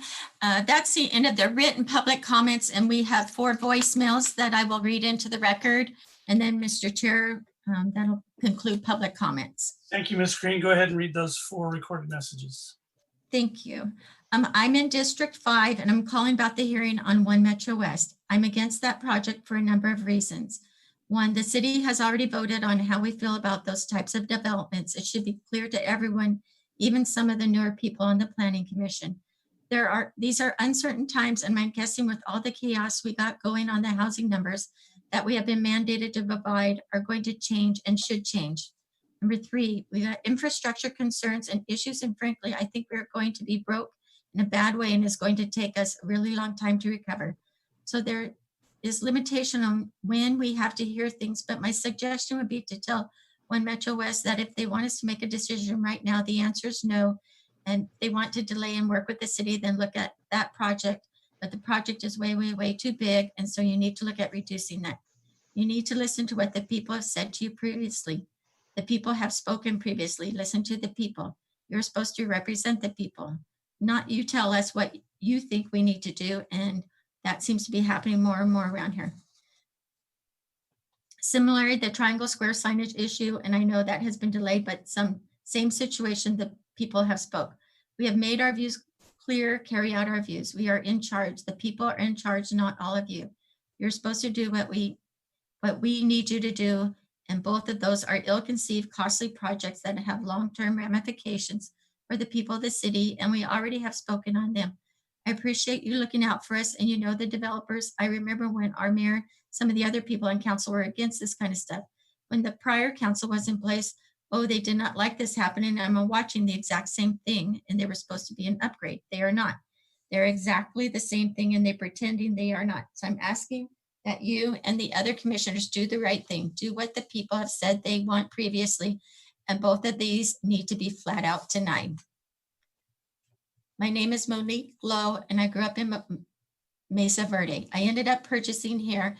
I was calling to object to the project development One Metro West as it stands with rental properties. My concern is definitely not with the development in that area. I think that it would be welcome, but the fact that it's a high density area of rental properties. I believe it's going to be a massive strain on traffic and schools, and I don't think it's going to increase our property value for those of us who have invested in the community.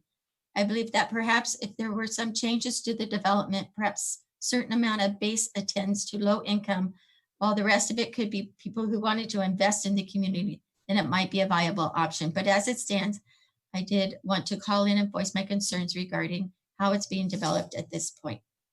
Next one, my name is Ken Ray. I have lived in the state streets for over 30 years.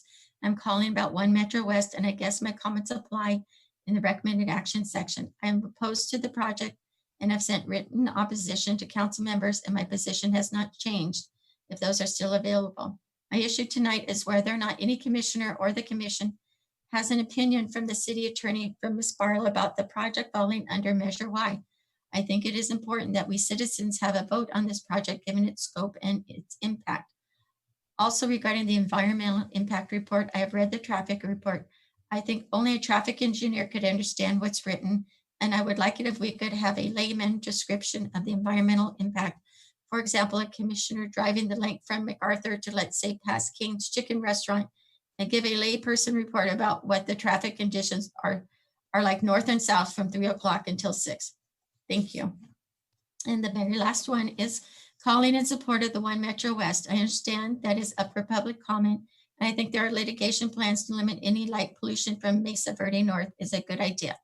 I actually live right by Moon Park, and I work at Cambridge Park, so they are going to be neighbors to my work and my home. I like the idea. I think we have to come up with a way to increase housing, and this just seems like a viable choice.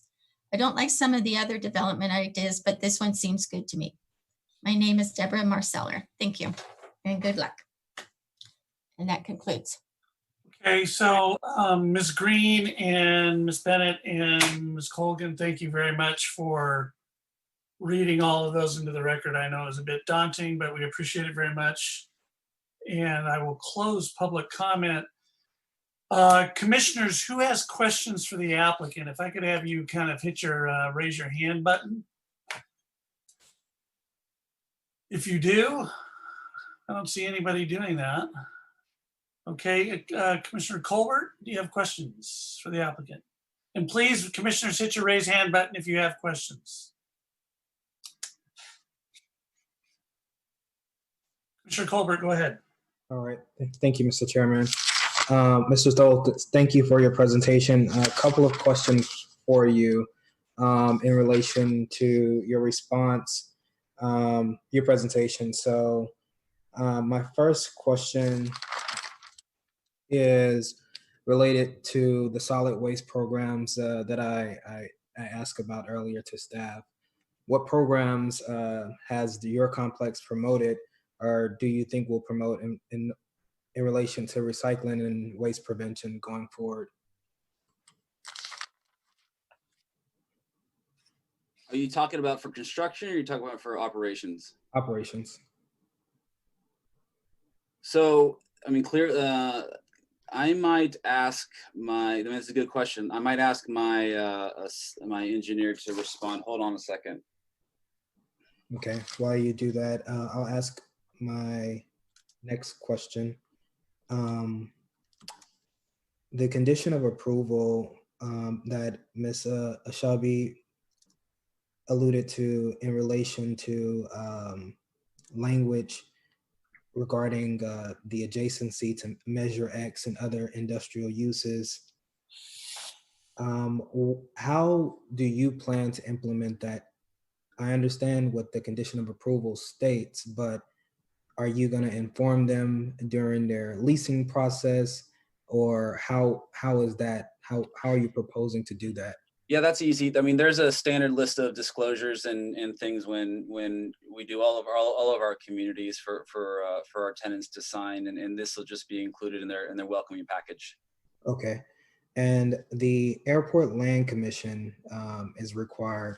I noticed that, and this might be a question for staff, that the public hearing process and the order of milestones and approvals that were provided, the Airport Land Commission date is listed for 2 options. And one of those dates precedes the actual council date that we're proposing. However, the approval, I believe, of the height of the building might be contingent upon the approval from the Airport Land Commission, I believe. Do you know which date you all are scheduled to go forth for the Airport Land Commission? I see Ms. Lee looking. Yes, Commissioner Colbert. We are speaking to the Airport Land Use Commission staff about what the appropriate date might be. We listed the 2 options that we've been speaking to staff about. At the end of the day, the Airport Land Use Commission needs to make their determination prior to a final decision by the City Council. So we would follow that guidance in terms of scheduling dates for the project moving forward. Okay. Would it be appropriate for the council to hear this before knowing what the Airport Land Commission might institute? I know at Baker Block, I recall they had some conditions that they placed and wanted the applicant to meet. Could it be a similar thing? And could there, if they go after the council, would it be possible that some of those conditions might not be included or stipulated? So I think it would be appropriate for the City Council to begin the public hearing process before the Airport Land Use Commission made their determination, but certainly they would not be able to make a final decision without understanding what the determination is from ALUC. Okay, thank you. Mr. Stoll, I want to go back to a question about the parking requirements. In your previous presentation, you spoke about the proposal of walkability, pedestrian access, and those site improvements and the promotion of a car-light lifestyle. However, I believe there was an uptick in the parking requirements from 1.3 to 1.75. If the project is promoting walkability and a car-light lifestyle, what is the need for this increase? So clearly the idea here is to right size the parking. You don't want too much and you certainly don't want too little. We have a lot of experience in Orange County and in Southern California with how these types of communities interact from a parking standpoint. They obviously are starting to change as it relates to some of the Uber and Lyft story, but you know, who knows how that changes with COVID. But the long and short of it is these guys, they demand about 1.25 to 1.35 per unit. Certainly the mixture of the types of units plays a part of that. And as a part of the analysis that was prepared by LSA, there were some surveys that were taken from the area properties, and they confirmed that. We have increased it to 1.75 to give the city, who had even higher parking scenarios. For instance, Baker Block has over almost 250 extra spots than it needs. We moved it to 17.75 to give the city some something that's more than we're comfortable with. In our Irvine projects, we're closer to about 1.6. So that was the reason why we kind of made that that determination. There's also a little bit of I mean, it's 1.75 over three buildings. There is some shared parking with the office that should be counted a little bit in there to account for a little bit more of the demand. Although that parking is obviously shared at different times between the office and the residential. Okay. So that's sufficient. That's sufficient? Answers a piece of my question. Okay. Next question is, and going back to the tentative track map and the development agreement, has Rose Equities ever condoed one of their market rate projects? We did one in the Valley about 10 years ago, but the answer is generally no. Actually, specifically no for the most part. The challenge is trying to condoize them after you've done the initial entitlements is extremely difficult. But that is not our intention. It's just a kind of something that it's hard to put the horse back in the barn after you've already moved forward. Okay, and just a question out of curiosity: how old is Rose Equities? You said this in a previous presentation. I think so. I'm very fortunate to be a partner with Leonard Glickman, who is just the year, please, just the year. 1955. Okay, great. So in that time period, has Rose Equities had units that were affordable in that in complexes? So right now we have we're in the process of building over 300 units in Irvine, of which existing, developed currently. Do you have of which there's this 80 or 90 units right now that are currently in operation in Orange County that are affordable.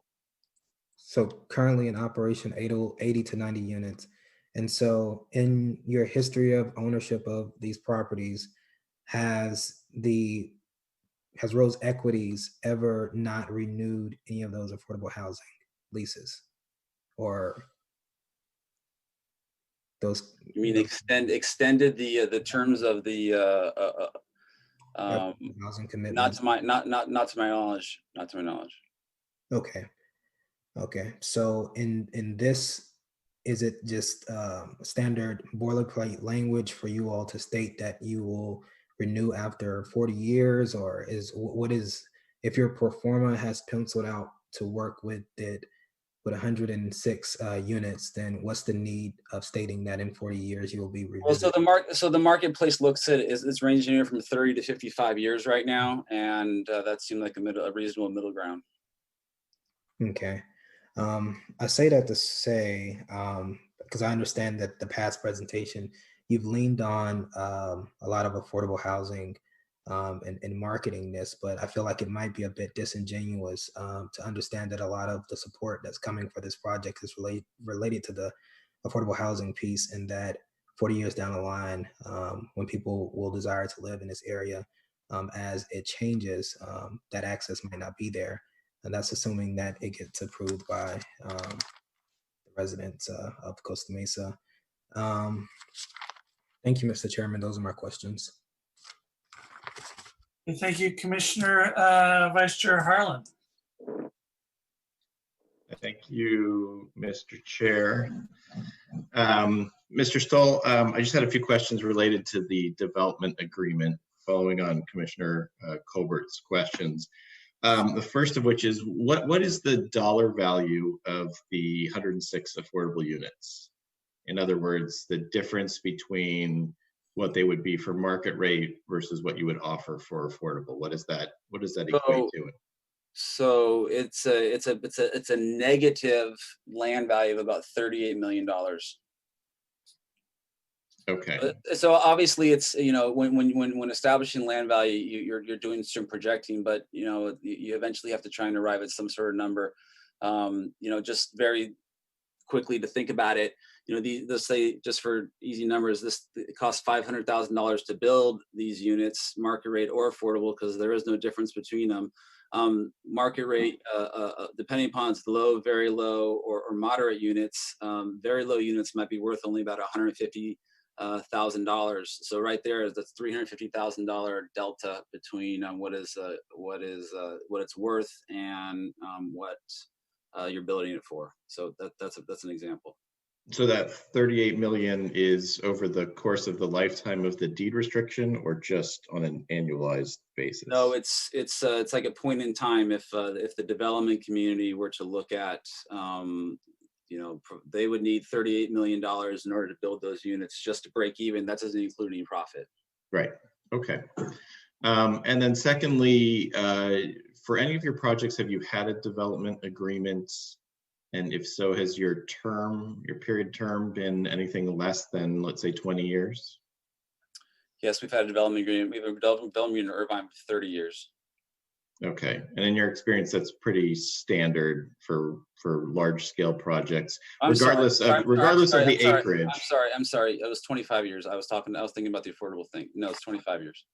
Okay. But also it's not so much the acreage which drives the time period for a development agreement. It's usually the complexity and scope of the project, correct? Correct. Okay. All right. That's all I have for now. Okay. So Mr. Stoll, I have one question, and it pertains to, by the way, I appreciated that you guys put the effort in and the expense to develop the view analysis from particularly the state streets around Iowa and going back into all the circle streets near the freeway. So that was, I appreciate that very much. So here's my question. On the master plan, it essentially basically says that the facade of the parking structure, which faces the freeway and faces into Mesa Verde, whatever that looks like at the end of the day is something that's going to go before the Cultural Arts Committee as the public art component in the development agreement and various documents. I'm going to be real honest with you. I know that's just a concept in the master plan, but I don't like it. And I'm going to ask, as a heads up, I would like the master plan, the design element for the parking garage to, one, come back to the Planning Commission in addition to the Cultural Arts Committee, and two, that the plan, whatever it looks like at the end of the day, includes some vertical landscape element on the parking structure, similar to what you see if you look at the facade of SoCo facing the freeway. It's got a vine system that's growing up the sides of the building. I've got plenty of examples of vertical landscape treatments on parking garages all over the world. And I just think from my perspective, the master plan on that particular element doesn't fly with me unless we can incorporate with the public art component some vertical landscaping that's, one, good for air quality, two, good for aesthetics, three, probably softens the mass a little bit. But if we get to the point where we're going to start making motions, I'm going to be asking for that in the master plan. Can I address that real fast? You may. So the option, we clearly have the, we want to put the creative energy to putting something on that side where 350,000 cars will be going on a daily basis, something that makes us proud, something that makes the city of Costa Mesa proud. And certainly the hope is the people that that live in the state streets. I mean, if this is done right, it could be either perceived as something that's awesome, something that can literally be perceived as like beachfront property. I mean, I'm just saying that image, if it's done right, can be done really, really well. The option for, we didn't want to take taking the time to put that creative energy together. It would have been taking us off so far sideways when knowing that there was a Herculean effort in order to get a lot of the stuff across the finish line. Our options were to kind of show nothing, which that wasn't acceptable to us.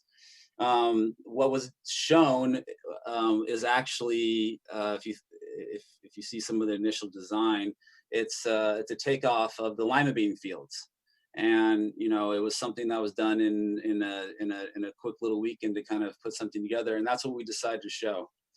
Clearly, we did have some examples of the vertical landscaping in some of our designs, and I don't want, but the only thing is I don't want to preclude anything. Like, for instance, I'm not saying we do this either, but one idea would be to make it a video board. And I'm not saying, you're saying, oh, a video board, you get scared, right? And what if it said it's a video board and all it did was show images of that property over time? So sometimes it shows the current building. Sometimes it shows Indians around a campfire in the stars. Whatever that happens to be, what if it just showed that? I just don't want to preclude us from some landscaping if that's something that doesn't make sense. Well, and I appreciate that, but all the more reason for that particular design and plan to come back to the Planning Commission in addition to the Cultural Arts Committee. I guess that's really all I'm suggesting. Okay, I understand. That component of the master plan, that's a significant structure. Again, I appreciate the visual studies. I've had to do them myself. That view impact, I'll call it, although for purposes of CEQA, I appreciate what Ms. Bogue said and what Commissioner Tourget alluded to is, from a CEQA perspective, the view shed of the building from the state streets is not a CEQA analysis. It just isn't. It's not a scenic resource, and so, but it does have an impact, and to me it's measurable and it'll be noticeable. So my objective is to make sure that visual impact is at the very least minimal, and maybe at the best case scenario actually looks kind of nice, particularly if it's a combination of art and landscaping in a vertical plane. So that's all I'm interested in. So I just wanted to bring that up. I really, from my perspective, questions to you, I really don't have any beyond that. I do have some questions for staff I want to walk through. So unless any of the other commissioners have any questions for the applicant, which I don't see anybody punching the button, Mr. Stahl, thank you very much for the years that you've put into the community, not only communicating what Rose Equity's objectives is for this project and reaching out to just about everybody, but also getting involved in the community with respect to the bikeway and walkability and all that. So thank you very much. Commissioners, any questions of staff? Okay. Commissioner Colbert, did you have a question of staff? Yes, thank you, Mr. Chairman. I wanted to follow up on a statement that was made in relation to, I think Mr. Curtis made a statement about the housing policy in the future. Ms. Lee, I see you unmuted yourself. Can you speak to the future plans of a housing policy that will be inclusive of affordable, whatever plans that we have to have units that are affordable in the future, or how the city is beginning to think about that? Sure. I'll start off just a bit with the discussion of kind of where we are with the housing element preparation. I think that's the first place where housing policy is discussed. And then Mr. Curtis, if you can weigh in on some of the other details that we've been discussing. The city is required to update its housing element. We are just starting on that effort now and beginning technical studies. Part of that is to identify in the housing element a specific plan for how we will provide enough adequate sites in the city, zoned at an adequate density to provide for housing construction in general and also affordable housing. So a big part of the land use policy and the housing policy discussion will happen as part of that housing element update. Mr. Curtis? Yes, thank you. Commissioner Colbert, The city council has directed staff to prepare and come back with, excuse me, an inclusionary housing program. Frankly, we'd intended to be getting back to commission and council about this time, but the COVID crisis has kind of delayed things in that regards. But we will absolutely be doing that in conjunction soon, in conjunction with the development of the housing element. Our goal is to do that well in advance, actually, of moving forward to the housing element. We will be looking at something along the lines of what Irvine utilizes. It seems to be pretty common numbers for what other cities have followed in the county. That is a 15% affordable housing requirement. It's 5% each of very low, low, and moderate. It does allow for some tinkering with those numbers in Irvine. When we developed it, we were trying to encourage more deep affordability. So if applicants were willing to provide additional very low units, they removed the need for a larger number of lesser affordable units. So we may be looking at something like that if the city wishes to try to encourage deeper affordability. A companion piece to that would be an in lieu housing fee. Smaller projects really can't afford, it's not economical to provide affordable housing for a 5-unit project. So a companion piece will be an in lieu fee that would go along with an inclusionary housing program. And ultimately, the city council is going to determine what they feel is the appropriate percentage. As I said earlier, the state kind of clamps down once you get to about 15% because they believe it discourages housing. Yeah, I was going to ask that. So that's kind of the number we're going to start with. Okay, and my next question, Ms. Lee or Mr. Curtis, that if you can answer, if this building, I know this building was constructed, I believe the current space was constructed maybe in 1972 or something. If this building is torn down in the future, just say this doesn't happen and we begin to think about whatever future uses for this facility would be, would the variance that allows the current square footage, would it be allowed, would the new proposed development be allowed to use that same variance, or would it go back to its just existing use allowance? The variance does run with the land. If Minu can speak to some of the details of the variance, what we would be looking for is essentially if similar conditions and similar uses were proposed on the site as were proposed at the time of the variance does run with the land, so the variance would apply. And Ms. Lee, what would the maximum height allowance for, say, some industrial use at that site? Under the city zoning without the proposed specific plan? Yes. Minu? Okay, so the area that would be allowable on that site for rebuilding would be up to 0.3 floor area ratio, and that's for a moderate generating type of a use. The general plan has different floor area ratios for different land uses. For example, if a warehouse with a lot of just warehousing facilities comes in with a very low trip generation, they could increase the floor area ratio. And the maximum height that would be allowed would be 30 feet. So about it's typically about 2 stories. Okay. And okay, that was my question about that. And so the intensive use is kind of based off the trip generation. So if it ain't, okay, thank you. That answers my questions. Thank you, Mr. Chairman. Okay, thank you, Commissioner Colbert. So a few questions. I'm going to try to blitz through these pretty quick. So anybody on staff? So we have 106 affordable units.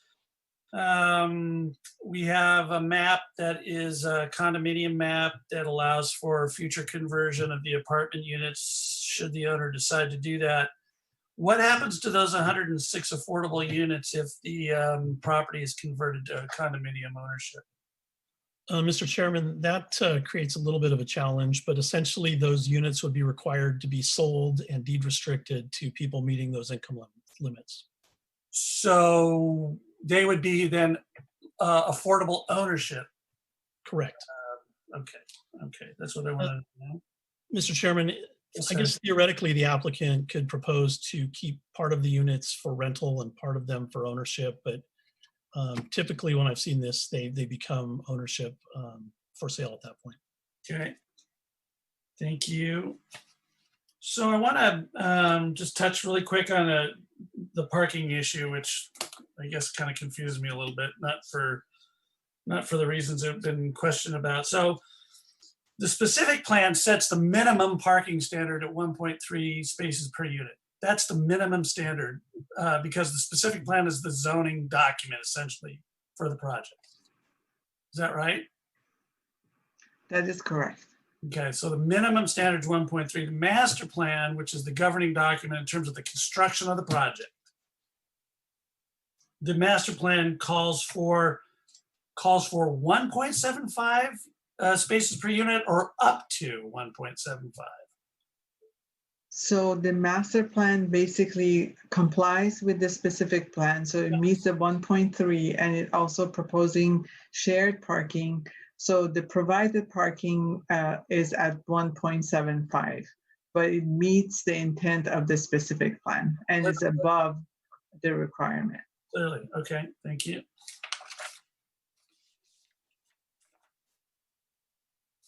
With respect to utilities, I want to confirm that the utilities, above ground utilities on Sunflower at the project site running clear up to Highland, that entire stretch of utilities will be undergrounded clear up to Highland? That's what's proposed, correct. Okay.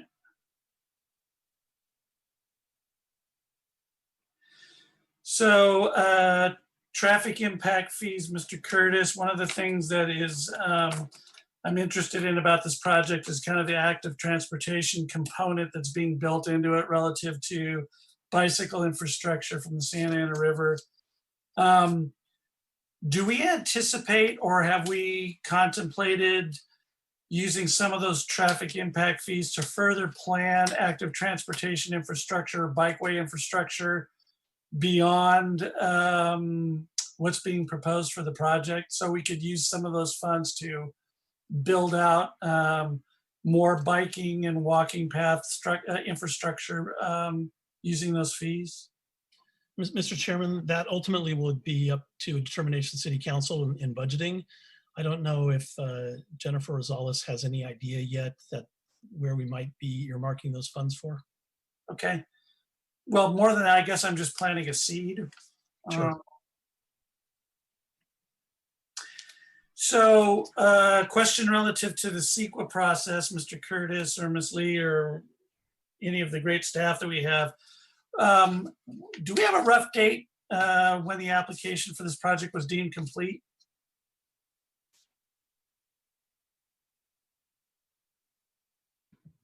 Anybody?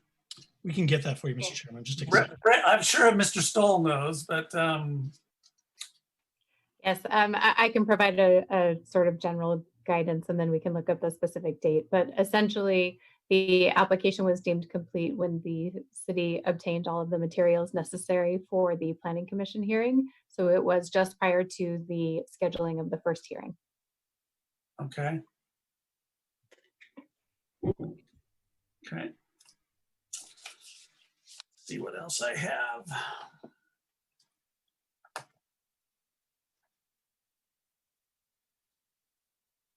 Do we have any ability in the city through CC&Rs or some other mechanism, conditions of approval, when we approve residential development projects of any kind, whether they're single family, detached, or multifamily? Do we have the ability by law, through conditions, through CC&Rs, whatever, to require that the owner of the property live in the property? In other words, we've heard a lot tonight about ownership versus rental. Do we really have an ability to control that? Mr. Chairman, we do not. We did at one point have that with the accessory dwelling units, and the state has temporarily at least taken away that ability as well. Okay. Chair and I wanted to have our staff clarify our response regarding undergrounding. Yes. Nancy and Minu? Yes, I just wanted to correct what I said. The undergrounding in front of the property along their One Metro West side is obligated to be done by the property owner, but the portion in front of SoCo is still being negotiated. So that part is not finalized. Is that a condition? It is not a condition that we have proposed. So project gets entitled, goes to the city council, goes to Y vote, they approve it, whatever happens. So does theoretically or potentially that could be dropped and it doesn't get undergrounded? So the portion, the applicant has control over the portion in front of his property, and that part of it will be done. Okay. Gonna look awful weird if you have 4 or 5, what are those, 60 kV lines all by themselves and clear on either side. So hopefully that can get done.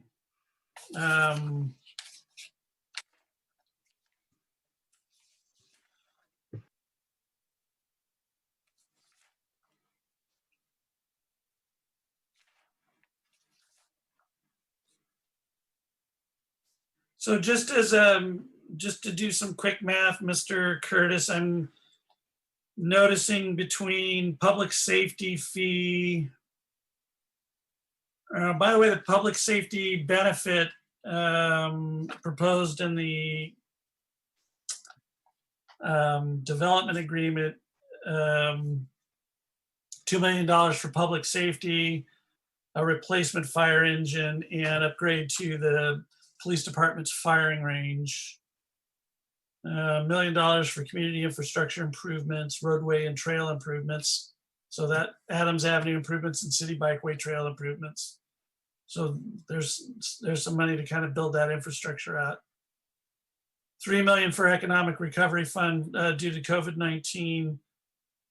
And then various park fees, traffic impact fees, fire impact fees.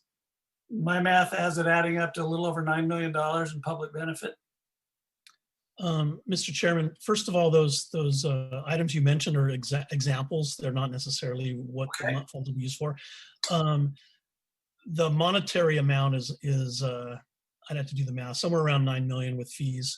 And then we talked about affordable housing, but that adds, over 20 million, $25 million to the public benefit of the project as well. Okay, so I'll close the public hearing unless any of the commissioners have any other last minute questions of staff to get information into the record. Yeah, I'm not seeing any hands raised, so I'll close the public hearing. Any comments or motions on the floor? Byron, I'm sorry, Commissioner Darkar, sorry, one more thing. I passed along, I always forget the extra. I passed along for Commissioner Colbert. I passed along our preliminary trash study that talks about some of the recycling. So I passed it along to the staff, and they can send it to you. Okay, thank you very much. All right, well, commissioners, I'm going to make a motion to adopt a resolution recommending that the city council certify the final environmental report, State Clearinghouse number 20190500014 for the proposed project and adopt CEQA findings and statements of overriding consideration. And we'll take that one first and then vote on the others second. So there's a motion on the floor to adopt recommend the city council certify the FEIR. I see hands raised. What are those about? Is there a second? I'll second. Okay. I think we're all rushing to second. Oh, okay. I see. Okay, very good. Any comments on the motion? Commissioner Russell?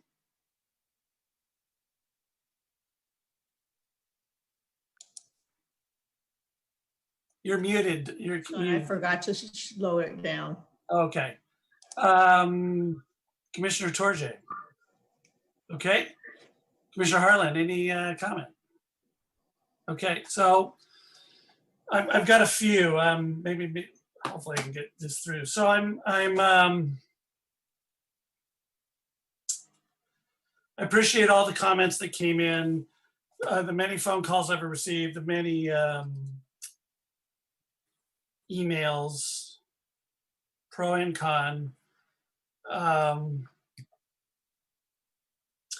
But I think this is an important project in the city's history. I think it's necessary, and I'll explain why I think it is. Here's the principal reason. If you've been following the situation we've been in for the last couple of months with the COVID pandemic,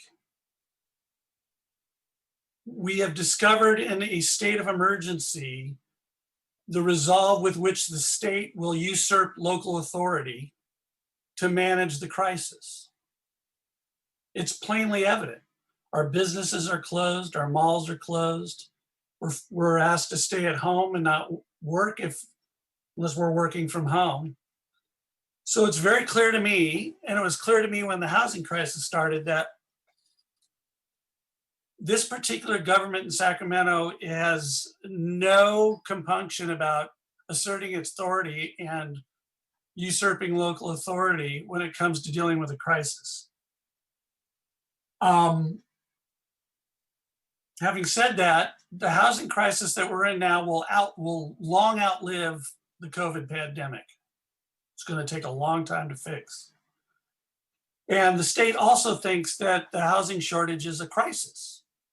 And it is already indicated through a series of pieces of legislation, through policies issued by the California Department of Housing and Community Development, through its issuance of a significant number of housing units that it's asked the Council of Governments throughout California to disperse to the various cities in California and counties. Reflected in our particular arena number, which is currently in the cycle 2, going up to almost 12,000. And if we think that the state is just going to let us take a pass and not plan for that type of response to a longer lasting, potentially more economically deleterious crisis that could last generations if we don't start tackling it, then I think we do so at our own peril and at in the real danger of losing our land use authority and being dictated to by the state what we have to do in terms of providing housing. Now, here's why that's important, I think, for this particular project, and why I think this project is right, and why I think the location's right, and why I think the density's right. If we say no to this, and we get into our housing element, we say no high density, nothing north of the freeway. Well, guess what the state's going to do? They're going to say, well, guess what then? We're going to make it so by right, any developer can come in and build multifamily in R1 zones. You'll lose your R1 zone. Everybody in Costa Mesa wants to protect R1. I want to protect R1, which is why I'm supportive of this project. Because if we demonstrate to the state that we take the housing crisis seriously and we take our obligations as planners seriously, and that we're supposed to plan for the future population of the city, then we do important projects like this. Our arena cycle is monstrous. Our number is monstrous. We talk about, were we going to build 11,000 units? Well, we don't have to build them. We have to plan for them. We have to demonstrate to the state that we're setting aside land to plan for the housing that we've been assigned. And I think this project, as I've said before, is kind of a marker. I think it's well designed. I think it's well thought out. I think it starts building infrastructure that de-emphasizes the automobile, which, by the way,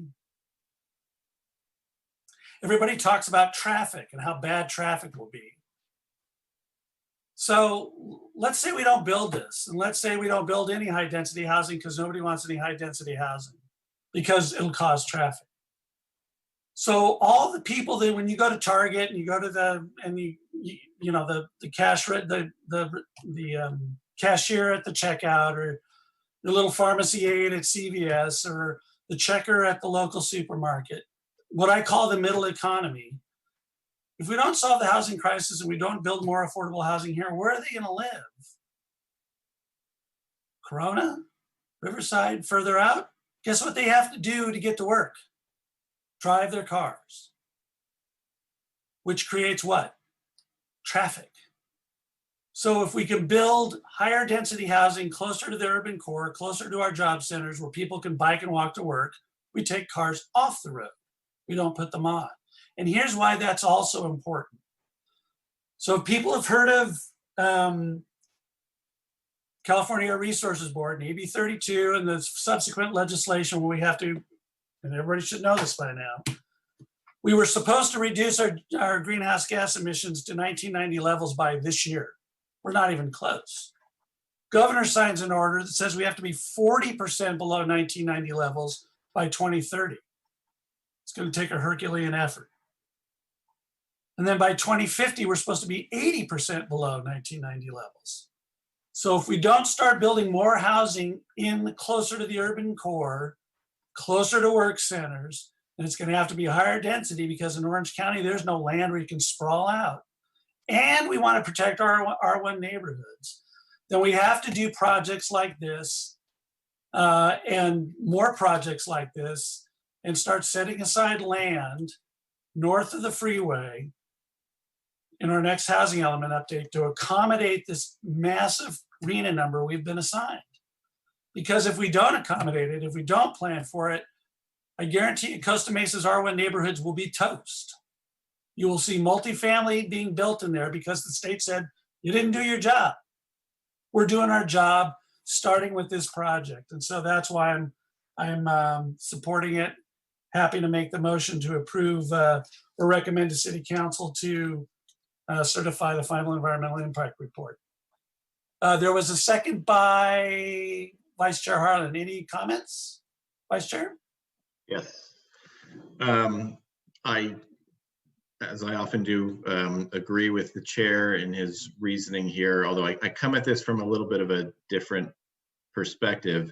I think putting aside the fact that we're in the midst of a global pandemic, this project stands on its own merits anyway. We talk about it checking the boxes. So it provides much needed housing and more importantly, affordable housing. And for anyone who wants to just seemingly dismiss the fact that 106 units is a drop in the bucket, I just need to point you to the fact that over the last 7 years, we have built not even 1,000 market rate units in the city and only 6 affordable units. So it is a daunting task. We often give lip service to the idea of building affordable housing, but actually executing it is tremendously difficult. So I think this project definitely takes its responsibility and obligation to provide that, and it is no small feat.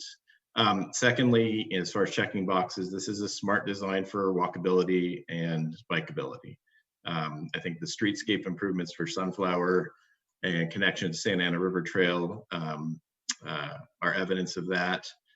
It clearly capitalizes on its location adjacent to major job center, and it certainly complements the economic and cultural center that we have in the South Coast metro area. Lastly, I think as far as its benefits, it does, as the chair notes, it helps protect our traditional single-family residential neighborhoods, most of which are south of the 405. And for a lot of people, that's a very personal issue. They feel like development in the city has run rampant, and the next single-family lot is poised for redevelopment with a handful of units, where once was a 1950s bungalow. I won't say that this actually relieves all of that pressure, but I think it certainly ameliorates the situation. And we don't just do smart planning by checking boxes. I think what is really a testament to this project's intelligence is the fact that the community, to my mind, has spoken in favor of this. By my account, it's, I think, on about 2-to-1 tonight between all of the public comment in favor of the project. And it's not just the quantity that really persuades me, it's the breadth of the comments. People from all areas of the city, different demographics, people who've lived here for decades to, recent millennials. To me, to get that kind of support really says that this project does have a resonance citywide. And I appreciate the fact that at this very time, we actually have a developer who's willing to make an enormous investment in our city. Many people have complained and said, well, now is not the time to move ahead. We should just kind of slow down. I take the exact opposite tact. I think we need bold intervention now. I think we have a developer who's willing to put the money into the city and has already invested in the city. That doesn't happen often. So lastly, I think the pandemic, if anything, has just highlighted the fact that we need to take this kind of action. And whereas in the past, we were able to rely on organizations and businesses like South Coast Plaza, we're just not going to have that luxury anymore. We need to find a way to better develop economically. So for those reasons, I support this project and the motion before us. Okay, Commissioner Perkins, comments? Yes, thank you. I think I'd like to echo much of what Chair Darrical and Vice Chair Harlan said. I think that this project comes at a time when we are in a severe housing crisis. We desperately need more housing for everybody from retirees on fixed incomes to students just out of school. We have so many people who cannot afford to live in our community, and this project will help with this. Our city is jobs rich and housing poor, and this helps move us in the right direction and adds housing directly to an area that is very jobs rich, thus promoting biking and walkability and allowing it to have a surprisingly small effect on traffic than you would otherwise expect for a project of this scale. And of course, the RHNA numbers, that we have to build 11,000 new units of housing in the coming 8 years. This makes a very large step there. So echoing much of what is said there, I think I have to mention, of course, the walkability and bikeability, and I greatly appreciate the changes that were incorporated into the specific plan to account for that and require walkability in the site. I didn't ask questions because they were all dealt with, and I really appreciate that from the staff. I appreciate all the public's comment, and again, it's actually more than 2-1 in favor. And again, not that it's a scoring match. So I am proud to be able to recommend to the City Council that they should adopt this project. Thank you. Okay, anyone else? Commissioner Colbert. Thank you, Mr. Chairman. To my fellow commissioners, I echo your comments on this particular item, as well as hearing what the community has stated about the importance of housing, also hearing what the community has stated in relation to the need for economic diversity in our city. I think it's important that we also remember that as we think about particular employers, and how particular employers have left communities before, and due to the fact that there is a need and demand for housing. The USC Price School of Public Policy issued a study, I think 2 years ago, that stated that they interviewed 14 of LA's largest employers, which accounted for 200,000 jobs. 60% of those employers stated that there was a higher cost of living impacts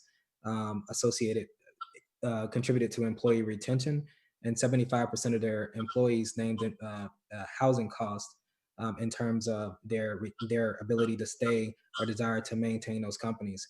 So when companies are thinking about, especially top companies like Vans and others, are thinking about recruiting top talent to communities, they have to think about if those communities can accommodate housing needs and facilitate those demands for millennial and younger families in those communities. And if they can't, then that might encourage them to go elsewhere.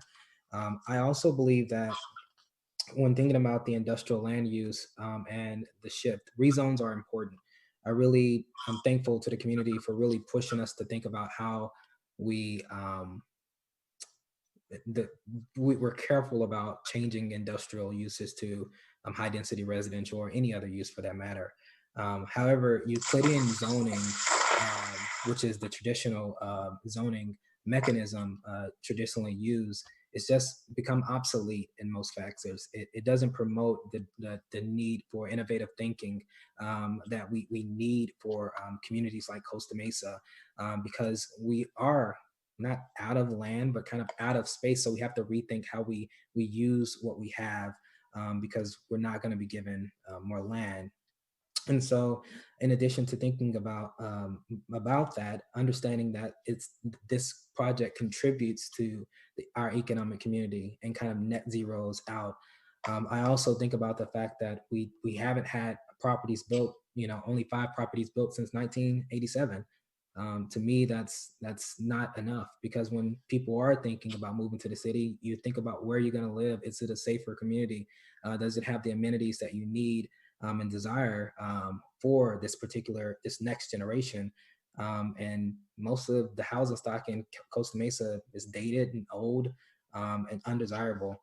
I think that the park contributions that this will make, the park and school developer fees, help achieve some of our goals, in addition to how we solve, obviously, our arena allocation.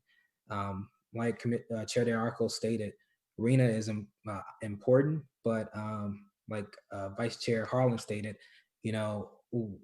outside of the pandemic and that this project stands alone, and I think it's a great project. I feel like it encourages the type of use that we need, and to individuals concerned about not moving forward or things, I think there has been a significant public approval process. And I also believe that if this makes it past council, makes it past the Airport Land Commission, then there is Measure Y. And Measure Y is the democratic opportunity for the community to say, hey, we don't want this. And I think we should give the citizens that opportunity to vote. And so for those reasons, I'm going to support this item. Thank you, Commissioner Colbert. Commissioner Zick. Thank you, Mr. Chairman. I recognize that the only motion in front of us right now is to certify the final EIR. I'll be supporting that motion. But since everyone is taking this opportunity to provide their take on the entire project, I thought I might chime in then at this point instead of waiting for subsequent motions. So first of all, I'd like to start by thanking staff for the incredible effort they've made in working on this application and responding to questions, requests for additional information. I'd also like to thank the members of the public who've taken time to engage with us and provide their inputs and feedback. All of the members of the public who've done that. I've heard a lot of passion from the public on both sides of this project. The applicant has presented a project that they're equally passionate about and feel represents many more benefits to the city than impacts. And of course, they hope to gain the support of the majority of our residents for the project. The question to me is whether or not this is truly the right project in the right place at the right time, to sort of follow the theme of the presentation. A tremendous amount of planning and engineering has gone into the project by the applicant's team, probably an equal amount of effort by our city staff and its team of consultants. And the project has a myriad of merits. And I respect the comments I've heard so far from fellow commissioners in that regard. But is this the right place? A general plan right now says no. The constraints in Measure X and the prohibitions in the state's Bureau of Cannabis Control on limitations for adjacent uses suggests no. Sitting next to a major freeway with its noise and air pollution. For residential, probably not. In terms of the amenities typical of residential communities, well, some are lacking. Parks, libraries, schools. Well, is it the right time? Yeah, absolutely, it's the right time. I agree with that. From the standpoint of the urgency expressed from the state that we have more housing. In fact, they're dictating it, just as Chairman DeErickle has indicated. But is it the right time if we haven't actually created a plan for how we're going to meet that order? I mean, simply approving a project that comes along, meets a developer's business model, counts towards arena target, and that's all we have. I think it shows a disregard to good planning and a problematic reflection of our general plan. I'm not entirely sure this project would garner anywhere near the enthusiasm it's getting tonight if it were not for the state's directive for more housing and the inclusion of the affordable housing. To me, although this may be viewed as the first olive out of the jar, it feels a little bit like ready, shoot, aim. And maybe we'll hit the target, maybe we won't. Every project that comes before us, I've said this before, is considered significant. Significant to the applicant, it's significant to those around the project that would enjoy its benefits or feel impacted. When we approve projects, they have lives of 50 to 75 years or longer. And because of that, I think getting it right bears heavily on us in making our decisions. I don't take it lightly, and I absolutely know none of you do either, regardless of what side of the project you land. If the project is good for the city, though, the vast majority of residents will tell us that, and they'll support it in their Measure Y ballot votes later this year. Some view that Measure Y as an obstacle or a hurdle too high. My view is not that. My view is it places the appropriate obligation on a developer to seek and ensure community support for the major discretionary projects, compromising if necessary. We saw that with education first. There's no reason to believe that shouldn't exist with every major discretionary project.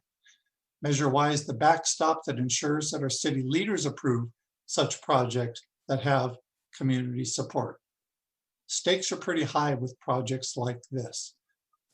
Obviously, I'm concerned that the applicant doesn't welcome with straightforward language that the city's support would be important to them.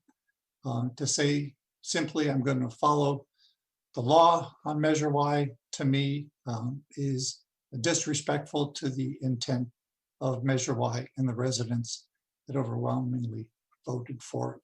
So all of that said, I'm not at a place tonight where I can support the project as is.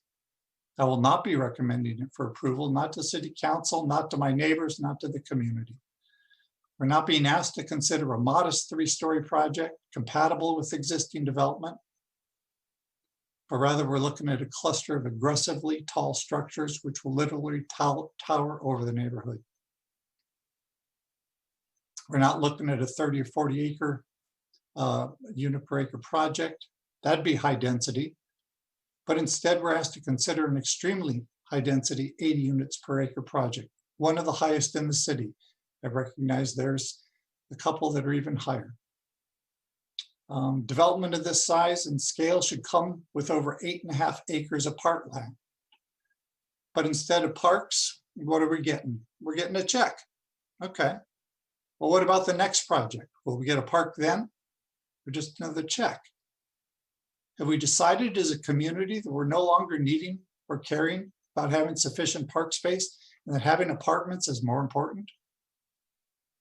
I mean, if the current pandemic has taught us anything, and it's taught everyone different lessons, but it's that we lack sufficient park space for people to get outdoors, spread out, and recreate. In fact, our city leaders determined we had to close our parks. Why? Didn't have enough space for people to spread out without overcrowding. And we're not being asked to consider a for sale ownership project, something we need. It's something that's a stated priority in our community objectives. Costa Mesa is upside down in its ratio of rental to ownership property relative to all the neighboring communities. Instead, we're getting more rental apartments. It only adds to that imbalance. There is an emerging consensus that we need more housing, though. I agree with that. In Costa Mesa right now, there's over 150 homes for sale and over 1,500 apartments currently available for rent.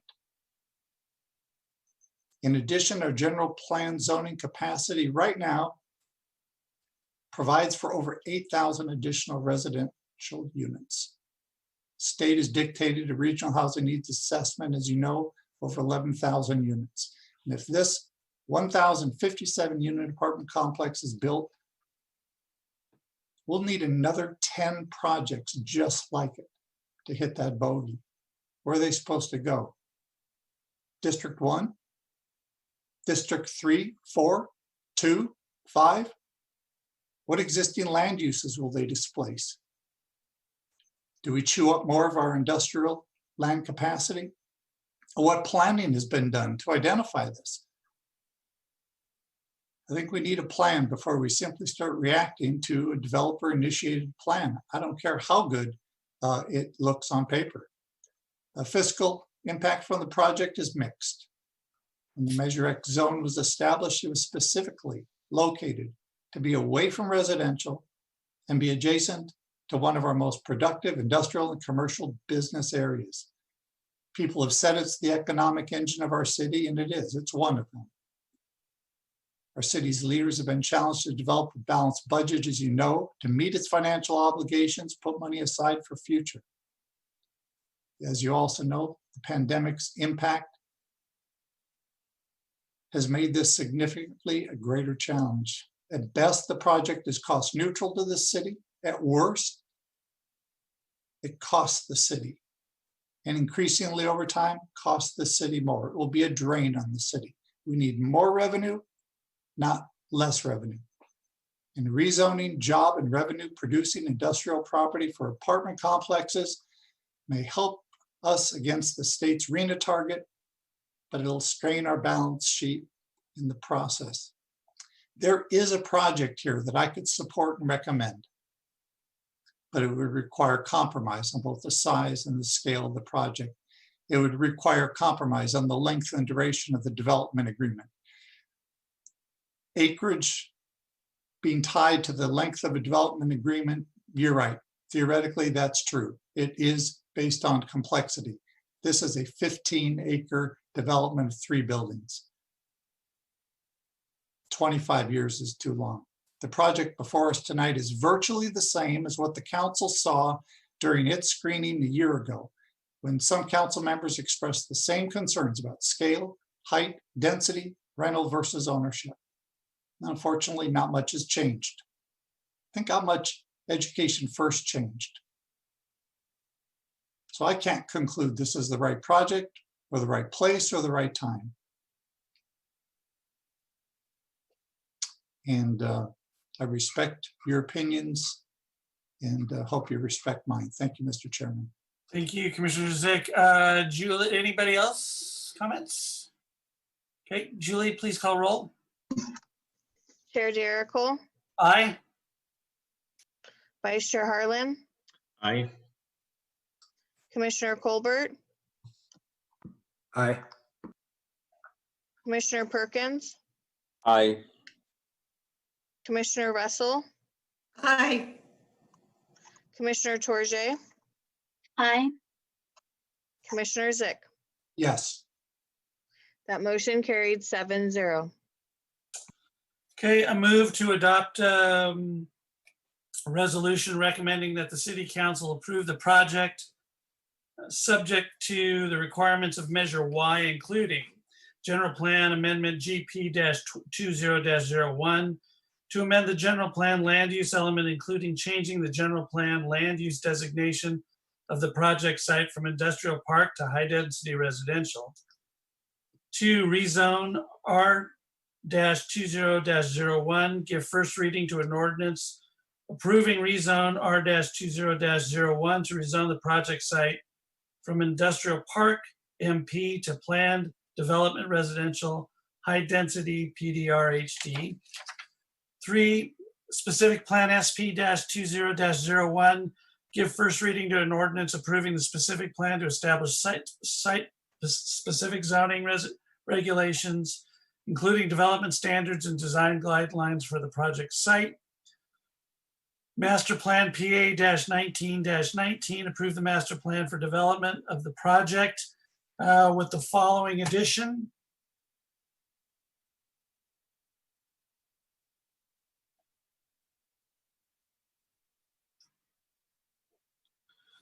Final design review for the parking structure in the master plan shall be required for the aesthetic treatment of the south elevation of the parking structure adjacent to the I-405 freeway, and shall be subject to review and approval by the Planning Commission, including the inclusion of vertical landscaping treatments in addition to the public art component. Then tentative track map T-19-01, approved tentative track map number 19105 to subdivide the property, including establishing the right to a future airspace subdivision for condominium purposes. And finally, development agreement DA-20-02, give first reading to an ordinance approving development agreement DA-20-02 between the city and the applicant. Is there a second? I'll second that. Who was that?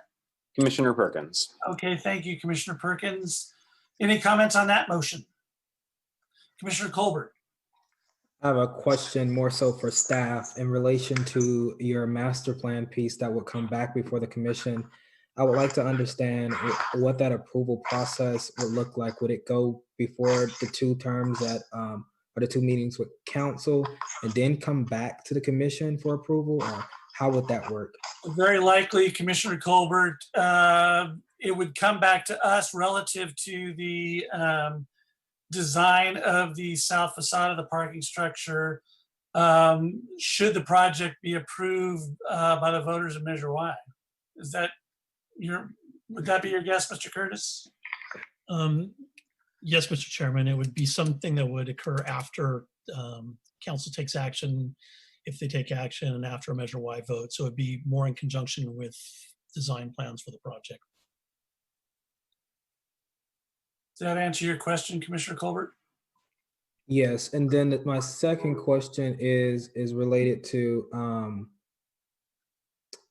did Baker Block require a similar approval process to come back to the commission for a master plan process or after it went to the Arts Commission? Or I don't know, maybe Manu knows or somebody knows. I don't know what that process was. The Baker Block did have a zone change and a master plan. It was approved as one project, but the mural had a separate process, and that went before the Arts Commission. Okay, thank you, Mrs. Shivy. Okay, anybody else? Okay, Julie, please call the roll. Okay, Chair Jericho, Aye. Vice Chair Harlan, Aye. Commissioner Colbert, Aye. Commissioner Perkins, Aye. Commissioner Russell, Aye. Commissioner Torje, Aye. and Commissioner Zick. No. So that motion carried 6-1 with Commissioner Zick voting no. Okay, and so since these are recommendations to the city council, there's really no appeal process. It will automatically go to the city council. So first of all, I want to thank Barry and Jennifer and Nancy and Manu and all the planning staff, Julie, Brenda, thank you much for being here, Ms. Bennett. I know, given the circumstances and the magnitude of this project and the complexity of this project, the amount of work that you had to put in on the fly, operating remotely, getting these documents ready for us, particularly in the span between April 13th and today, when we asked a lot of questions and asked for a lot of additional information. It all came together beautifully. You guys are heroes in my eyes. This is just top shelf work as I told Barry today, I couldn't be more proud of you guys, and really appreciate your effort very much. Everybody who was involved. So thank you very much for that. With that, is there any public services report tonight, Mr. Mejia? Is he even still around? He is. There, I was able to unmute it now. Mr. Chairman, I do not have any reports tonight. You do or you do not? I do not have any reports tonight. Okay, Barry, anything on development services? Mr. Chairman, one of the speakers early in the meeting brought this up, but the signs proposed for the triangle, the applicant has requested they be continued till at least into July, and just wanted to give a heads up that the intent would not be to hear them at the next meeting. Okay, very good. Thank you, sir. Mr. Preziosi, any city attorney report?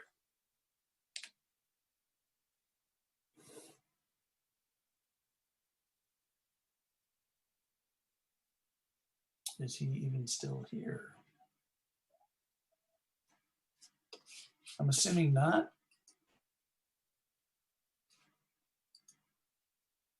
Okay, I'll take that as a no.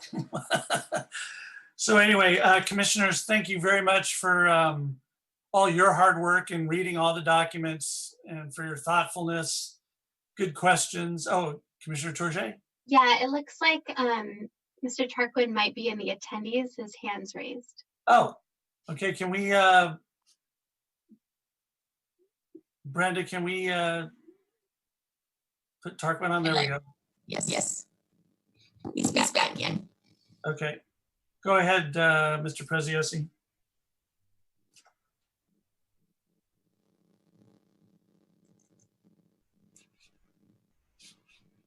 Chair Derical, no report. Yes. No report? No report, Chair Derical. Okay, thank you very much. Commissioner Colbert? Mr. Preziosi, I have a question in relation to the Measure Y comment that was made.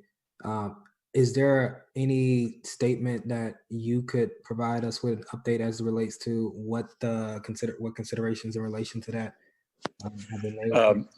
Commissioner Colbert, yes, my office has determined, as requested, that Measure Y does apply to this project.